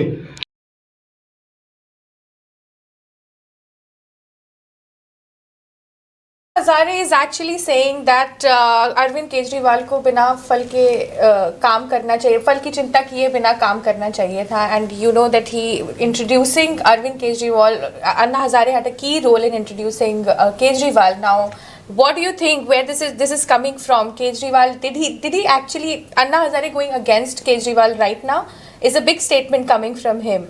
So do you think that Kejriwal's reputation has actually gone negative, has become negative now? Well, what Anna Hazare sees at this moment is not of great consequence, because Anna Hazare and Arvind Kejriwal, fell apart in 2014 itself. Yeah. So a lot of water has gone under the bridge, and Anna Hazare went into oblivion while Arvind Kejriwal built a political career which has flourished for 10 long years. He now has another state under his belt in Punjab. So obviously there is some bad blood between the two. Anna Hazare was not very happy about Arvind Kejriwal joining politics, and Anna Hazare is a simple man, and he used to sit on anti-corruption dharnas even in Maharashtra before the India Against Corruption movement started in Delhi. He has always been an anti-corruption crusader. Everybody knows about him in Maharashtra. If you go, everybody knows Anna Hazare. What Arvind Kejriwal did was picked up Anna Hazare from Maharashtra and made him a national figure for about a couple of years, between 2012 to 2014, and he used his reputation of personal integrity and principles and tried to transport him into the realm of this Gandhian philosophy, and then built a public opinion against the Congress around it, which eventually the BJP leveraged to kick Congress out of power in the center, and Arvind Kejriwal became the Chief Minister of Delhi. So in all of this, after that, everybody forgot Anna Hazare. Arvind Kejriwal forgot Anna Hazare. BJP forgot Anna Hazare, and more or less the nation forgot Anna Hazare. So I can understand that he does not feel good about it. That that on his image, Arvind Kejriwal built his politics. Right. So Bidhuri's bite is incoming. So let's hear what he has to say. की बढ़त है, मैं उससे वैसे satisfy नहीं हूँ। जिस प्रकार का बुरा हाल कालका जी का था, सड़कों का बुरा हाल, पानी पीने का था नहीं, गंदे पानी की निकासी की व्यवस्था नहीं, 5 साल में कुछ काम आम आदमी पार्टी ने किया नहीं, उसके बावजूद भी 3000 की जो बढ़त है, तो मैं उसको ये मानता नहीं कि अभी भी पूरी तरह से नकारा है। आने वाले जो और पोलिंग बूथ खुलेंगे उसमें लोगों का क्या रुझान रहता है, लेकिन दिल्ली के अंदर जो अव्यवस्था 10 साल में देखी है लोगों ने, पॉल्यूशन को लेकर, पीने के पानी की समस्या को लेकर, इन सब चीजों को देखते हुए तो सफाया आम आदमी पार्टी का होना चाहिए था। मैं नहीं मानता कि दिल्ली के लोगों ने उनको लाइक किया है, लेकिन फिर भी उसके बावजूद डायरेक्ट कॉन्टेस्ट में कांग्रेस मुझे लगता है बिल्कुल 1000 पे सिमट कर रह रही है। कांग्रेस आगे बढ़ नहीं रही है, कांग्रेस को बुरी तरह से नकार दिया, नफरत है कांग्रेस से लोगों को, तो कांग्रेस की नफरत के कारण केजरीवाल को कहीं ना कहीं कुछ लाभ मिल रहा है। सर, जो गोविंदपुरी इलाका है, कालका जी मेन इलाका है, क्या लग रहा है सर अभी काउंटिंग हो रही है? काउंटिंग हो रही है, गोविंदपुरी में भी मिला जुला से ही असर रहने वाला होगा, लेकिन गोविंदपुरी के लोग खून के आंसू रोए हैं पिछले 3.5-4 साल। तो मुझे लगता है गोविंदपुरी के लोग पूर्ण रूप से नकारेंगे आतिशी जी को, और इसलिए और ये लीड और आगे बढ़ेगी। बीजेपी के पक्ष में जिस तरह से नतीजे जा रहे हैं उससे संतुष्ट हैं आप, या अभी लगता है अभी सीटें भी और बढ़ेंगी बीजेपी की भी? बीजेपी की सीट मेरे हिसाब से 50 तक पहुंचनी चाहिए थी।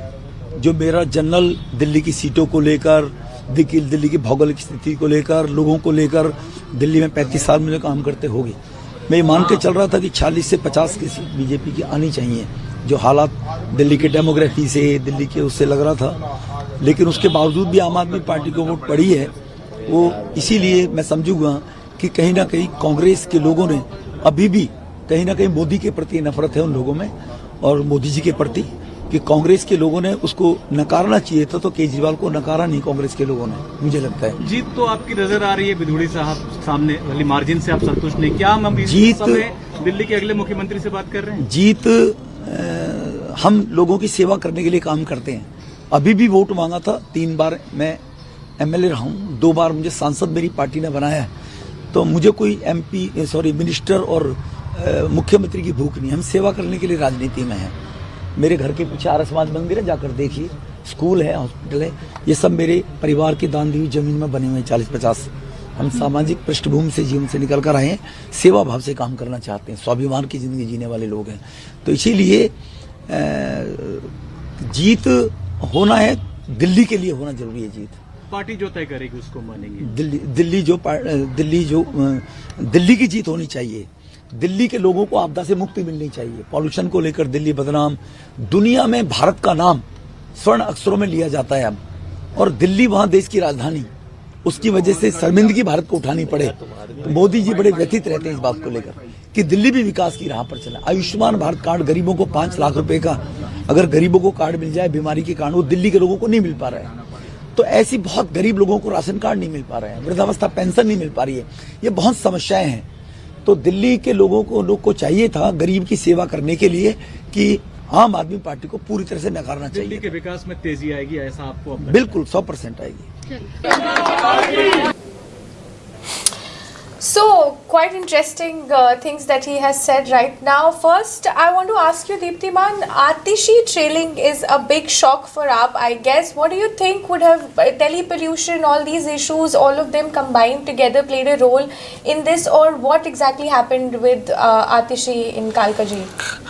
It's difficult to say unless the final results are out, because as I said, a lot of rounds of counting are still to be done, and the margins are not very high that they cannot be.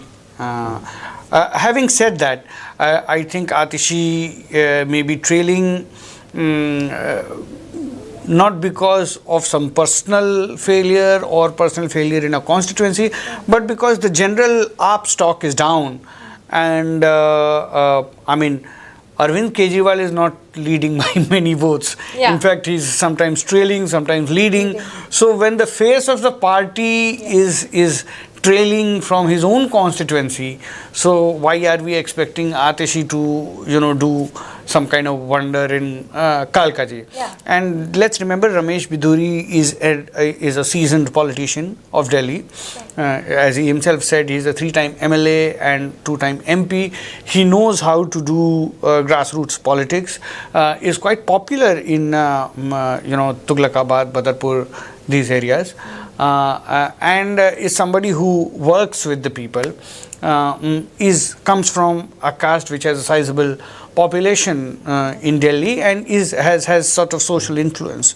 So he is one of BJP's strong candidates, and that is why BJP has fielded him in against Atishi, the chief minister.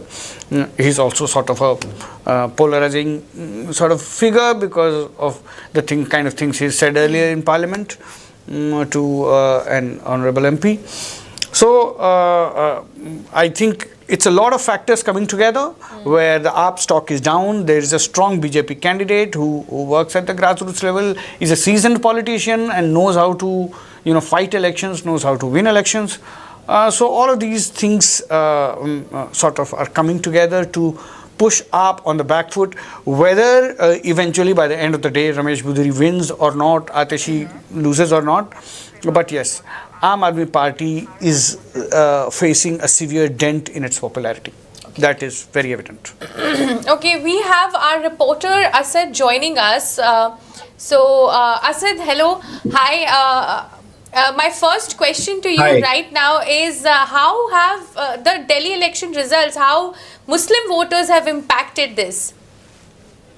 So if you look at Delhi, out of the 70 seats, there are 7 seats where Muslims are a decisive factor in deciding who wins the elections. And so far, as per the latest trends, on 6 of those seats, the Aam Aadmi Party is ahead. And on 1 seat, the BJP is winning, and that is Mustafabad, where the AIMIM was also in the fray, and Tahir Hussain, who's a Delhi riots accused, was a candidate there. So out of the overall 7 seats, 6 seats are being led by the Aam Aadmi Party. And during our reporting also, we had spoken to a lot of people, traveled to these 7 constituencies, and the overall sentiment among the Muslim community was that that we have to vote for AAP because even though they have not stood with the community, we still have to vote for them because they are the only party which can take on the BJP and be a formidable challenge to the BJP. So that was the sentiment on the ground when we travelled to these 7 constituencies. These 7 constituencies, some of them are Okhla, where Amanatullah Khan is leading, who's a 2-time MLA, and then there's Matia Mahal, Balli Maran, and Chandni Chowk. And on all these seats, the Aam Aadmi Party is leading not by very big margins, but by thin margins, but they're still leading on these 6 out of 7 seats. Let's talk about a little bit about Congress now. What do you think on ground? What was the sentiment of people for Congress? Because right now they are leading nowhere. It's 0 for them. So the Congress has had a big challenge in these elections, and if you look at 5 or 6 seats out of apart from their big leaders like Sandeep Dikshit, their Devendra Yadav, who is their state president, I think even the party knew that it was not going to do very well out of apart from 4 or 5 seats, and that shows in the results. Their vote share is around 6%, and their campaign was also not very spirited. Rahul Gandhi did hold some rallies, but not on all the seats. He only covered 3 or 4 of the constituencies during the campaign. And the Congress has actually, in Delhi, the vote that used to go to the Congress has now gone to the Aam Aadmi Party. And despite the party contesting all 70 seats in these elections, there was a section of leaders which felt that, if the Aam Aadmi Party had been more accommodating, an alliance with the Aam Aadmi Party would have been better to defeat the BJP rather than the Aam Aadmi Party and Congress contesting all 70 seats separately. So overall, if you look at the picture, then the Congress's situation obviously is very bad. As per the latest trends, I think I saw that there were 2 seats where their candidates were in second place. Other than those 2 seats, I think they're third in almost all the seats, third or fourth on all the seats. So I think it's a demoralizing sort of result for the party. But I think the party sort of knew that this was going to be the case, and their 6% vote share it might prove to be very important once the final outcome of the results come. Because I think if the 2 parties had come together, the picture could have been different, and they are allies at the central level. So they are part of the India bloc, and over the last couple of weeks, we saw Rahul Gandhi also being very vocal in criticizing Aam Aadmi Party convener Arvind Kejriwal. So there is some bitterness between the Aam Aadmi Party and the Congress. But overall, I think the Congress has failed to make any dent electorally, which would be significant. And there are some leaders who have started, putting out posts on social media targeting the Aam Aadmi Party for not forming an alliance in Delhi, and they're saying off the record, they're saying that that's the reason that the Aam Aadmi Party could not win these elections. Now, I also want to ask this to you, Deeptiman, that AAP and Congress had a big fallout in Delhi, as we all know. Do you think that if they would have come together, the results would have been a little different than what they are right now, or Congress has they dug their grave enough that they couldn't be revived, even if they would have been fought together with AAP? Asad, what do you think? I mean, if you just look at the numbers, if you look at the vote share, the 6% vote share, if you add it to the Aam Aadmi Party's vote share, it does go ahead of the BJP. And if these 2 parties had managed to forge an alliance and reach an understanding with regard to seats in Delhi, then I think the outcome of the results could have been different. But with the 2 parties contesting separately, we'll have to do an analysis of each seat separately to see how many seats the Congress candidates were in a position, got the number of votes which was close to the margin. So that would give us an idea whether Congress and AAP coming together would have made a difference to these election results. But overall, even if you just look at the vote share, the 6% vote share on the side of the Congress if it had come together with the AAP's vote share, the picture of these elections could have been different. Okay, and what about you, Deepthi? What do you think about it? I think this is the best result for Congress. Okay. If Congress wants to revive itself, the only way it can revive itself is if the AAP is finished in Delhi. Yeah. And to be frank, I don't think Congress did itself any good, by playing second fiddle all these years to Aam Aadmi Party, because that gave the signal to the electorate that it is not in contest, that it is not contesting, it is not a serious player.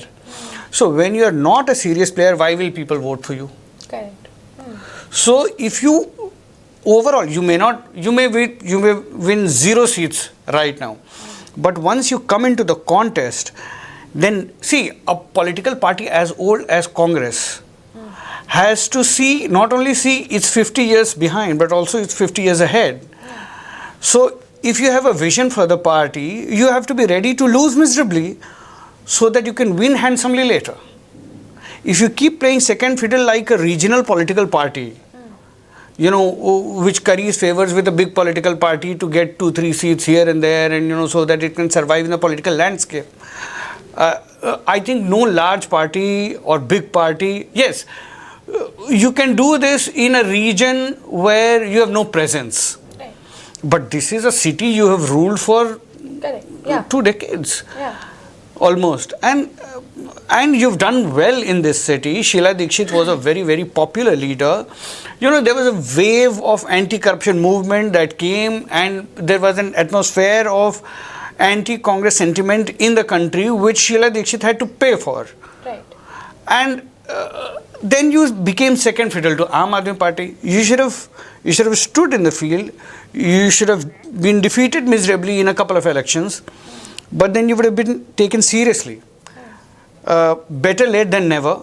I think this is good for the Congress. Okay.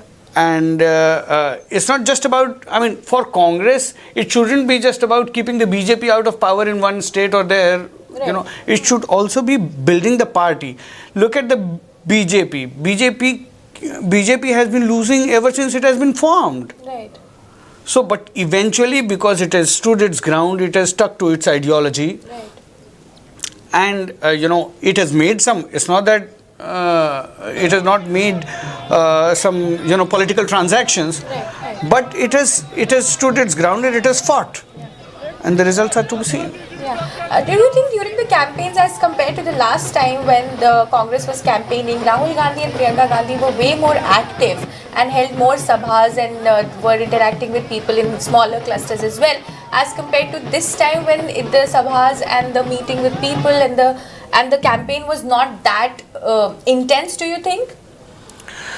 Yes, that has been one of the arguments. One of the arguments has been that the Congress, the big guns of the Congress came to the ground much late. And in an election where you have to work harder than other parties because they already have a base and your base has actually shifted. Yeah. So you have to show more intent. You have to show more hard work. You have to put in more hard work. That was missing from the Congress, but that is not surprising for the Congress. Congress does a Bharat Jodo Yatra, and it was massively successful in Jammu and Kashmir. It drew huge crowds, so much so that the police threw their hands up saying that, we are unable to manage the crowd so much. Rahul Gandhi was so popular throughout Jammu and Kashmir, but when Jammu and Kashmir elections came, Rahul Gandhi was nowhere to be seen in the initial phase of, campaigning. Right. And it was only in the last leg of elections. In fact, as we know from our sources, that Abdullah kept telling the Gandhis that you have to put in more effort, please come, you're popular, put some campaigning time, do something, be more visible, go around, you already have a base, build on it. But they didn't. See, it's quintessential Congressism, which keeps waiting for things to happen for them. Right, right. Talking about Congress, youth also comes in my mind because Rahul Gandhi is a little popular amongst the youths. Now, how has BJP managed to cater the youth of Delhi? Because as we can see, BJP currently is leading in 45 seats. So, what is the contribution of the youth of Delhi in this lead? Look, I think more than the youth, again, I would say there is a class divide. So there is a working population. If you belong to the middle class, then the tax rebate that the Modi government has just announced, I think it must have massively pleased the middle class, which has actually got nothing from any government. So every government, in fact, until now, even the Modi government was only catering to the poor. He has been known as गरीबों का मसीहा. वो तो फकीर हैं. गरीब के लिए कोई काम करता है तो वो तो मोदी जी ही काम करते हैं. Same thing. He became Arvind Kejriwal. You would hear on the ground among the poor, भाई गरीब के लिए कोई काम करता है तो the middle class starts thinking, भाई हमारे लिए कौन काम कर रहा है? Correct. Yeah. ठीक है, तो मिडिल क्लास को क्या चाहिए? मिडिल क्लास को रोड चाहिए, मिडिल क्लास को क्लीनलीनेस चाहिए, गार्बेज पिकअप हो. There is a sense of governance, general governance. बाकी तो वो कर ही लेता है, अपने बच्चे को पढ़ा ही लेता है, अपना इलाज करा ही लेता है. तो वो उसको एक जनरल लेवल ऑफ गवर्नेंस चाहिए. सेफ्टी, सिक्योरिटी, रोड्स, बिजली, पानी, ये सब सुविधाएं चाहिए उसको. तो वो कहीं ना कहीं आम आदमी पार्टी के लास्ट टेन्योर में कहीं ना कहीं मिसिंग था, और जिसका शायद उनको खामियाजा भुगतना पड़ रहा है. So across be the youth, और see youth is also one of the demography which can quickly change its opinion. So it's not ideologically hardened so much that when you become 60, then whatever opinion you've held your life, it has hardened. In your youth, you will be able to change your preferences.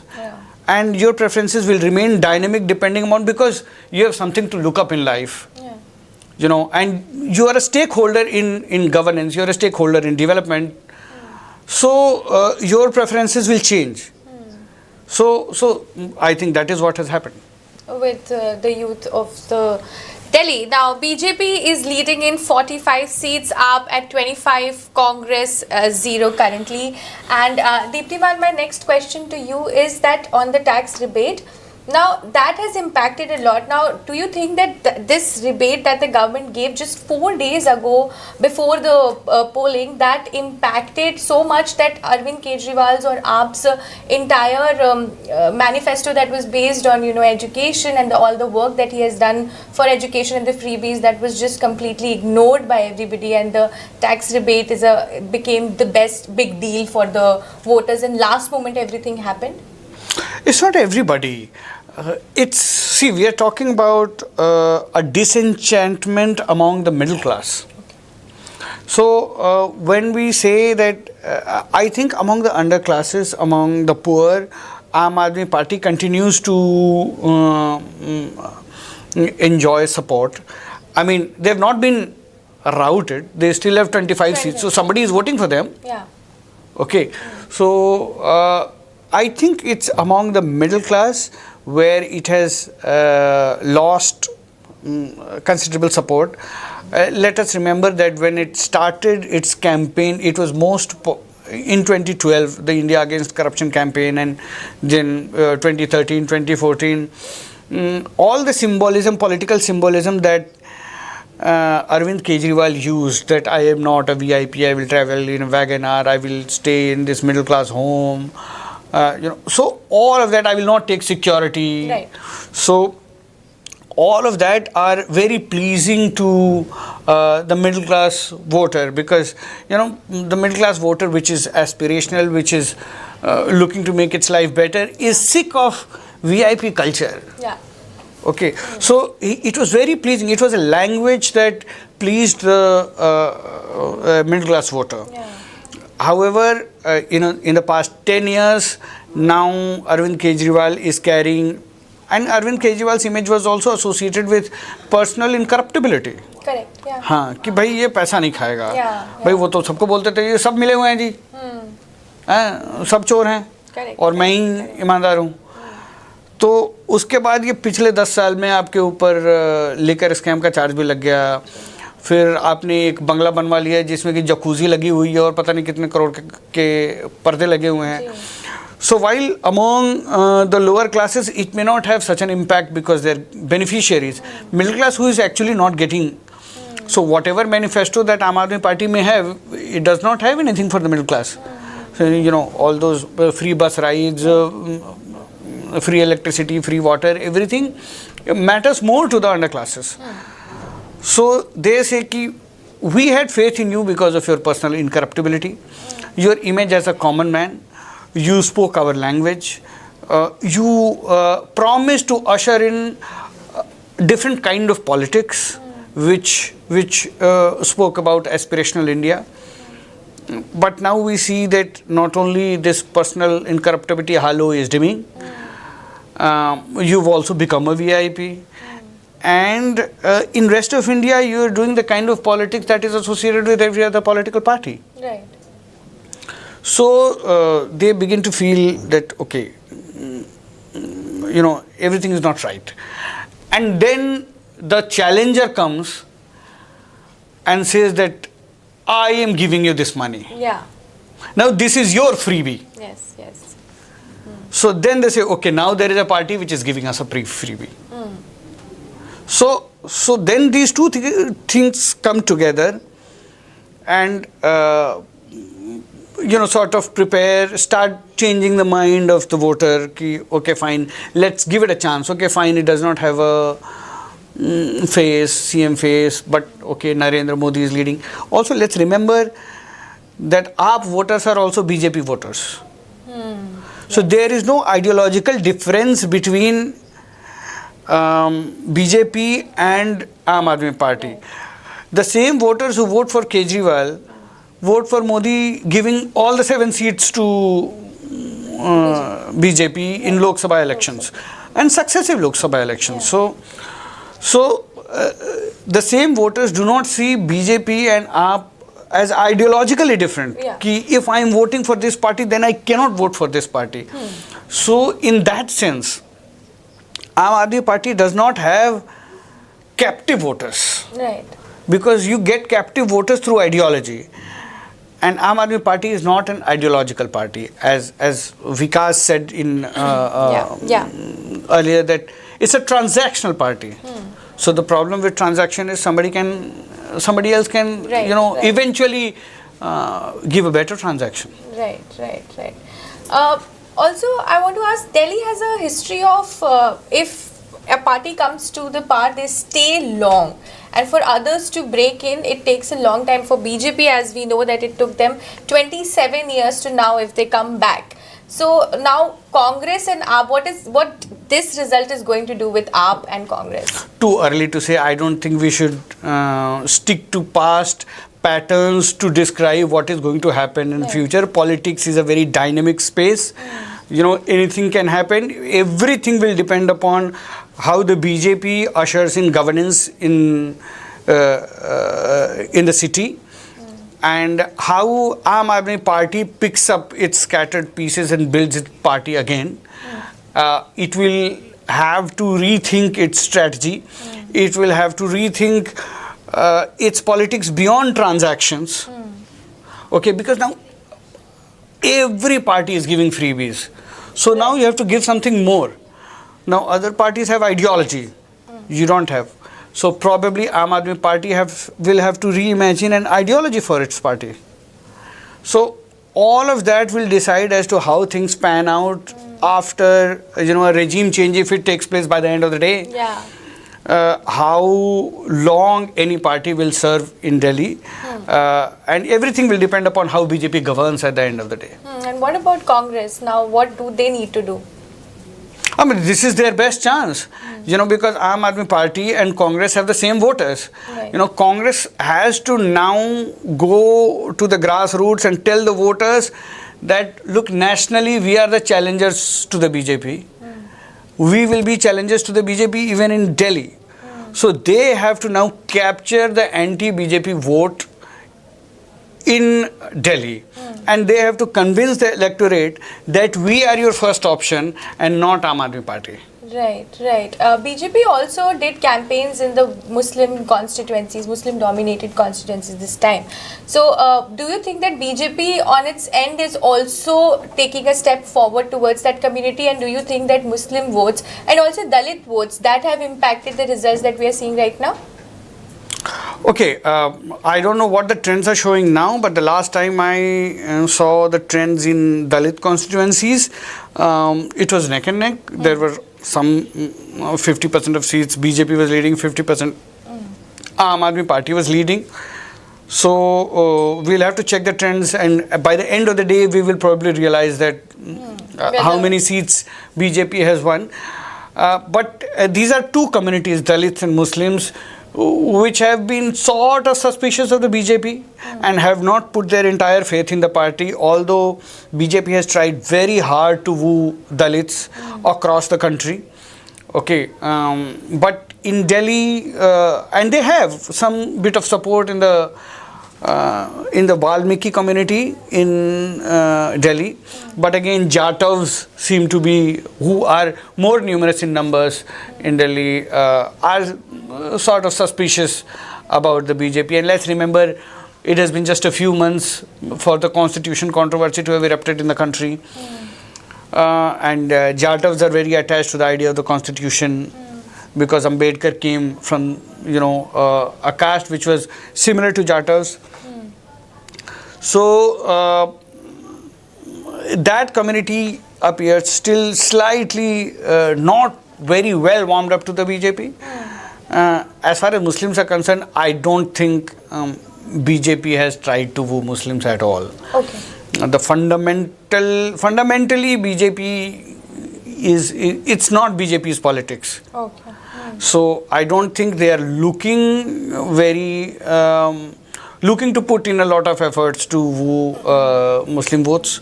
Okay, let's remember the last Delhi elections was highly polarized, and we had slogans like "Desh ke gaddaro ko goli maro," dash dash, whatever, we cannot say it on live.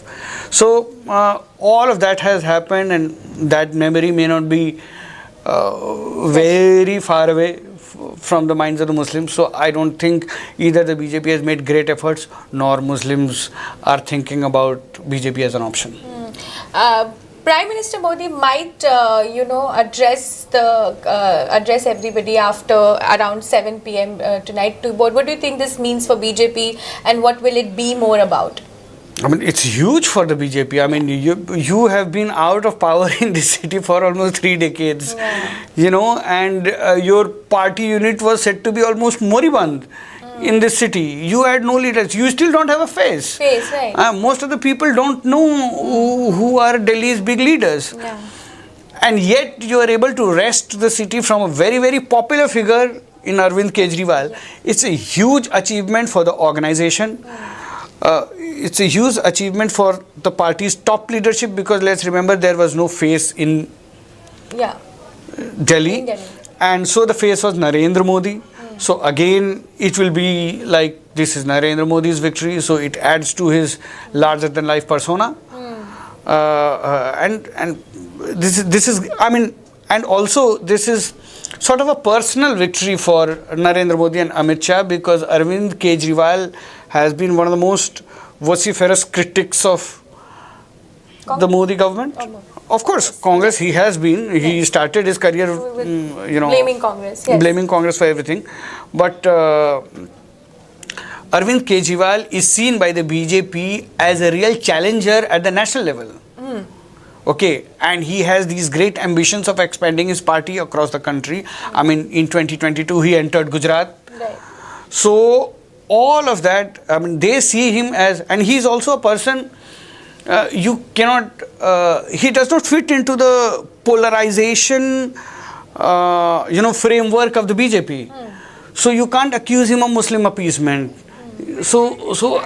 And he is somebody who is not from a dynastic politics. So how do you, so all the weapons that BJP uses to attack the Congress, they cannot be used against Arvind Kejriwal. So they see him as a real challenger at the national level, and he has been a thorn in the flesh. Because they are winning everything in North India, they are winning 7 seats in Delhi, but they are not able to win this small state, which is the national capital of the country, which is being presided over a prime minister like Narendra Modi, who is so popular, and yet this tiddly-piddly state is eluding the BJP. So it has been a thorn in the flesh. Which they'll be very happy to take out. Yeah. So current trends show BJP is leading in 45 seats, AAP in 25, and Congress in 0. Now Bidhuri has given a statement on his lead, and let's hear his bite now.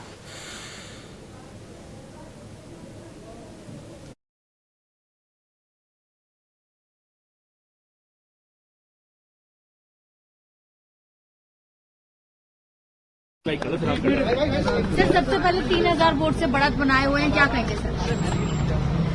3000 की vote की बढ़त है, मैं उससे वैसे satisfy नहीं हूँ। जिस प्रकार का बुरा हाल कालका जी का था, सड़कों का बुरा हाल, पानी पीने का था नहीं, गंदे पानी की निकासी की व्यवस्था नहीं, 5 साल में कुछ काम आम आदमी पार्टी ने किया नहीं, उसके बावजूद भी 3000 की जो बढ़त है, तो मैं उसको ये मानता नहीं कि अभी भी पूरी तरह से नकारा है।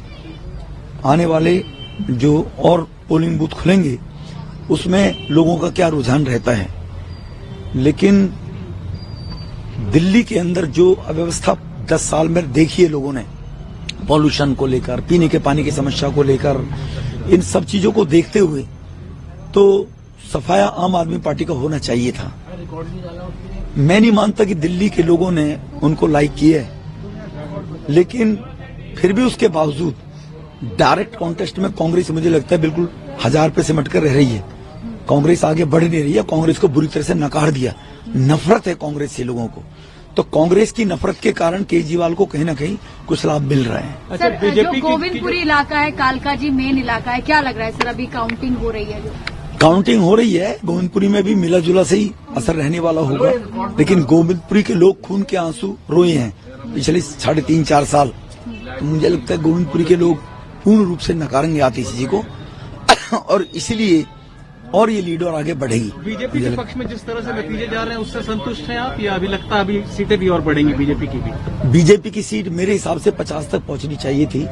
जो मेरा जनरल दिल्ली की सीटों को लेकर, दिल्ली की भौगोलिक स्थिति को लेकर, लोगों को लेकर, दिल्ली में 35 साल में काम करते होगी, मैं ये मान के चल रहा था कि 40 से 50 की सीट बीजेपी की आनी चाहिए। जो हालात दिल्ली के डेमोग्राफी से, दिल्ली के उससे लग रहा था, लेकिन उसके बावजूद भी आम आदमी पार्टी को वोट पड़ी है। वो इसीलिए मैं समझूंगा कि कहीं ना कहीं कांग्रेस के लोगों ने अभी भी कहीं ना कहीं मोदी के प्रति नफरत है उन लोगों में, और मोदी जी के प्रति, कि कांग्रेस के लोगों ने उसको नकारना चाहिए था, तो केजरीवाल को नकारा नहीं कांग्रेस के लोगों ने, मुझे लगता है। जीत तो आपकी नजर आ रही है बिधूड़ी साहब सामने वाली मार्जिन से, आप संतुष्ट नहीं? क्या हम जीत दिल्ली के अगले मुख्यमंत्री से बात कर रहे हैं? जीत हम लोगों की सेवा करने के लिए काम करते हैं। अभी भी वोट मांगा था, 3 बार मैं एमएलए रहा हूं, 2 बार मुझे सांसद मेरी पार्टी ने बनाया है, तो मुझे कोई मिनिस्टर और मुख्यमंत्री की भूख नहीं। हम सेवा करने के लिए राजनीति में हैं। मेरे घर के पीछे आर्य समाज मंदिर है, जाकर देखिए, स्कूल है, हॉस्पिटल है, ये सब मेरे परिवार के दान दी हुई जमीन में बने हुए हैं 40-50। हम सामाजिक पृष्ठभूमि से, जीवन से निकल कर आए हैं, सेवा भाव से काम करना चाहते हैं, स्वाभिमान की जिंदगी जीने वाले लोग हैं। तो इसीलिए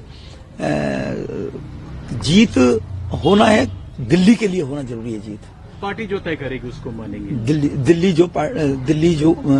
दिल्ली की जीत होनी चाहिए।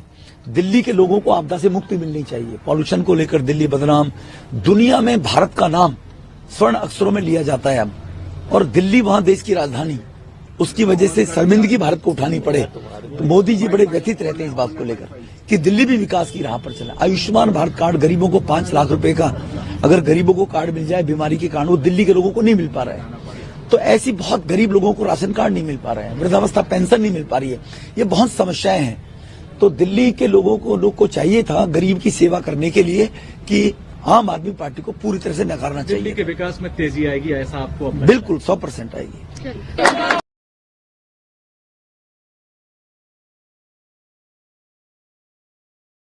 तो बढ़त बनाए हुए हैं, क्या कहेंगे सर?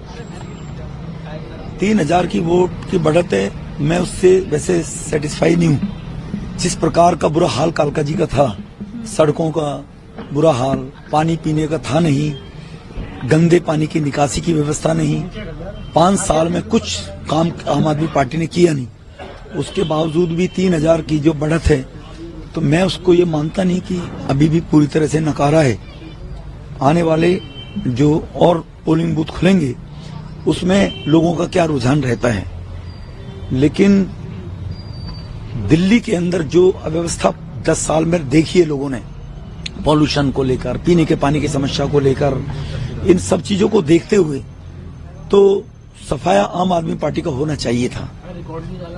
मैं नहीं मानता कि दिल्ली के लोगों ने उनको लाइक किया है, लेकिन फिर भी उसके बावजूद डायरेक्ट कॉन्टेस्ट में कांग्रेस मुझे लगता है बिल्कुल 1000 पे सिमट कर रह रही है। कांग्रेस आगे बढ़ नहीं रही है, कांग्रेस को बुरी तरह से नकार दिया। नफरत है कांग्रेस से लोगों को, तो कांग्रेस की नफरत के कारण केजरीवाल को कहीं ना कहीं कुछ लाभ मिल रहा है। अच्छा, जो गोविंदपुरी इलाका है, कालका जी मेन इलाका है, क्या लग रहा है सर? अभी काउंटिंग हो रही है, काउंटिंग हो रही है, गोविंदपुरी में भी मिला जुला से ही असर रहने वाला होगा, लेकिन गोविंदपुरी के लोग खून के आंसू रोए हैं पिछले 3.5-4 साल। तो मुझे लगता है गोविंदपुरी के लोग पूर्ण रूप से नकारेंगे आतिशी जी को और इसलिए और ये लीड और आगे बढ़ेगी। बीजेपी के पक्ष में जिस तरह से नतीजे जा रहे हैं उससे संतुष्ट हैं आप, या अभी लगता है अभी सीटें भी और बढ़? ये खुशी के आंसू हैं, राम भक्तों की सरकार बनने जानी है।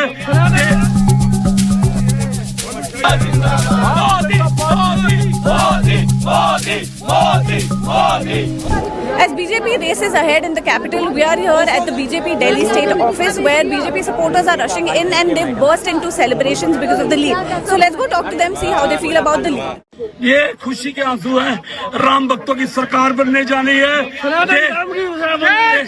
देश भक्तों की सरकार बनने जा रही है। इस केजरीवाल, भ्रष्ट केजरीवाल ने हर वो काम किया जिसमें हिंदुओं का अपमान हो, सनातन का अपमान हो।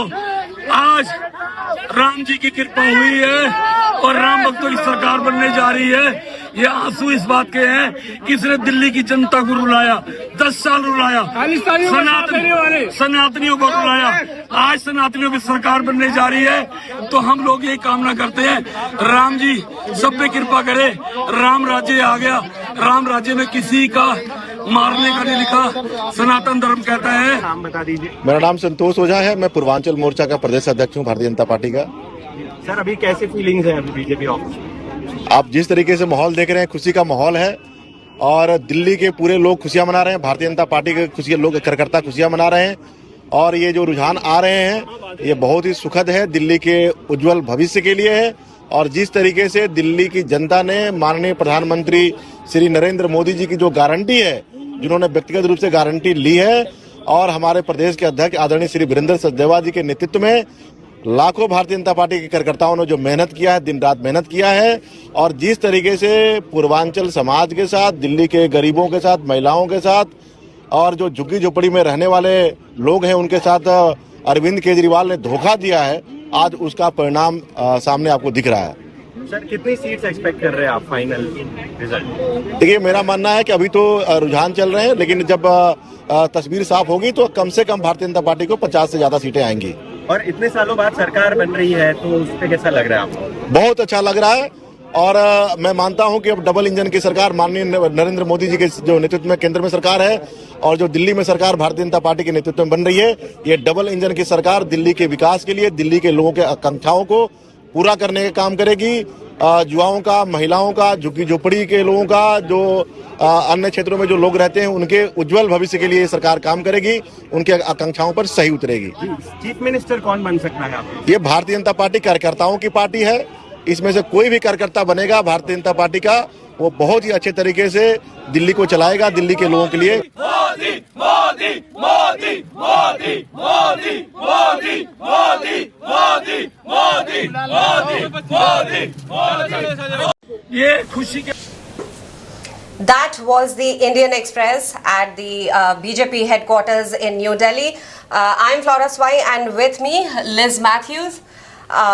She's a senior journalist with the Indian Express. And Liz, we'll talk to you about how BJP scripted this victory in New Delhi. That was the Indian Express at the BJP headquarters. People are literally weeping in joy. But before we move to BJP, it's been a hectic day for the Aam Aadmi Party, and let's take a look at the entire journey of Arvind Kejriwal's party, the rise and fall of AAP.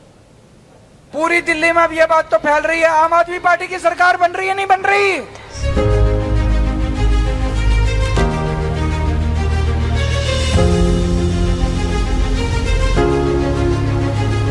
From a revolutionary movement to ruling Delhi for a decade, AAP's journey has been nothing short of extraordinary. But is this where it all comes crashing down? With BJP surging ahead, is this the end of Kejriwal's dominance? Arvind Kejriwal was an unknown bureaucrat until 2011, when the Anna Hazare-led anti-corruption movement changed Indian politics forever. Riding on public anger against corruption, Kejriwal and his team broke away to form the Aam Aadmi Party in 2012. Their promise: a cleaner, corruption-free government. In the 2013 Delhi elections, AAP shook the system, winning 28 out of 70 seats. Congress collapsed to just 8, while BJP stood at 32. Kejriwal even defeated Sheila Dikshit in the New Delhi seat. He became CM with Congress support but resigned in just 49 days, citing a lack of backing for his anti-corruption bill. That gamble paid off in 2015. AAP returned with a historic landslide, 67 out of 70 seats, reducing BJP to 3 and wiping Congress out. Kejriwal's governance model, focused on free electricity, water, and better schools, helped him retain power in 2020 with 62 seats. For a decade, AAP ruled Delhi unchallenged. But in 2025, the tide seems to be turning. The 2025 Delhi elections are proving to be AAP's toughest battle. Early trends show major setbacks for the party. Arvind Kejriwal is trailing against BJP's Parvesh Sahib Singh. Even CM Atishi is behind in Kalka ji. मुझे पूरा भरोसा है कि कालका जी के लोग और पूरी दिल्ली के लोग अच्छाई के साथ खड़े होंगे, काम के साथ खड़े होंगे, आम आदमी पार्टी और अरविंद केजरीवाल जी के साथ खड़े होंगे। दिल्ली के लिए कोई नंबर आप प्रेडिक्ट करना चाहेंगे आज? देखिए, हम तो पहले ही कई दिनों से कह रहे हैं कि अरविंद केजरीवाल जी चौथी बार मुख्यमंत्री बनेंगे, भारी बहुमत से बनेंगे, और आज शाम तक आंकड़ा आपके सामने होगा। आपका मार्जिन कितना रहेगा? आप कितना मार्जिन देख रही हैं? अगर आप कुछ घंटे में पता चलेगा। देखिए, आम आदमी पार्टी का अगर आप इतिहास देखिए, आम आदमी पार्टी में हमने जब शुरुआत करी, हमारे पास कुछ भी नहीं था। कोई सोच नहीं सकता था कि आम आदमी पार्टी राजनीति में सफल हो सकती है। ना हमारे पास पैसे की ताकत थी, ना हमारे पास बाहुबल था, ना हम धर्म की राजनीति करते हैं, ना हम वोट बैंक की राजनीति करते हैं। लेकिन दिल्ली के लोगों का प्यार था, भगवान का आशीर्वाद था कि आज हम यहाँ तक पहुंचे हैं, और मुझे पूरा भरोसा है कि दिल्ली के लोगों का प्यार और ऊपर वाले का आशीर्वाद हम पे बना रहे। While some leaders like Manish Sisodia, Saurabh Bharadwaj and Gopal Rai are leading, AAP is struggling overall. Meanwhile, BJP, driven by PM Modi's aggressive campaign, is making big gains. Exit polls predict BJP winning 40 to 45 seats, enough to reclaim power after 27 years. AAP is struggling to cross the majority mark of 36. Congress remains a non-factor. If these trends hold, AAP could be staring at its biggest political defeat yet. From disrupting Delhi politics to dominating it for a decade, AAP's journey has been historic. But is this the end of the road? If BJP wins, Kejriwal's future as Delhi's political powerhouse will be uncertain. Is AAP's era coming to a close, or can Kejriwal make a comeback? So that was the entire journey of the Aam Aadmi Party. Liz, coming back to you, the numbers right now stand at BJP leading at 46 and the Aam Aadmi Party at 24. Counting is still underway, but I think the picture is somewhat clear. How did BJP pull this off? How did they script this victory? See, that is like, BJP this time, I think, despite all its drawbacks, like the Delhi BJP unit has never been seen as a very strong, state unit in comparison with the other state units of the BJP, and also it didn't have any leader. Like if you look at the other elections in the recent past, right from Madhya Pradesh to Rajasthan to Haryana, Maharashtra, there were leaders. Like although there was no particular face, to lead with. In Maharashtra it was more or less clear it was Fadnavis leading. In Haryana it was Saini leading. In Rajasthan there were leaders. Also like although the new chief minister was a surprise choice, like in Madhya Pradesh there were leaders like Vasundhara Raje in Rajasthan, and also Madhya Pradesh Shivraj Singh Chauhan, in Chhattisgarh other leaders were there. In Delhi, there was no, particular leader face for the BJP. Instead, they, projected Prime Minister Modi. Right. And Prime Minister Modi, you should say that, in Haryana, it was not a Modi-led campaign. Correct. In Haryana. And, even in Maharashtra, Modi's role was, in comparison with the other state elections, Modi's role was kind of limited. Even if you look back the other assembly elections. But this time, this in Delhi, it was Modi was there. And, BJP took a risk, like if another defeat in Delhi under Modi's leadership, if BJP is, fighting, if a defeat would have been really bad for Modi. But see, obviously BJP had its strategy in full force. BJP had a 360-degree approach to the campaign. And, and unlike in the past, they focused on the small meetings, the small, for example, even their regional language, that camp, they actually, they had 5,000 meetings, It is ranging from a drawing room meetings to small gatherings. So the BJP's focus was on the small meetings.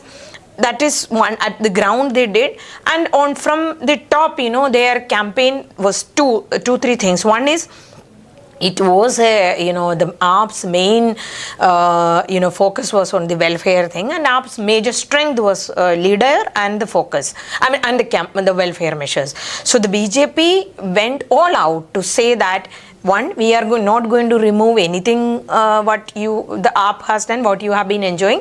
That was the biggest fear for the lower strata, like the voters for the key vote base for the Aam Aadmi Party, that whether if the BJP comes in, we might lose all those things. The BJP insisted that they wouldn't, and they moved, they wanted to, the middle class has always been the BJP support base. They did stay, they announced the 8th Pay Commission, and they did the income tax exemption for the middle class. It benefited. So kind of consolidated or regained that middle class support, while gaining the lower middle class and the lower strata of the society votes from the Aam Aadmi Party. So this is what the BJP is one main. And at another level, the perception level, what BJP did was the campaign. The BJP. See, like if you look back at the last. Forget about the 10 years, look back at the last 5 years, we never heard BJP big as an opposition. BJP was not as strong as the other opposition. Exactly. BJP in the other state, but then the towards the end of what they started with this, strip Arvind Kejriwal and the Aam Aadmi Party of the image that they are, and the crusaders against corruption. So they brought out all these scams, like excise scam, and again the liquor scam, and also the main attack on this Kejriwal's face was that the Shish Mahal thing. Actually, it all captured the imagination of the people, because he was someone who really got into people's mind and hearts, saying that I will be a different leader. I will be a leader with a difference. I will not be using of official bungalows and all. But like a common man's Aam Aadmi, you know, that thing actually strike chord with people, which the BJP, the first thing BJP did was to take that off, that sheen off the, They shattered the complete perception about Kejriwal. And also, you know, like here, when you look at, you know, for BJP, it is the people who have discussed things earlier mentioned, you know, Delhi was always an eyesore for. Like for the last 27 years, the BJP has been winning election after election, Haryana, whether it is Haryana, Uttar Pradesh, Rajasthan. But, you know, Delhi was kind of elusive to them. This really was a kind of, you know, it was a prestige issue for BJP and it was a prestige issue for Narendra Modi because Kejriwal took on him directly. You know, Kejriwal was seen as the person or the leader who's going to take on Modi. Very much head on. Yes. It was like face off, you know, like. So this is like for BJP, if this is the final result, it's like very clear victory. It's not like a scrape through or something. That will be such a what do you call it? It's like I can't just say that it is a moral boost or something. It is much more than that for the BJP. Correct. Absolutely. But like you mentioned, Liz, that it has been an eyesore for such a long period of time, 27 years to be precise. And also at the same time, BJP has been winning election after election. And at the same time, how do you see Delhi on BJP's bucket list of the win? Like, what is the bigger picture? How does this affect BJP? Obviously, it's a major morale booster. But apart from that, in the grand scheme of things, how does Delhi fit in BJP's longer run plan? Flora, that's it. Geographically, it's not a big state. It doesn't, it's not politically, like Uttar Pradesh or something, it's not politically crucial state.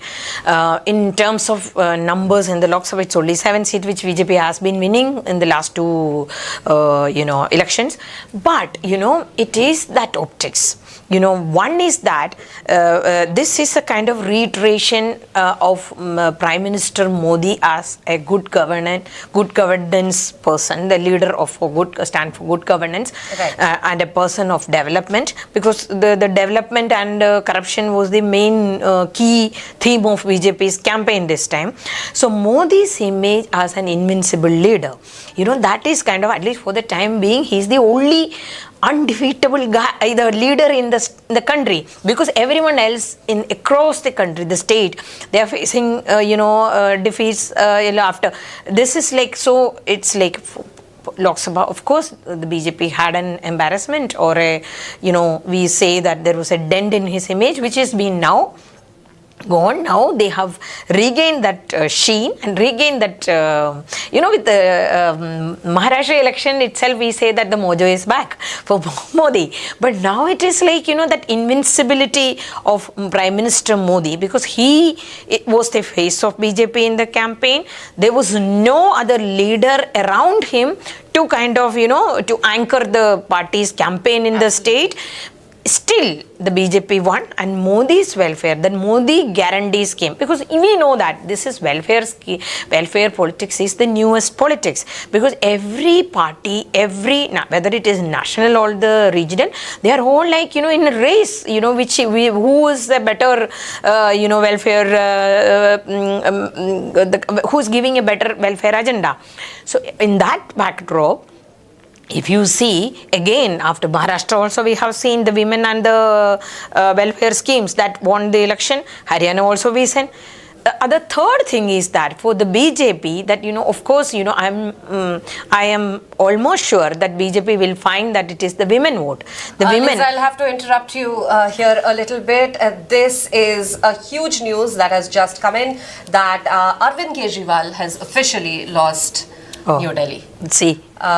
The numbers are out. Kejriwal has lost New Delhi. It was not looking good for him, though he had gained a little bit of a lead by around 325 votes around a couple of hours ago, but he couldn't sustain it, and now Arvind Kejriwal has lost New Delhi. Coming back to you, Liz, what you were talking about, now how does it look for the Aam Aadmi Party? Because it's the national convener, the founder of the party, biting the dust. The face of the party. He is the face of the party. Unlike BJP, which has this very old, tested, tried and tested, organization, the AAP doesn't have that. So it was more or less depending on Kejriwal's image and volunteers for that. It is very difficult to say that they would sustain this kind of a setback, because when the Congress, despite all the setbacks in the past 10 years, the Congress somehow managed, because it had, like I said, a tried and tested organization. It has district units across the country. Aam Aadmi Party doesn't have that. Also, we have seen it did not, the initial the surge it made in other states, in the next election they kind of failed it. So no other state, now the Punjab is in power, the party is in power, we don't know whether their party will be able to sustain even that, whether the same kind of acceptance, because Punjab was, both parties, BJP was not a big force there, the Shiromani Akali Dal and the Congress was, people have really sick and tired of type, that was the voters' reaction. So there the AAP came up like as a fresh, the breath of fresh energy. Like that thing, the AAP has more or less lost, I think. And also with the Kejriwal's, the corruption charges and the missteps he has taken. So this one, and also, the AAP's failure, personally, if I look at it, I feel that, AAP has not been able to build up a very good organization, right from the booth level to the mandal level or whatever, the district level to the more or less, like I said, it was an volunteer-based party, and it is, we heard Atishi saying that we didn't have the organization, we didn't have ideology. That is another issue. The BJP has, whatever said and done, there is an ideology. Whether you may have difference with that ideology, but BJP has an ideology. We'll come back to that, Liz, BJP's ideology. We'll talk more on that, definitely, because that seems to work in their favor every time. The other breaking news right now is Manish Sisodia conceding defeat in the Jangpura Assembly constituency. The tallest leaders are... The tallest leaders are all biting dust for the Aam Aadmi Party. We are joined by Saman Hussain again, live from the Aam Aadmi Party office in Delhi. Saman, what is happening at the Aam Aadmi Party office now that Manish Sisodia and, of course, Arvind Kejriwal both have lost their respective seats?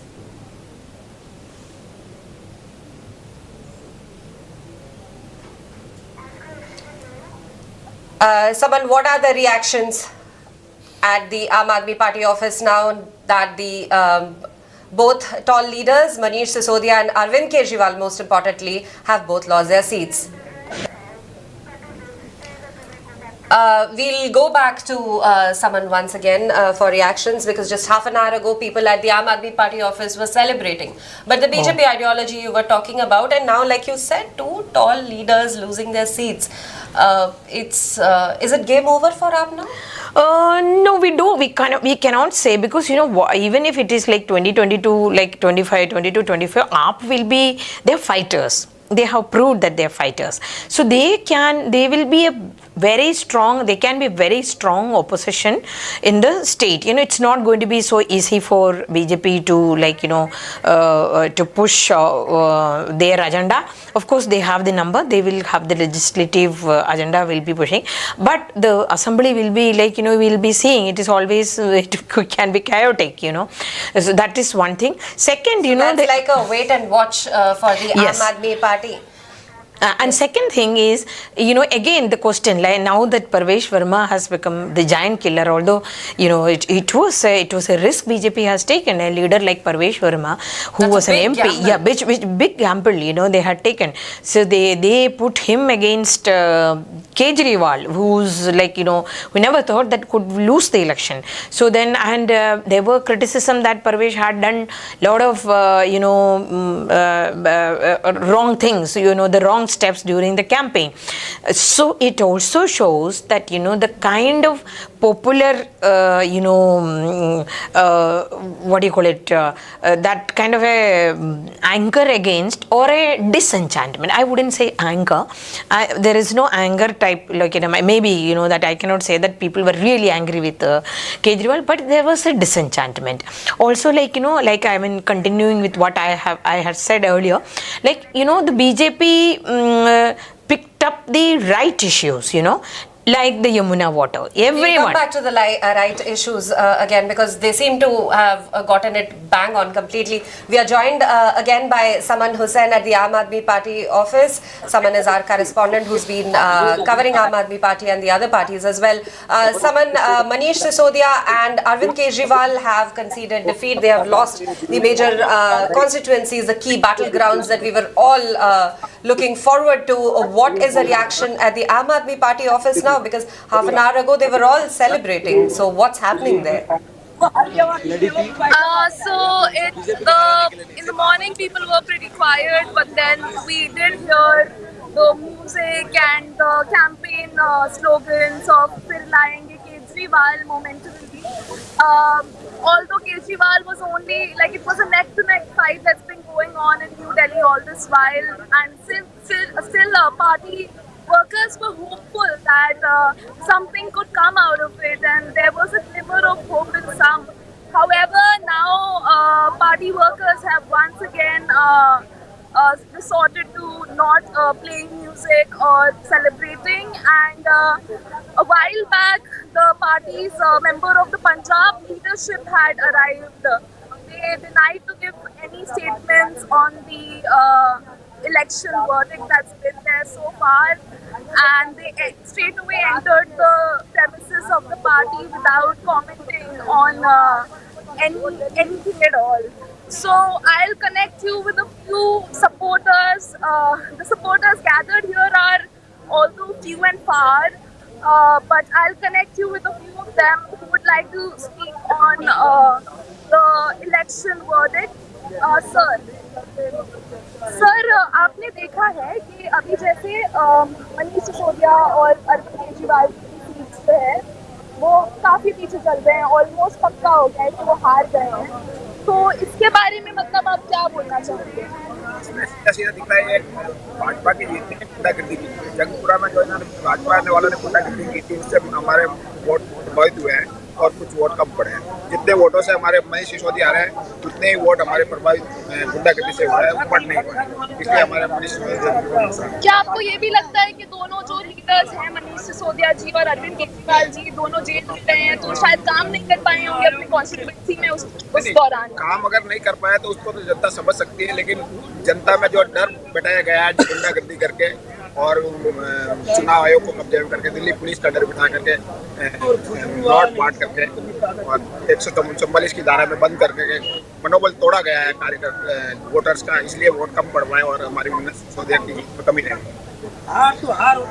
Sir, आप क्या बोलना चाहेंगे कि मनीष सिसोदिया जी और अरविंद केजरीवाल जी हार गए हैं अपनी अपनी सीट से?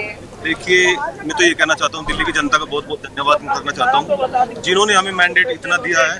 और दिल्ली के अंदर केजरीवाल जी ने बहुत सराहनीय कार्य किए, लेकिन क्या कहते हैं, जादू छड़ी तो नहीं है केजरीवाल जी के पास. अब ये तुरंत दिन के दिन कर देंगे, लेकिन जो भी मैंडेट दिया, दिल्ली की जनता ने बहुत अच्छा मैंडेट दिया. हम दिल्ली की जनता का दिल से शुक्रिया करते हैं, क्योंकि केजरीवाल जी ने बिजली फ्री करके दिखाई, पानी फ्री करके दिखाया, शिक्षा पे, स्वास्थ्य पे, हर क्षेत्र में बात करी, उन्होंने काम किया है. लेकिन उनका बहुत बहुत धन्यवाद करते हैं. दिल्ली की जनता बस यही कहना चाहते हैं. सर, आप कुछ कहना चाहेंगे कि मनीष सिसोदिया जी और अरविंद केजरीवाल जी अपनी सीट से हार गए, इसके पीछे क्या रीजंस हो सकते हैं? रीजंस जो भी हैं वो पार्टी प्लेटफॉर्म पर डिस्कस किए जाएंगे.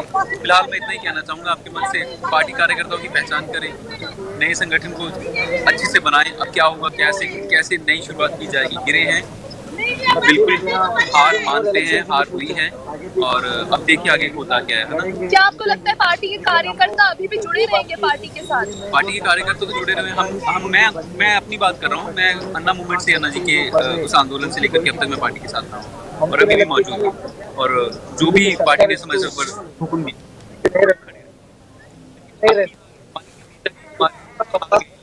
ये हमें बड़ा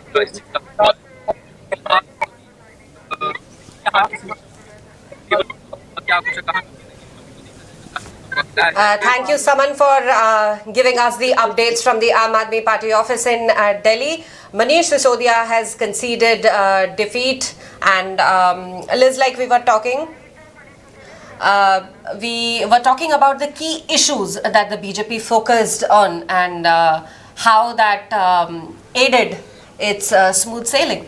See, like BJP in when other states, they had this Hindutva hue to their campaign.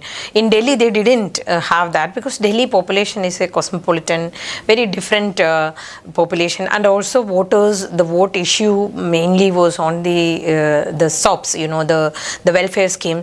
The BJP very strategically kept that Hindutva side inside, and also focused mainly on the corruption of the Aam Aadmi and Aam Aadmi Party government and Kejriwal.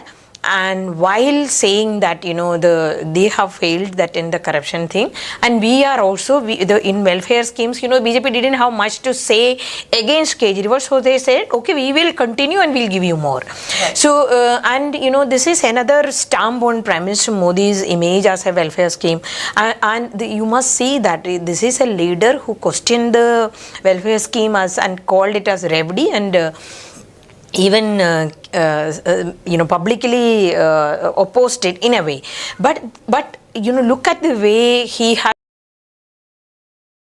immediately as a Modi's guarantee thing. It of course it's again been all these factors are there. Also, Flora, another thing we have to focus on is that the way the central government, the way the entire bureaucracy, police, even social media, communication network, everybody was coming down heavily on Kejriwal, and and that is, you cannot just just close your eyes to that. The BJP, because like we said, it was an ISO. The Delhi government was always an ISO for BJP, and so BJP used everything in its arsenal to kind of defeat Kejriwal. We know that he was in jail, and there were issues, and there were criticism against the way LG was performing. There are a lot of things. The BJP had an edge compared to the Aam Aadmi Party of the machinery. So the Aam Aadmi Party leaders have already said that very publicly. But I also feel that it had another angle to it, in the sense some people at least they felt that okay, the Kejriwal and the army, his people kept on saying that okay, we don't have any powers, basically the center is coming. So people might have thought okay, you have been in power for 10 years, more than 10 years, and if you don't have any power, if you don't have any authority, we might as well give it to a party which can do something for us. The roads, the pathetic condition of roads, the water, the drinking water quality, the quality of life in Delhi has really gone down. That the BJP has succeeded in projecting that as a failure of the Aam Aadmi Party, whereas it really, like I said, it was a double-edged thing. It has, the same time they have taken away what Kejriwal had, that the image as a very corruption-free, honest Aam Aadmi leader. So like I said, the BJP's approach was kind of double-edged, and it worked. Right. I also want to talk to you about the Muslim voters, because the BJP this time actually campaigned in the Muslim localities. You think that sort of gave it the brownie points also? See, since the BJP had not taken out or anything on the Hindutva side, and also focused on development. The BJP leaders say, I don't know, we have to see whether how the the Muslim dominated areas voted, and the BJP say that the development message, the Modi's guarantee, and also the proof that nothing has changed even after Modi got 240. This is what they are saying, I'm not saying. That has helped BJP to win some portion of the Muslim support in this election. That's what BJP is claiming. Like I said, we have to see.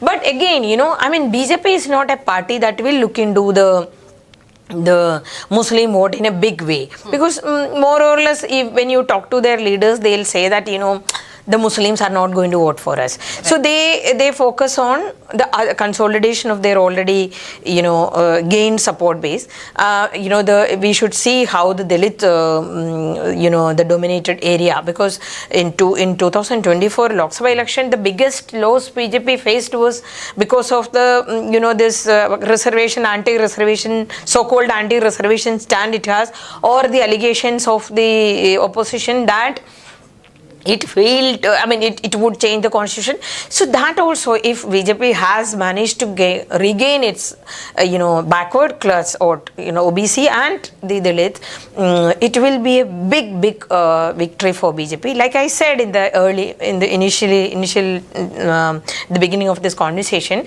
that, what BJP lost in 2024 or what BJP had, the insult or injury it had inflicted, the election result had inflicted on it, has been completely recovered now. Because it is Haryana, okay, in between Jharkhand, a regional party won, but that didn't affect BJP, and also it didn't create that kind of a perception that that BJP is lost, But with Maharashtra, they kind of won it back. So now again Delhi has cemented that, underscored the fact that Modi is the only undefeatable leader in the among the national politics now, because we have seen emergence of some leaders. We have seen Congress after their 44 and 52, from being a party of not winning the adequate number of seats or required number of seats to be the leader of opposition. This time they gained, but the party also has not been able to sustain it. Rahul Gandhi has not been able to sustain that image.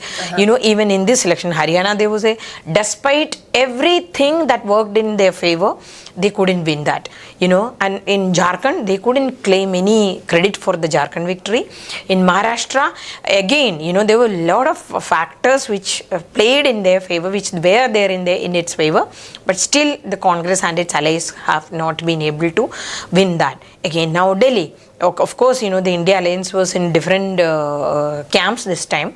This time again it is going to affect the India alliance also, but in a way, even in the loss, it is a gain for Congress, because it will remain as the only party which can actually keep the alliance together, because Aam Aadmi Party, because Kejriwal was the biggest threat to Gandhi's or even the Congress leadership when it was trying to gain this, take this leadership of, the India alliance or the anti-BJP forces at the national level.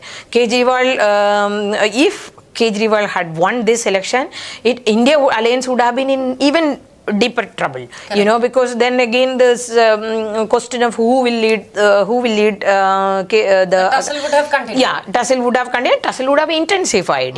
Now already we know that there is an issue between the Congress and the TMC, and now Bengal election is coming next year, Kerala election is coming next year, again the India alliance parties will have to fight with each other. Assam is coming, Tamil Nadu is coming, so there at least the India alliance is likely to be together.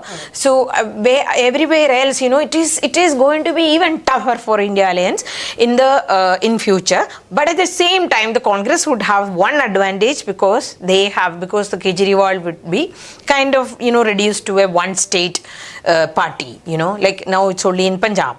It doesn't mean that Kejriwal is completely the party will go to wilderness in Delhi. As I said, knowing Aam Aadmi Party, we know that they are fighters. We will see a very, I think we will see a very aggressive face of Aam Aadmi Party. But the fact that again Kejriwal will not be in the house. Atishi, the Deputy CM Manish Sisodia will not be in the house. Again, it will see who will lead in Aam Aadmi Party, which gives Aam Aadmi Party a lot more time, the leaders a lot more time in the other states ahead of the other, the key elections. So, it is going to be a very fluid situation in terms of when it comes to the opposition. But again BJP is like will be sitting very pretty, like with Narendra Modi. A lot of people saw that it will, because after the 240, like the Lok Sabha election, thought that this is going to be the the last term of Prime Minister Modi. Now Prime Minister Modi's very key agenda are like the one nation one election Waqf thing is coming. So with this, it's like BJP surge is continuing, or whatever ground it has lost, it is gaining, and the others are continue to be in trouble. Absolutely.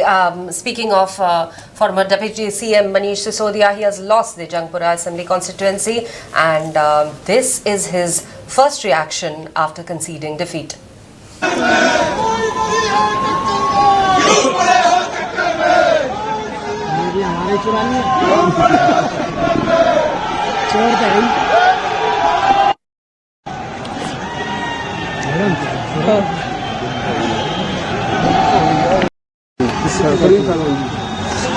Parveen, इससे बात हुई गाड़ी के लिए आपकी? अभी मैं reaction दूंगा. Actually, no. Please, I know, but actually half of it only took it. That's why I'm asking. Give me a space to say no. Give me a space to. Okay, fine. If you don't give me that space, then you'll feel okay. Sure.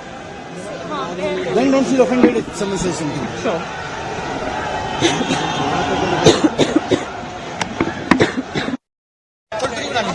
अरे camera clear है यार, LCD टूट जाएगी भाई.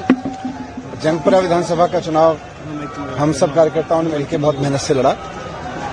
जंगपुरा विधानसभा के लोगों ने भी बहुत प्यार मोहब्बत सम्मान दिया, लेकिन 600 वोट से लगभग 600 वोट से उसमें हम पीछे रह गए.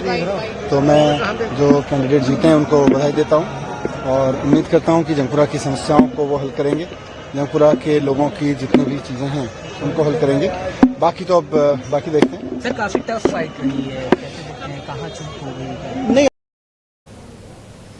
That was Manish Sisodia conceding defeat. Like he mentioned that the party workers had actually worked hard on this election, and if you saw when someone was there in the Aam Aadmi Party office, Liz, there is a sense of dejection, but I can see that a lot of party workers are still very resilient. They say that they are not going to abandon the party, or they are still going to work hard. It's not like there's remorse everywhere that they have lost. Of course, there's a sense of dejection. Definitely, right now, Parvesh Verma is leading by over 3,000 votes as of now, and the final round of counting is about to be done. And Liz, before we let you go, how do you think from now on the BJP will set the board, and how do you think the AAP will go about?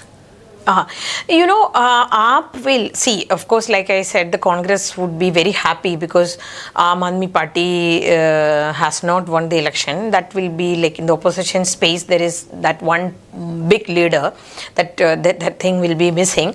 So that is there. At the same, and Congress will have some hope that okay, we can emerge as the party. But again, Flora, that Aam Aadmi Party, I feel, because we have been seeing Congress and the BJP for a long time. There is an element of, fatigue for many. I'm not saying. And here this time BJP doesn't have that fatigue factor in Delhi, and it won. Okay, but again, the BJP, because of BJP being the tallest and the most dominant party at the national level, there will be a fatigue element. And again, for the Congress also, because they were there in power for a long time. But Aam Aadmi Party can, I think that they can retain that element of freshness to some voters to an extent, which Congress and BJP wouldn't be able to. Okay, so Aam Aadmi Party, when people, especially Delhi voters, like earlier in the past, Delhi was like if somebody comes to power, they will remain for 2-3 terms. But we don't know the politics, the nature of politics, the nature of voting is changing, and especially Delhi is something which is a place where people voted very differently than the Lok Sabha election on the national flavor, So we should see, and it all depends on how Kejriwal is taking it up, how Kejriwal is trying to manage the situation, salvage the party.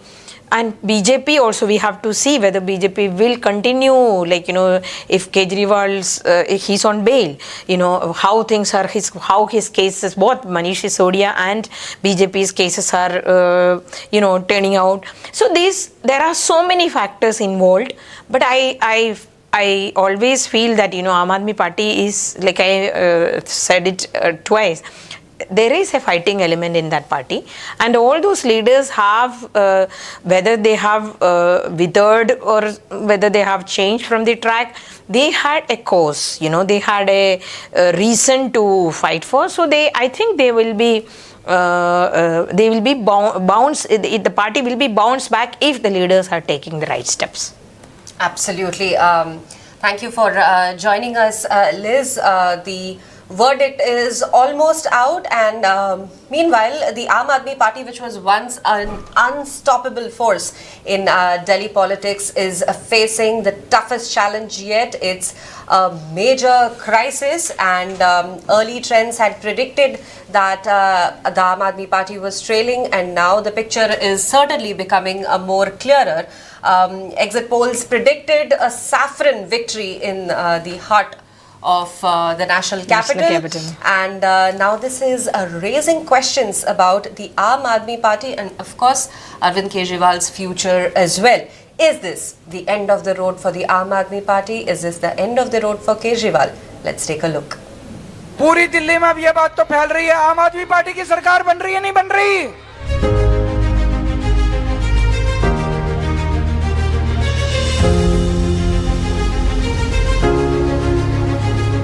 From a revolutionary movement to ruling Delhi for a decade, AAP's journey has been nothing short of extraordinary. But is this where it all comes crashing down? With BJP surging ahead, is this the end of Kejriwal's dominance? Arvind Kejriwal was an unknown bureaucrat until 2011, when the Anna Hazare-led anti-corruption movement changed Indian politics forever. Riding on public anger against corruption, Kejriwal and his team broke away to form the Aam Aadmi Party in 2012. Their promise? A cleaner, corruption-free government. In the 2013 Delhi elections, AAP shook the system, winning 28 out of 70 seats. Congress collapsed to just 8, while BJP stood at 32. Kejriwal even defeated Sheila Dikshit in the New Delhi seat. He became CM with Congress support but resigned in just 49 days, citing a lack of backing for his anti-corruption bill. That gamble paid off in 2015. AAP returned with a historic landslide, 67 out of 70 seats, reducing BJP to 3 and wiping Congress out. Kejriwal's governance model, focused on free electricity, water, and better schools, helped him retain power in 2020 with 62 seats.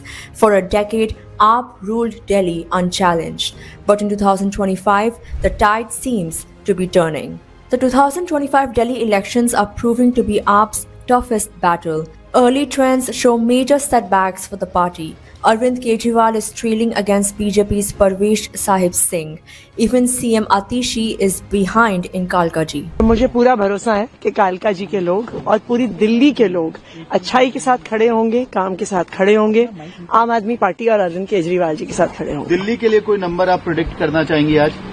देखिए, हम तो पहले ही कई दिनों से कह रहे हैं कि अरविंद केजरीवाल जी चौथी बार मुख्यमंत्री बनेंगे, भारी बहुमत से बनेंगे, और आज शाम तक आंकड़ा आपके सामने होगा। आपका मार्जिन कितना रहेगा? आप कितना मार्जिन देख रही हैं अगर आप जीते तो? कुछ घंटे में पता चलेगा।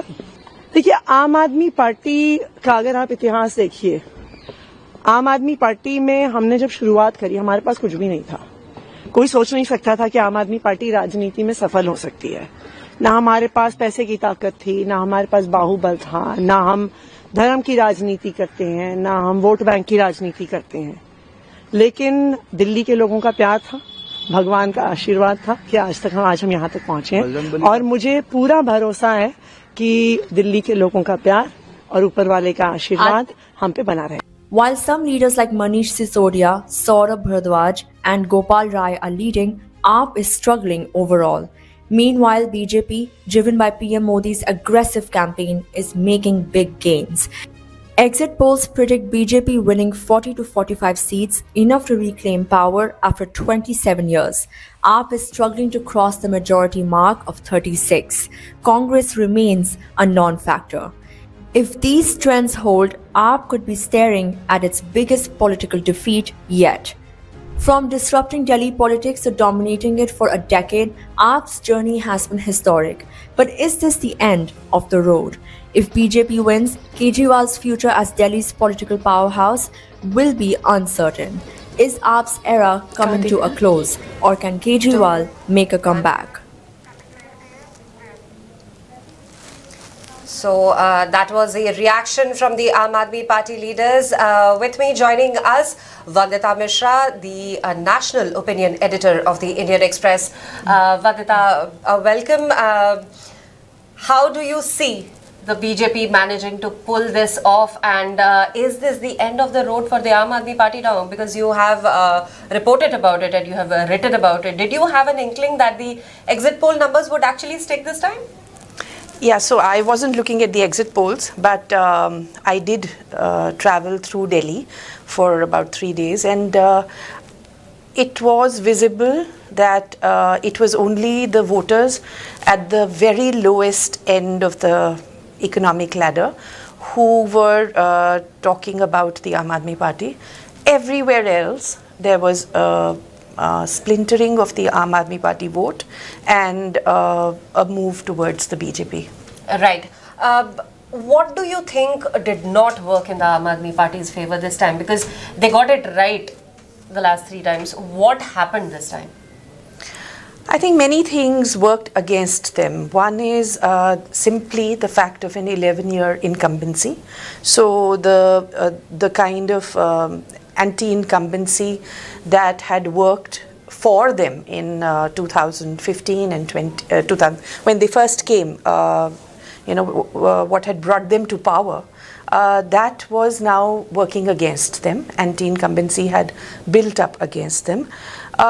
It was also that I think they took the voters of Delhi for granted. The Aam Aadmi Party machine halted at the basics that they managed in the first term, the innovations that they did, the renovation of the government school, the setting up of the Mohalla clinic, and then after that the subsidized water, electricity.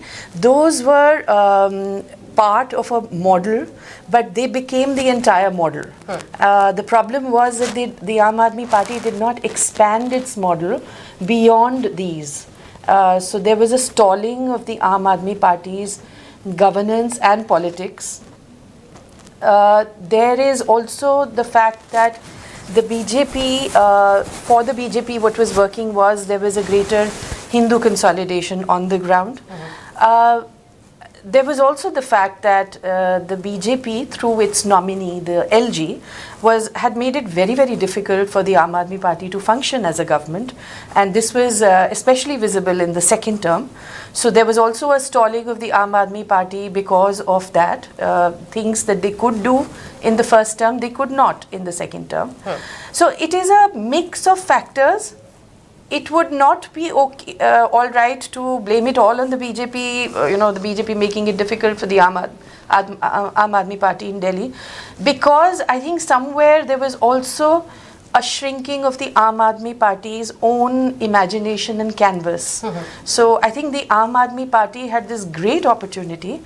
It was a startup, one of the most successful political startups in recent times. It was, that's beautifully coined. It was one of the it was political startup. Yeah, we haven't seen that kind of a success, that kind of a meteoric rise out of nowhere. It was an outsider when it came for its first election in 2013, and from there to capture Delhi in the way that they did, 67 seats, 62 seats out of 70. I mean, that was an amazing graph which has not been seen in recent Indian politics. So they had this great opportunity. They had the platform of Delhi, which is always in the arc lights, so it is a very high visibility platform. And yet, I think they have vacated the space that they occupied through a mixture of their own being caught up in their own problems and not keeping their sights set on the Delhi voter and on Delhi infrastructure, services. That's one. And it was also that the BJP made it difficult for them to do so. Absolutely. The BJP made it really difficult for the Aam Aadmi Party to keep its grasp on Delhi. We'll talk about the BJP, but I also want to take a detour and talk a little bit about Congress. They are still, I think, at zero. They are not even leading anymore. They were leading in one seat in the morning. But how, because Sheila Dikshit is a gold standard when it came to CMs in Delhi. And now the Congress has no account opened at all. But at the same time, it's becoming easier for Congress in Delhi in terms of the fact that, you know, it's just BJP versus Aam Aadmi Party, and of course the larger India alliance picture. How do you see the Congress amongst all of these elements? With the Congress, you mentioned Sheila Dikshit. That's their tragedy. They stopped at Sheila Dikshit. You know, to all the voters that I spoke, and I would, if I asked the Congress question, that was the answer, that it is a party that is not seen to have renewed itself, either in terms of its leadership or in terms of its support base, from the time of Sheila Dikshit. So, you know, there are no leaders on the ground. There is no signs of an organizational revival on the ground. There is a complete ceding of the space that they had, you know. They were, I think in 2009, 40 or 50% of the vote, and now they are down to 4%. So and most of the vote that went away from the Congress actually has gone to the Aam Aadmi Party, and from what we can see, it has seen no reason to go back to the Congress. In this election, we are seeing that some of that vote has gone to the BJP. But the vote that came originally to the Aam Aadmi Party from the Congress did not go back to the Congress because it did not find any compelling reason to do so, because the party has lost all the, you know, in terms of whether it is, it's lost the plot in terms of putting leaders forward, it's lost the plot in terms of putting issues forward. And so it has completely vacated the space it once occupied. Absolutely. We'll turn to BJP again. What is it that they keep doing each time in each state? I mean, I won't say that Delhi was the last piece of the struggle, last piece of the puzzle. I'm not going to say that, but you know, it was that one trophy that was missing from their entire collection for the last 27 years. So what do you think made the BJP tick in Delhi as well? Apart, of course, from the Narendra Modi factor, he's always there. But apart from him, what else do you think clicked? See, the BJP has never been missing from Delhi. It has held on to a vote share of something like 30% in the last two elections, even though Aam Aadmi Party swept in terms of seats. Yeah. So the BJP's vote share has remained a sort of a constant 30%, which is a very healthy vote share to build upon.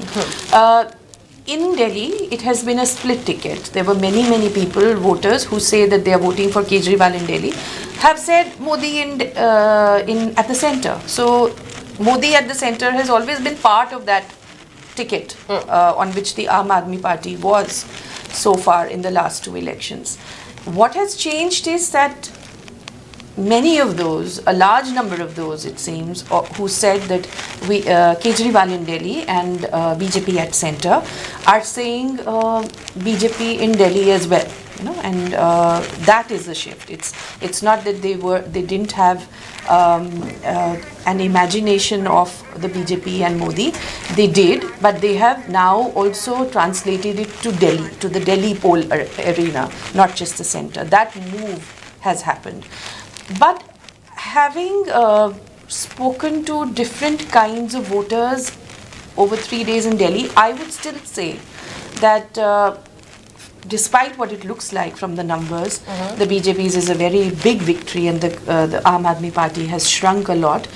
This was an election that Kejriwal has lost. I don't see it as an election that Modi has won. I see it as an election that Kejriwal has lost.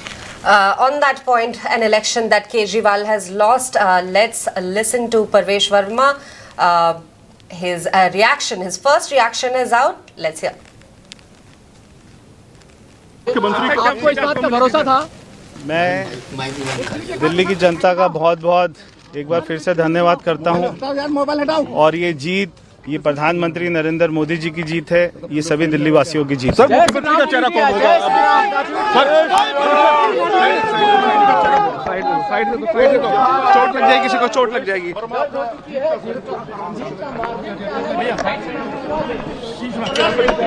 लग जाएगी।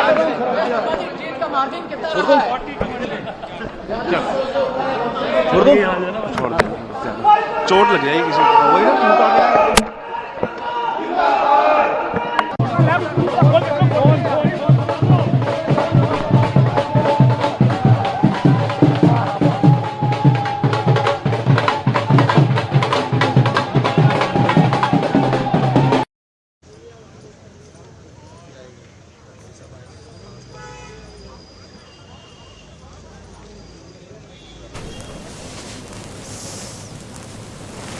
So that was Parvesh Verma.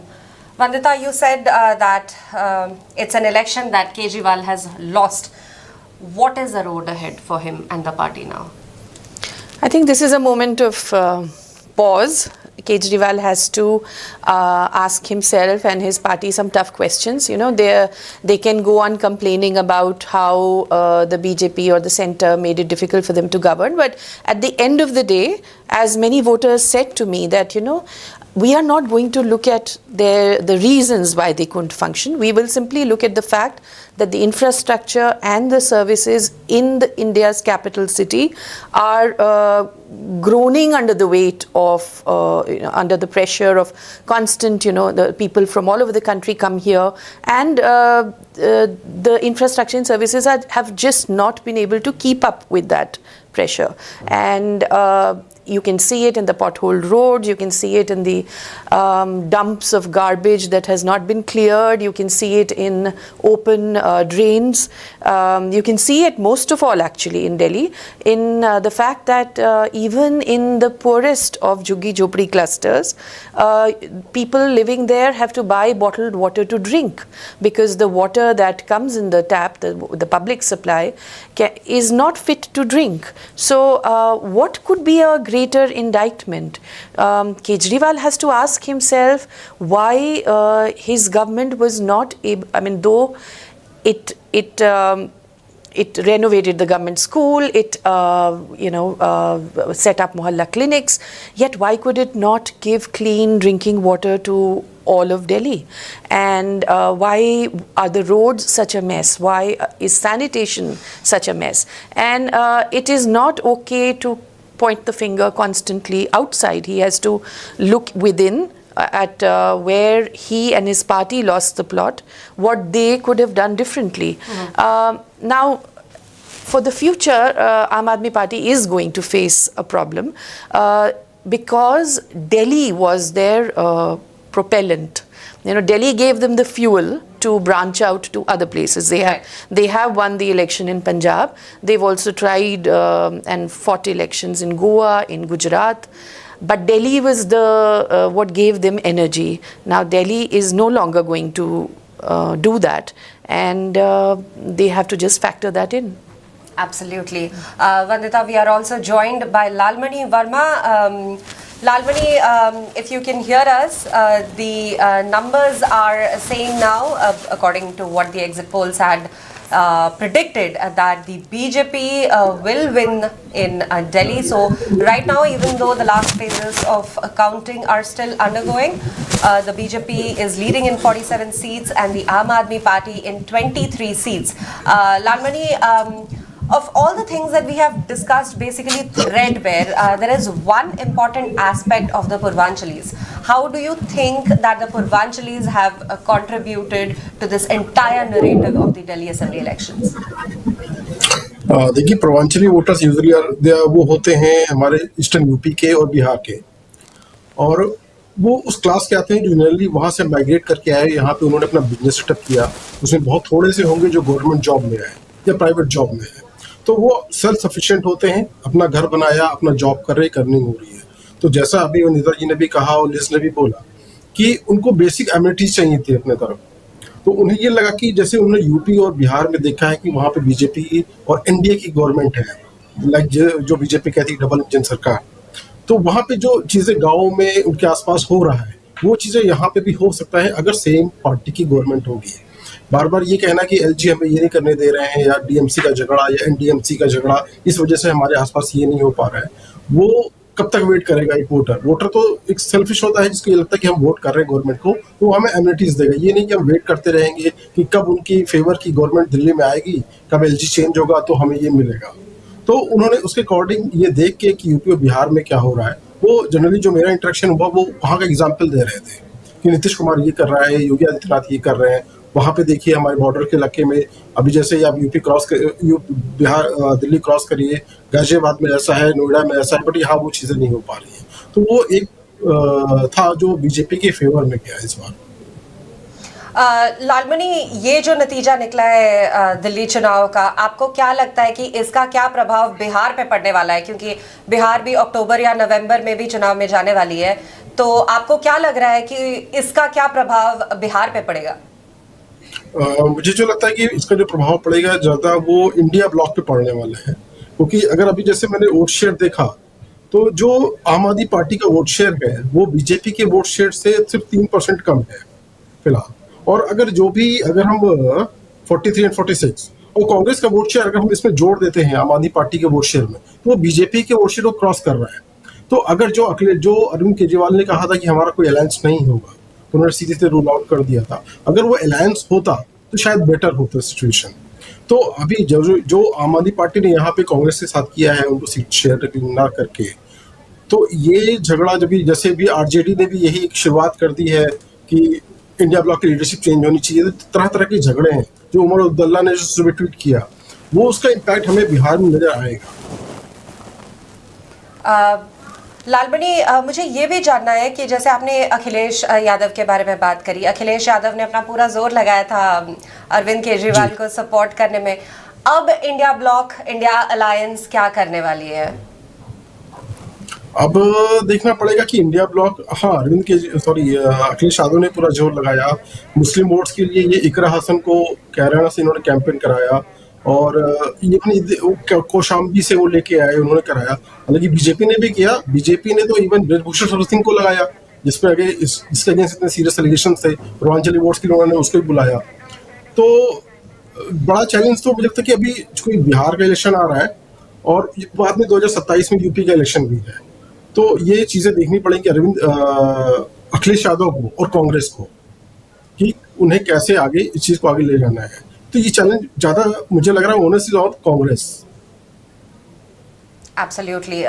Thank you, Lalmani, for that. Vandita, coming back to you, now that it's out and about that it is the BJP that will be seizing control of Delhi now, how do you see the Delhi's landscape change per se politically, given that, all the promises were made were mostly similar, but now that BJP has the edge, what kind of changes are you expecting? BJP will not have any excuses basically because they've got now their double engine sarkar. They have the center, they have a government in Delhi, so they do not have any excuses not to deliver.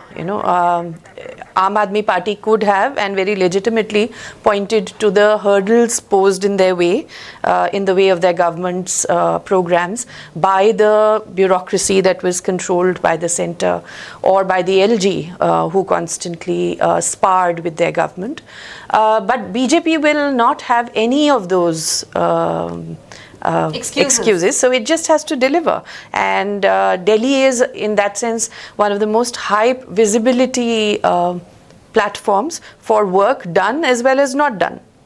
Absolutely. So, like you said, BJP is will not have any more excuses at all. Thank you, Vandita, for joining us. That was Vandita Mishra, the National Opinion Editor of the Indian Express. And thank you, Lalmani, for joining us as well and for the inputs on Purvanchal and what we can expect the impact of these elections will be on Bihar. We'll be joined right back again with Jatin Anand, Liz Matthew and Manoj CG on the big discussion as to what all these numbers mean. Before that, let's take a look at reactions on what has happened now to be quite an eventful day. पूरी दिल्ली में अब ये बात तो फैल रही है, आम आदमी पार्टी की सरकार बन रही है नहीं बन रही।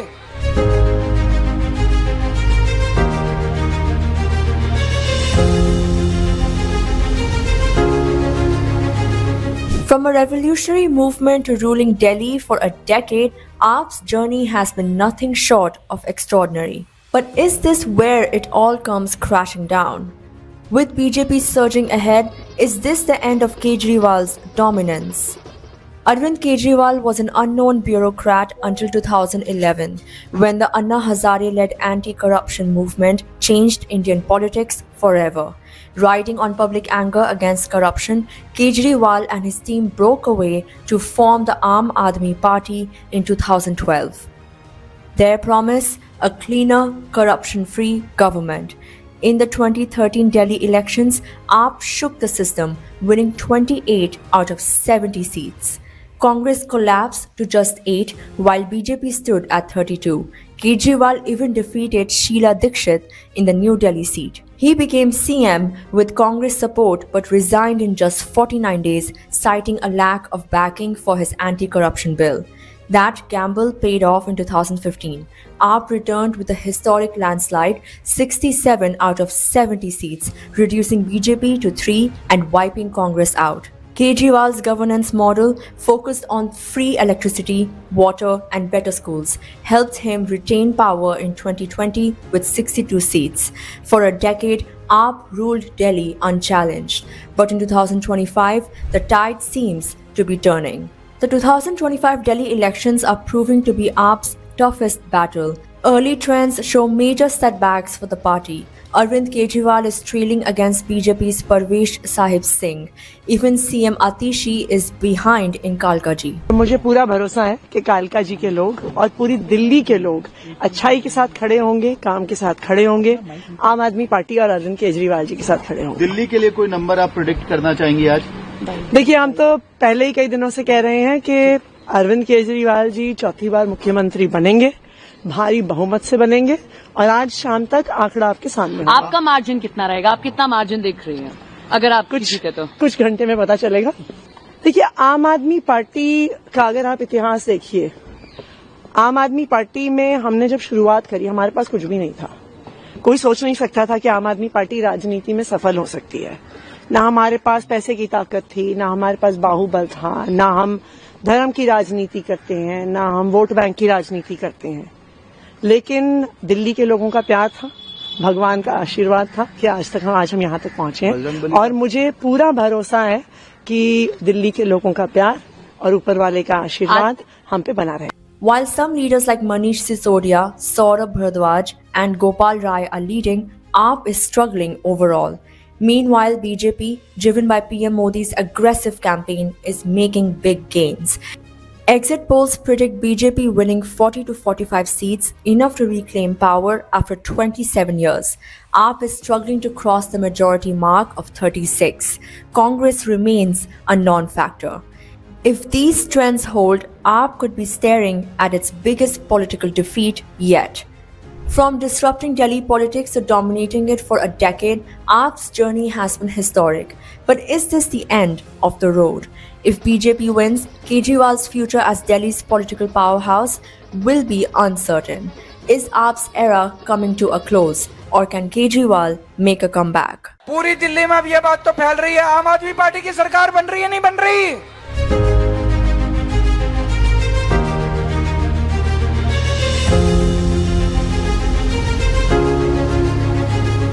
From a revolutionary movement to ruling Delhi for a decade, AAP's journey has been nothing short of extraordinary. But is this where it all comes crashing down? With BJP surging ahead, is this the end of Kejriwal's dominance? Arvind Kejriwal was an unknown bureaucrat until 2011, when the Anna Hazare-led anti-corruption movement changed Indian politics forever. Riding on public anger against corruption, Kejriwal and his team broke away to form the Aam Aadmi Party in 2012. Their promise: a cleaner, corruption-free government. In the 2013 Delhi elections, AAP shook the system, winning 28 out of 70 seats. Congress collapsed to just 8, while BJP stood at 32. Kejriwal even defeated Sheila Dikshit in the New Delhi seat. He became CM with Congress support but resigned in just 49 days, citing a lack of backing for his anti-corruption bill. That gamble paid off in 2015. AAP returned with a historic landslide, 67 out of 70 seats, reducing BJP to 3 and wiping Congress out. Kejriwal's governance model, focused on free electricity, water, and better schools, helped him retain power in 2020 with 62 seats. For a decade, AAP ruled Delhi unchallenged. But in 2025, the tide seems to be turning. The 2025 Delhi elections are proving to be AAP's toughest battle. Early trends show major setbacks for the party. Arvind Kejriwal is trailing against BJP's Parvesh Sahib Singh.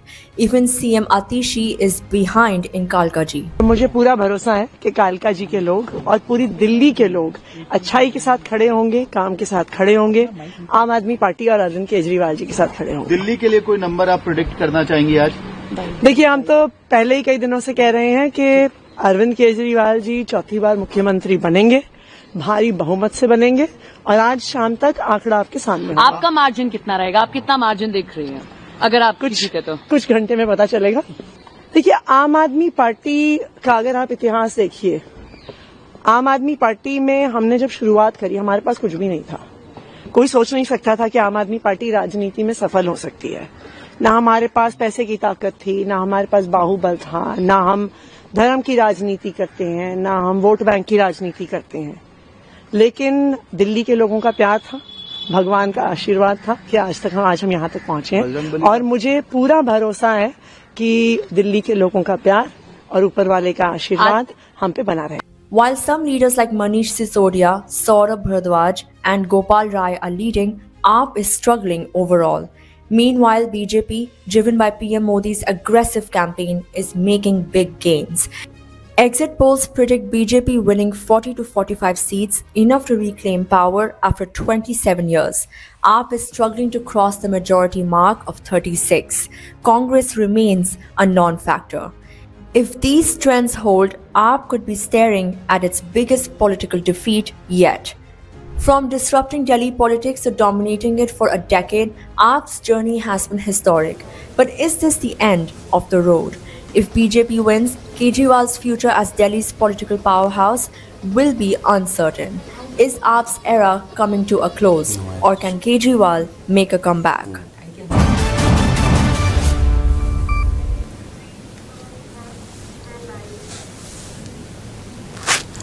Good afternoon.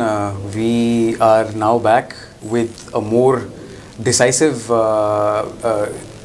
and more clear picture of what has happened. In fact, it's as clear as it could have been. And I'm joined by my senior colleagues Liz Matthew and Manoj CG, who will be taking us through the entirety of what has happened. And this is a historical mandate that the BJP has got. So Liz, how do you view this, and how do you think it happened, and where do you think Delhi goes from here? For BJP, like you said, it is historic, not in terms of Delhi is not a big state. In terms of Lok Sabha seats, it provides only 7. But the symbolically, and in terms of what happened in the Lok Sabha election 2024, the so-called 240 was hanging over BJP's head for some time now, and the one after another, like BJP has like post Lok Sabha, BJP has had, like the nation had seen 4 elections and BJP had won 3 key, and this is the 3rd one. And of course, it is projecting, and also here, unlike the other 2 states where they had a leader to project in the state, like whether it was be it Maharashtra, Fadnavis in Maharashtra and the Saini in Haryana, the BJP didn't have a face here. So it was Modi who was leading. It was a huge risk for the BJP to project Modi as the leader and going for election where they know that this is going to be a very tough fight. And it was like usually what BJP does is like they create this feeling that, you know, and there is this perception, whatever, that they are going to win. You know, this time BJP was very careful even in that. They went systematically, and their focus was more on the smaller gatherings and smaller, you know, the ground level work. And the biggest message or the loudest rally, they were all given to only Prime Minister Modi. No one else was, you know, they were, of course, you know, Rajnath Singh was campaigning in places, Nadda was campaigning, Amit Shah was campaigning, but it was only what BJP's projection was only Modi. And like I said, after 240, and Modi's image had issues like, you know, whether it was, although the centre was not directly involved in the Kumbh Mela stampede, and also what happened in the US, also there is no direct involvement. There were criticism and the opposition attack against the BJP and Modi, and they took a huge risk at that time. In the backdrop of that, they projected Modi and they won. This is a very clear message in as far as Modi's image is concerned. Like at the national level, Modi has proved his invincibility is like it's there, like it is there. He has retained that. The same time, he has again this was an election fought on welfare scheme agenda. So again, he has earned that or regained that or reiterated. Right, that would be the right word. Reiterated that he is the person for good governance and the people trust him. Modi's guarantee means credibility. So more than a party which is Aam Aadmi Party, which has worked and grew and performed on the welfare measures, he has managed to take that away from Aam Aadmi Party. So that is his kind of undefeatable as of now, because whatever loss he had faced in the Lok Sabha election, he has kind of salvaged it. All good points. We'll come back to the national stage and Modi as the face, and how much of a contribution his policies and his face had, and that national imprint. So speaking of national imprints, what do you feel about the role played by the national leadership of the Congress, because they were also, both Rahul Gandhi and Priyanka Gandhi Vadra and Mallikarjun Kharge also for that matter, were on the streets. How do you view their contribution, and how do you view, despite the fact that the Congress's seeming battle has not been won in terms of seats, but I believe their vote share is either intact. Yes. So how do you view that? No, frankly, the Congress was never in the game in Delhi. Even their top leadership, they never fancied their chances as far as putting up a good show. At best, I should emphasize that their hope was that the party may double their vote share, which was around 4% last time. More than double, in the sense they thought the party would get a double-digit vote share this time, 10 or 11 or something like that. When you go back, the state leadership of the Congress in Delhi, the Delhi unit, they were dead against any understanding or any alliance with the Aam Aadmi Party in Delhi. Some of the national leaders, they were keen because there is this larger messaging that the Congress has to do. There is pressure from allies that all the India bloc parties need to come together to take on the BJP, possibly defeat the BJP. So these two, schools of thought existed in the Congress. You cannot call it a divergence or a division or something, but the national leadership was, thinking on those lines, and state leadership was very clear that AAP had to be defeated. They are thinking about a long-term revival of the party. So against that backdrop, the first phase of the Congress campaign was kind of lackluster. Rahul addressed one rally and then he suddenly reported sick. There was speculation that he was not able to attract huge crowds and all. Whatever it may be, there was a second phase where Rahul, Priyanka Gandhi Vadra, they all addressed rallies for various candidates, and it was a spirited campaign. He did attack Arvind Kejriwal personally, spoke about the Sheesh Mahal controversy, about how he came into politics as as an agent of projecting him as an agent of change, how he is now just like any other politician. He has become corrupt. He came in a small car, now he lives in a palace, all sort of things. So it was a very aggressive campaign by the Congress. Given all that, what I get, the sense that I get from the Congress is that 6% was much below their expectations, but at least a large section of the Congress leaders are looking at a long-term revival. The background is that the Congress, when it last won in Delhi in 2008, Sheila Dikshit's third term, it had 40+ percentage vote share. From there, they came down to 4% in 2020. Conversely, the Aam Aadmi Party's vote share went up to 52. So the Congress believes that the AAP's rise was at the cost of the Congress. They have taken lock, stock and barrel, en masse all the Congress votes. So it is the AAP which has to be defeated, at least knocked out of the equation in Delhi for the Congress to stage a comeback. Wishful thinking, you can argue, a long-term strategy, whichever way you look at it, because in this election itself, the Muslim vote, out of the 7 Muslim concentrated constituencies, as we say, 6 the AAP is leading. 1 the BJP has taken. The Congress is not in the picture. At least in 2 constituencies, in Okla and Mustafabad, where AAMIM, Asaduddin Owaisi's party, had put up candidates, they were ahead of Congress. Congress is finishing 4th in both these seats. In 1 seat, AAMIM is in the 2nd spot, I believe, in Mustafabad. And in Okla, it's a 3rd spot, or vice versa. So they are ahead. That means the Muslim vote is going to AAMIM after Aam Aadmi Party. Their preferred choice seems to be AAP, and if not AAP, and after AAP, they're going to Owaisi's party. So it's a long road for the Congress in that sense. If they think that AAP, once it's defeated, it's not a conventional political party in that sense. Out of power, it may crumble, it may wither away. There are corruption allegations, cases against most of its leadership. And in that sense, after 5 years, or maybe 10 years down the line, if the Congress can make a comeback, the Muslim vote, the Dalit vote, all those votes which AAP took away from the Congress can come back. It's as I said, it's either wishful thinking or it's a long-term strategy. It's however you look at it, whichever way you look at it. But can I ask you something, Manoj? Because it's also in the Lok Sabha, what the major advantage for Congress was the consolidated Muslim vote. Right? Yeah, because in Lok Sabha there was an alliance. Yes.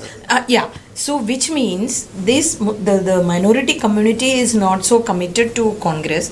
Wherever they have a chance, they have a possibility. So who's in a position to defeat the BJP, they would go. So which is also very bad message for Congress in larger. That's what I said. Even in such a situation, Owaisi's 2 candidates are polling more votes than the Congress. So that's exactly. I'm glad that our discussion has come to this juncture. I wanted to ask you both about the impact or the possible impact of this mandate that the BJP has finally been able to get in Delhi after almost 3 decades. How do you think, and again, since in your experience, you've covered national politics for as long as you have, and you must have, and you have seen the tides shifting in states and also at the national level. Given your experience and given your previous assessment of such situations, Liz, what do you believe will be the impact of, like you spoke about, this being a mandate for Prime Minister Modi himself in that sense, and especially in the context of the Lok Sabha. So what do you believe will be the impact of a slightly dwindled or a slightly dwarfed BJP in terms of their share of the Lok Sabha elections or the vote share during the Lok Sabha elections, how they stopped way before the 400 mark that they were projecting. So what do you believe this will mean for the BJP in different states? And sir, I will come to you also with the same question vis-a-vis the India Alliance, and what this means nationally for the India Alliance, for the Aam Aadmi Party, and for the Congress. See, for BJP it is more optics. Like I said, Delhi is not a state that numerically very important. So and politically we don't say politically crucial Delhi. But it is that optics is very important. One, like I said, it comes immediately after the Maharashtra a spectacular victory. So it is a kind of reinstating the BJP's dominance in the national politics, which had taken a toll in the Lok Sabha election. Despite their extreme confidence and despite their extreme high expectations, the party could not win majority on its own. That is one. So this is one after another. This is the third state they are going to win, which means they have that mojo is back. Again, that is, it was more or less back in Maharashtra election. But here also again, it is a personal victory for Prime Minister Narendra Modi, because Kejriwal and Prime Minister Modi, if of course Rahul Gandhi is projected as somebody who is at the national level taking on him, but Kejriwal and Prime Minister Modi was at least to a certain section of people, it sounded or it looked like a more credible battle. So, and also like we always say that for BJP, when it comes to welfare measures, where the BJP's biggest strength, whether it is in Madhya Pradesh to Chhattisgarh to Rajasthan to any other state, one is the welfare measure, and even Gujarat, there is this Aam Aadmi Party is there was there to compete, and Kejriwal was there to compete with him. And there is again, it was the Hindutva politics. Of course, BJP, nobody else, no other party can claim what the BJP is, BJP has and BJP boasts of. But of course, Kejriwal was not a leader that they could actually keep away or keep aside, saying that he is doing appeasement politics. So third is the nationalism. Okay, the Kejriwal, we have discussed in the past also how Kejriwal used to have this national flags across the state. These things, and I remember a very senior minister in the BJP government said once, we cannot compete with him because we cannot say anything. The moment we say welfare, he's copying us, or he is doing that better. And because Modi's USP is now, he delivers. The BJP claims that is his USP, and he delivers the promises. Modi's guarantee is something that which is deliverable and which is getting delivered. So there also Kejriwal won that heart from the the poor people, that he is the messiah of poor, who's giving away or writing off our electricity bills or the water bills and all. So there also, so there were Rahul Gandhi, they had so many other things to blame him. There's a dynasty politics, appeasement politics. He is part of that family which is they say that this is Aam Aadmi versus, so Modi was the Aam Aadmi. Shahi Parivar so the Parivar, all these, Rahul Gandhi was the best opponent he could have. But Kejriwal was not. And with against Kejriwal, now that Kejriwal even has lost the election, in a way the BJP has even taken revenge for all those criticism and all those humiliating comments about Modi losing his majority in, the margin of reducing the margin of majority in Varanasi. Because now you say the person who is supposed to take on you, he has even lost the election. Modi has not lost the election, and Modi has this, again, his track of Kejriwal. Varanasi was the only election he lost, and Modi has never lost an election. Now Kejriwal is nowhere near Modi now, comparatively. That, for personally, it is a sweet revenge for Prime Minister Narendra Modi. In terms of governance, in terms of personal, rivalry, if I say. If I can. Speaking of revenge, we were talking about the national strategy, the strategy employed by national leaders of the Congress. So how did that pan out? Although, like you have rightly pointed out, that it did not lead to the results that they would have wanted at the moment, but they seem to be on a trajectory for a long-term revival, a resurrection of the party in Delhi. So how did that pan out? Was there some strategy behind it? And like Liz was saying, in terms of revenge, is this also sweet revenge for the Congress? If you consider the 2011-2012 years, when the Anna movement took the nation by storm, the target of Anna movement, of which Arvind Kejriwal and many of the leading lights of the AAP were a part, was the Congress. And it is that movement the anti-corruption movement that set the stage for 2014, which we all remember the collapse of the Congress that we see in 2014 when they were reduced to 44 seats. Of course, the beneficiary was the BJP because as the largest, the biggest party in the opposition with almost a footprint across North India. They were not that big in the south in 2014. They had a decent presence in Karnataka and across north and west. So the beneficiary, of course, was the BJP. But the movement, that whole anti-corruption movement, was led by Mr. Kejriwal. So in that sense, now that the same Kejriwal has fallen, that to a raft of, after a raft of corruption charges, and the Congress also played a part in that to pull him down. In that sense, yes, of course, it's a sweet revenge for the Congress. As I said, it's part of the long-term revival of the party. But the immediate concern would be the anger that is brewing in the India bloc. Now, some of the parties like the Samajwadi Party, Trinamool Congress, and even the Shiv Sena UBT, they had supported openly the Aam Aadmi Party. The theory was simple. The biggest party, whichever is the biggest party in a particular state, which is in a position to defeat the BJP, every other party should support that party. That is their argument. In Delhi, it's AAP. The Congress should have supported the AAP. The Congress would, of course, turn back and say, we were the biggest party in Haryana. Nobody supported us there. The AAP contested, seat-sharing talks fell through. The Ahirwal belt where there is significant Yadav and OBC population, the Samajwadi Party did not campaign for the Congress in Haryana.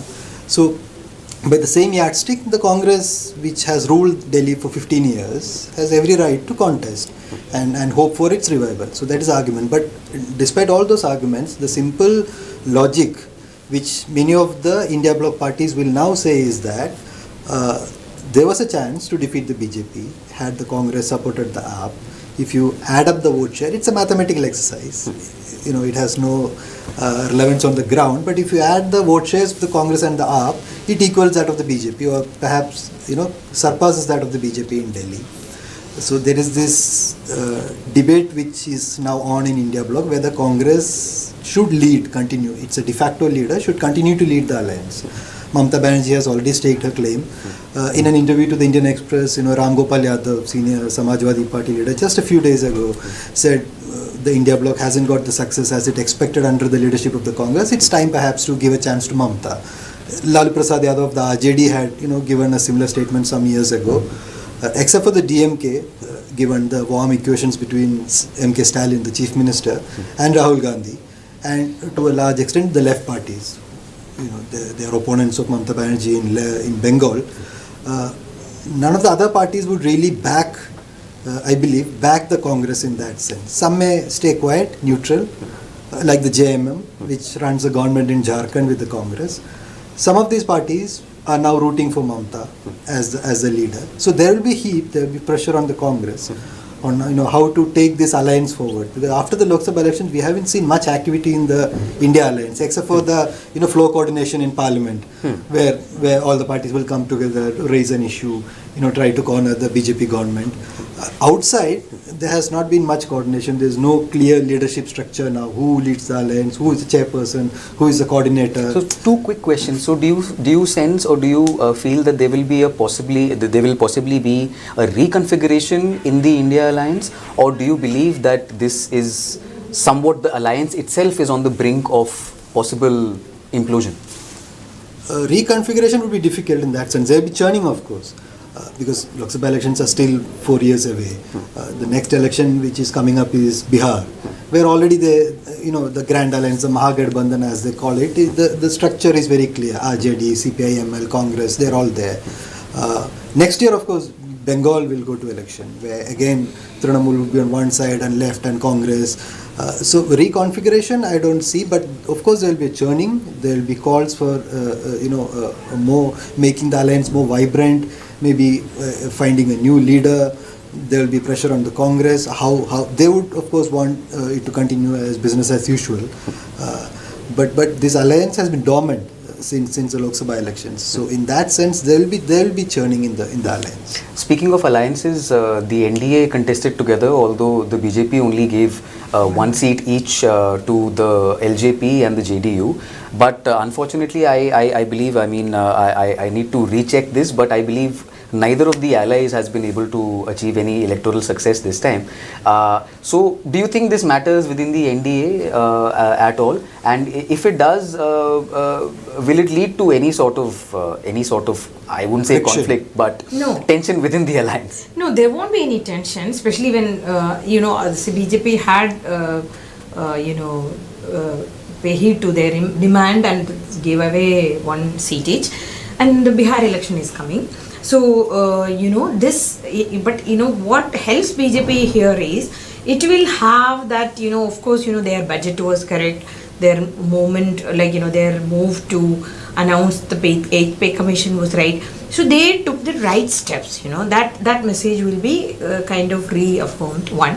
Second, when it comes to the negotiation, because whatever is the BJP's position post Lok Sabha election, the number is the same, you have only 240, you don't have majority in the house, and for pushing your agenda for the next 4.5 years or like more than 4 years, you need their support. You cannot do away with that. Unless you break some other party and get somebody else, you need these existing allies to complete the 5-year term. So, in that background, it is very important for BJP that it gained that, or it it kind of emboldened its position as the leading party. The like I said, the undefeatable, invincible leader. So the questions and the kind of bickerings, if there was something which the others were planning only, whether it is on Waqf bill or other with other one nation one election bill, or even other bills which are come, that the legislation that are coming up, if there is any prospects of difference of opinion, the BJP has won that already. With this BJP, with the 3 election results, BJP has proved that, see, the mandate is with us only. We were the only party which can rule, solid party, which can dominate the national politics. That is that will remain. So that actually gives BJP little more it is an endorsement to what the BJP has been claiming. So coming to configurations and endorsement, and given the fact that the BJP has a proven track record of springing surprises when it comes to leading, so who do you think, I'm sure it's all for all of us, despite our differing, the different experience that we have, we all agree that the BJP can spring surprises. Who do you think, if at all, can be the leader of the house? That is very difficult because Parvesh has its thing, because he has defeated the giant killer. So he is actually kind of, but at the giant killer with a smaller margin. Whatever he has defeated Kejriwal, you cannot just belittle it. So one is there. So Parvesh is there, and already some people were coming up with Ramesh Bidhuri, and there are and this Dushyant Gautam was one senior face who's actually I wasn't expecting him to contest election. The fact that he contested, he is a national vice president. The fact that he contested election, kind of inner circles of the BJP had kind of some triggered some conversation, but I think he was losing Karabakh. If he had won, that he will also be, and obviously one of the elected MLAs only, but like you said, the Prime Minister has picked up a person of his choice in all the 4 states, when it whether Madhya Pradesh, Rajasthan, Chhattisgarh and Odisha. So in Delhi also, and Delhi Chief Minister post is very important in terms of it is national capital, and so they have to have for the perception management also, they need a good face. So let's see who.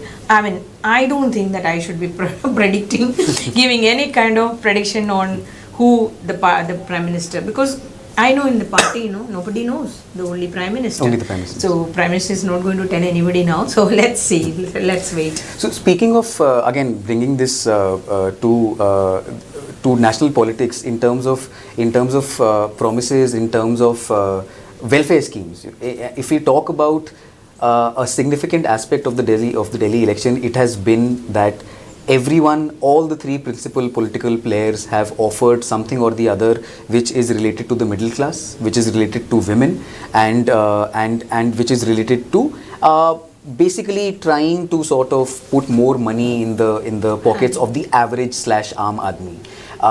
So how do you see in your experience, as many elections as you have covered, how do you view, this is for both of you, how do you view the centrality that these schemes enjoy in terms of politics, in terms of canvassing, in terms of being at the core of the promises that political parties are now offering people? I have only 2 points after that, Manoj.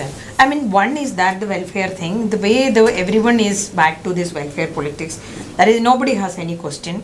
And I remember one very senior BJP leader telling me, this election result will depend on whose guarantees or whose schemes the people are trusting.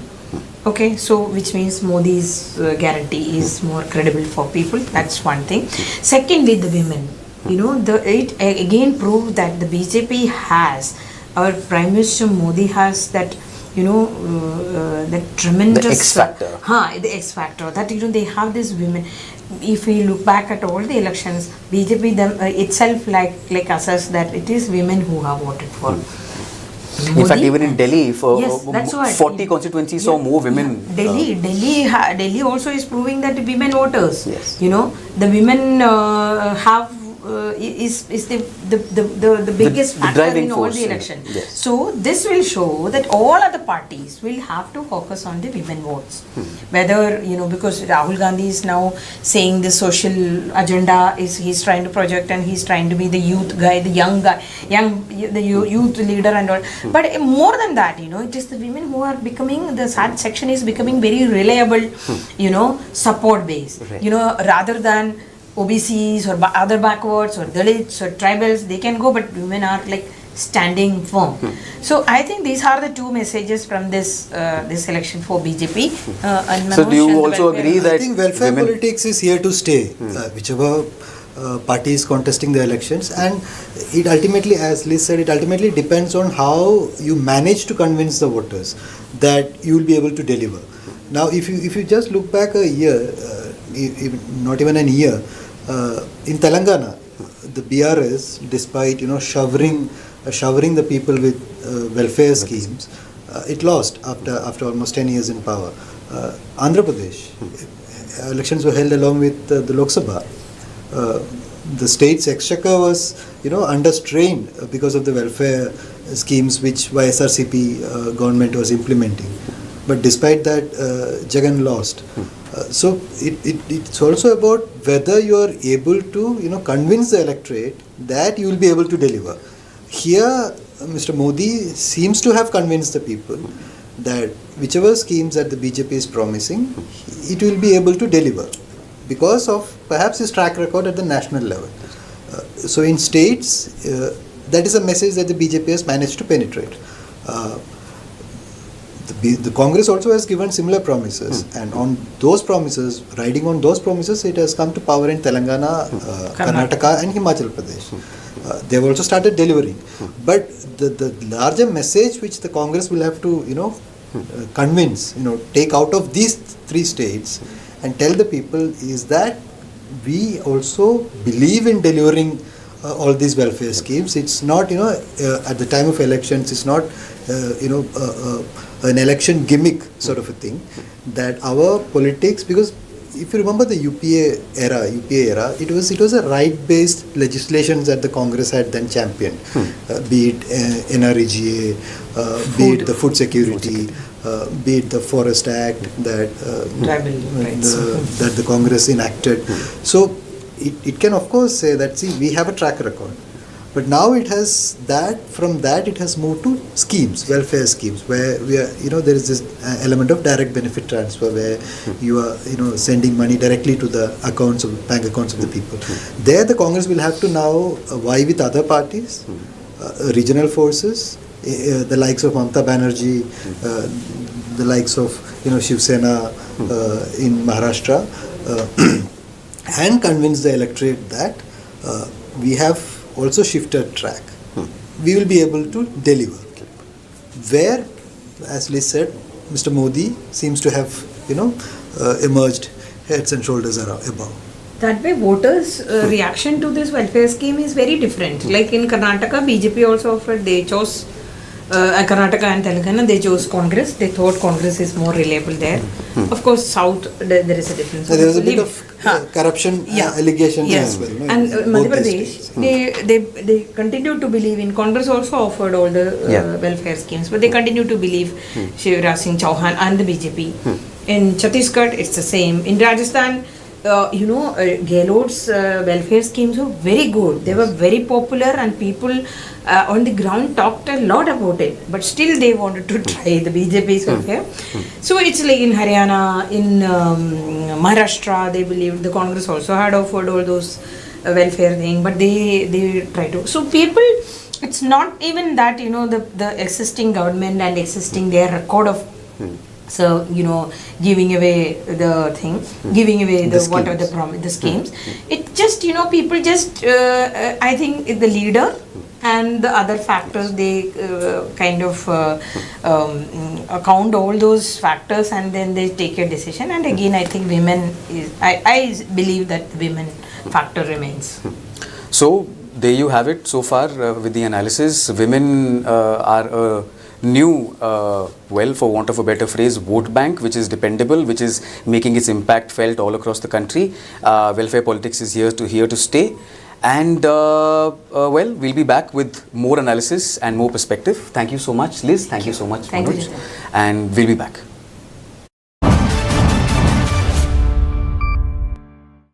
कहते थे कि हम कभी security नहीं लेंगे, बड़ा घर नहीं लेंगे और गाड़ी नहीं लेंगे, वो शीश महल बनाते हैं, वो Z+ सिक्योरिटी के लिए खूब लड़ते हैं और जनता के बारे में कुछ काम नहीं करते। 10 साल में दिल्ली में अगर आप जमीन पे जाएं, क्या काम हुआ है?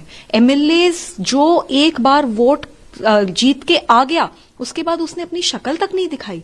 तो लोगों के अंदर जब गुस्सा होता है, और मैं ये मानती हूं इस बार का जो इलेक्शन है बहुत बुनियादी मुद्दों पे लड़ा गया है, तो जब गुस्सा आएगा लोगों को तो फिर वो वोट्स में ट्रांसलेट होगा। भाजपा जीत गई है, बीजेपी के जीतने पर आप क्या कहेंगी?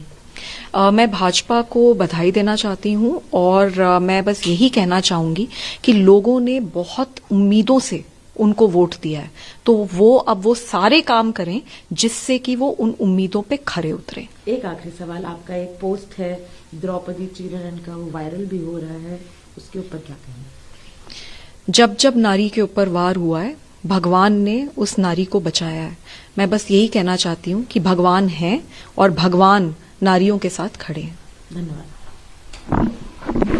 उनका 10 साल से साथ नहीं मिल पा रहा था, दिल्ली में कोई काम नहीं हो पा रहा था, मगर ये जो सरकार बन रही है दिल्ली में, ये प्रधानमंत्री जी के विजन को दिल्ली में लेके आएगी, तो मैं प्रधानमंत्री जी का धन्यवाद करता हूं कि उन्होंने अपना समय दिया और मैं ये जीत का श्रेय प्रधानमंत्री नरेंद्र मोदी जी को देता हूं।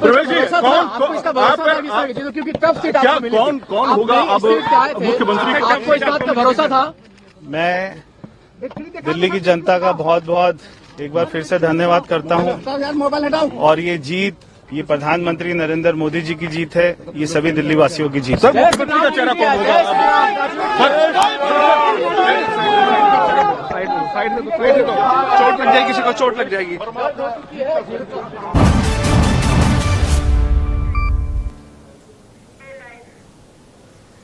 The writing on the wall is clear now. On the 8th of February, this afternoon, the Bharatiya Janata Party has dethroned the Aam Aadmi Party and the saffron surge will take over the Delhi government after 27 years.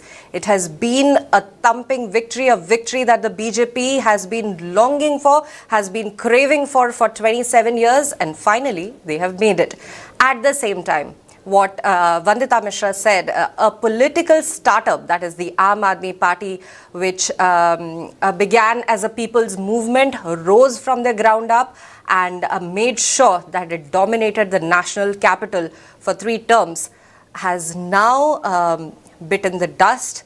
The stalwart leaders have lost key contests, key battlegrounds, and it remains to be seen if the leaders rebrand or what is way ahead for them. At the same time, for the grand old party, that is the Congress, it has not opened its account once again in Delhi, which was supposed to be its bastion for a very long time, a CM that ruled Delhi for a long time, who is known as a gold standard of CMs, Sheila Dikshit.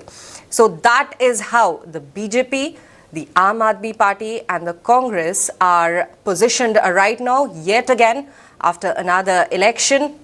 And but the action is not over yet. The BJP will pick a CM hopefully soon, and a lot of deliberation, a lot of excitement always goes on behind the scenes as to who the BJP springs as a surprise face, like always, like we have seen in the other elections previously, be it Rajasthan, Madhya Pradesh, Odisha. We have seen it before. And at the same time, Arvind Kejriwal and his team of leaders are down. But are they out? That also remains to be seen. And of course, in the grander scheme of things, how does the Congress keep together the India alliance, the much touted India alliance that rebranded itself and regrouped itself with a lot of aplomb to take on the war machine that the BJP is when it comes to elections? But at the same time, now the fate of Congress in the bloc remains to be seen. The fate of the bloc itself, the alliance itself, remains to be seen.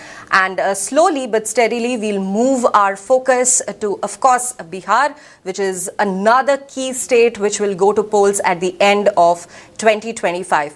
Up until then, stay tuned to the official YouTube channel of the Indian Express, and all the alerts and news updates and analytical pieces are up and available on the official website of the Indian Express, theindianexpress.com. Stay tuned to know who will be the next face, the CM face of BJP in the national capital region, and what happens to Arvind Kejriwal and his brand of leaders and the Aam Aadmi Party. I'm Flora Swine, viewers, and thank you for watching the official YouTube channel of the Indian Express. Thank you for watching the live and marathon coverage of the 2025 Delhi Assembly polls.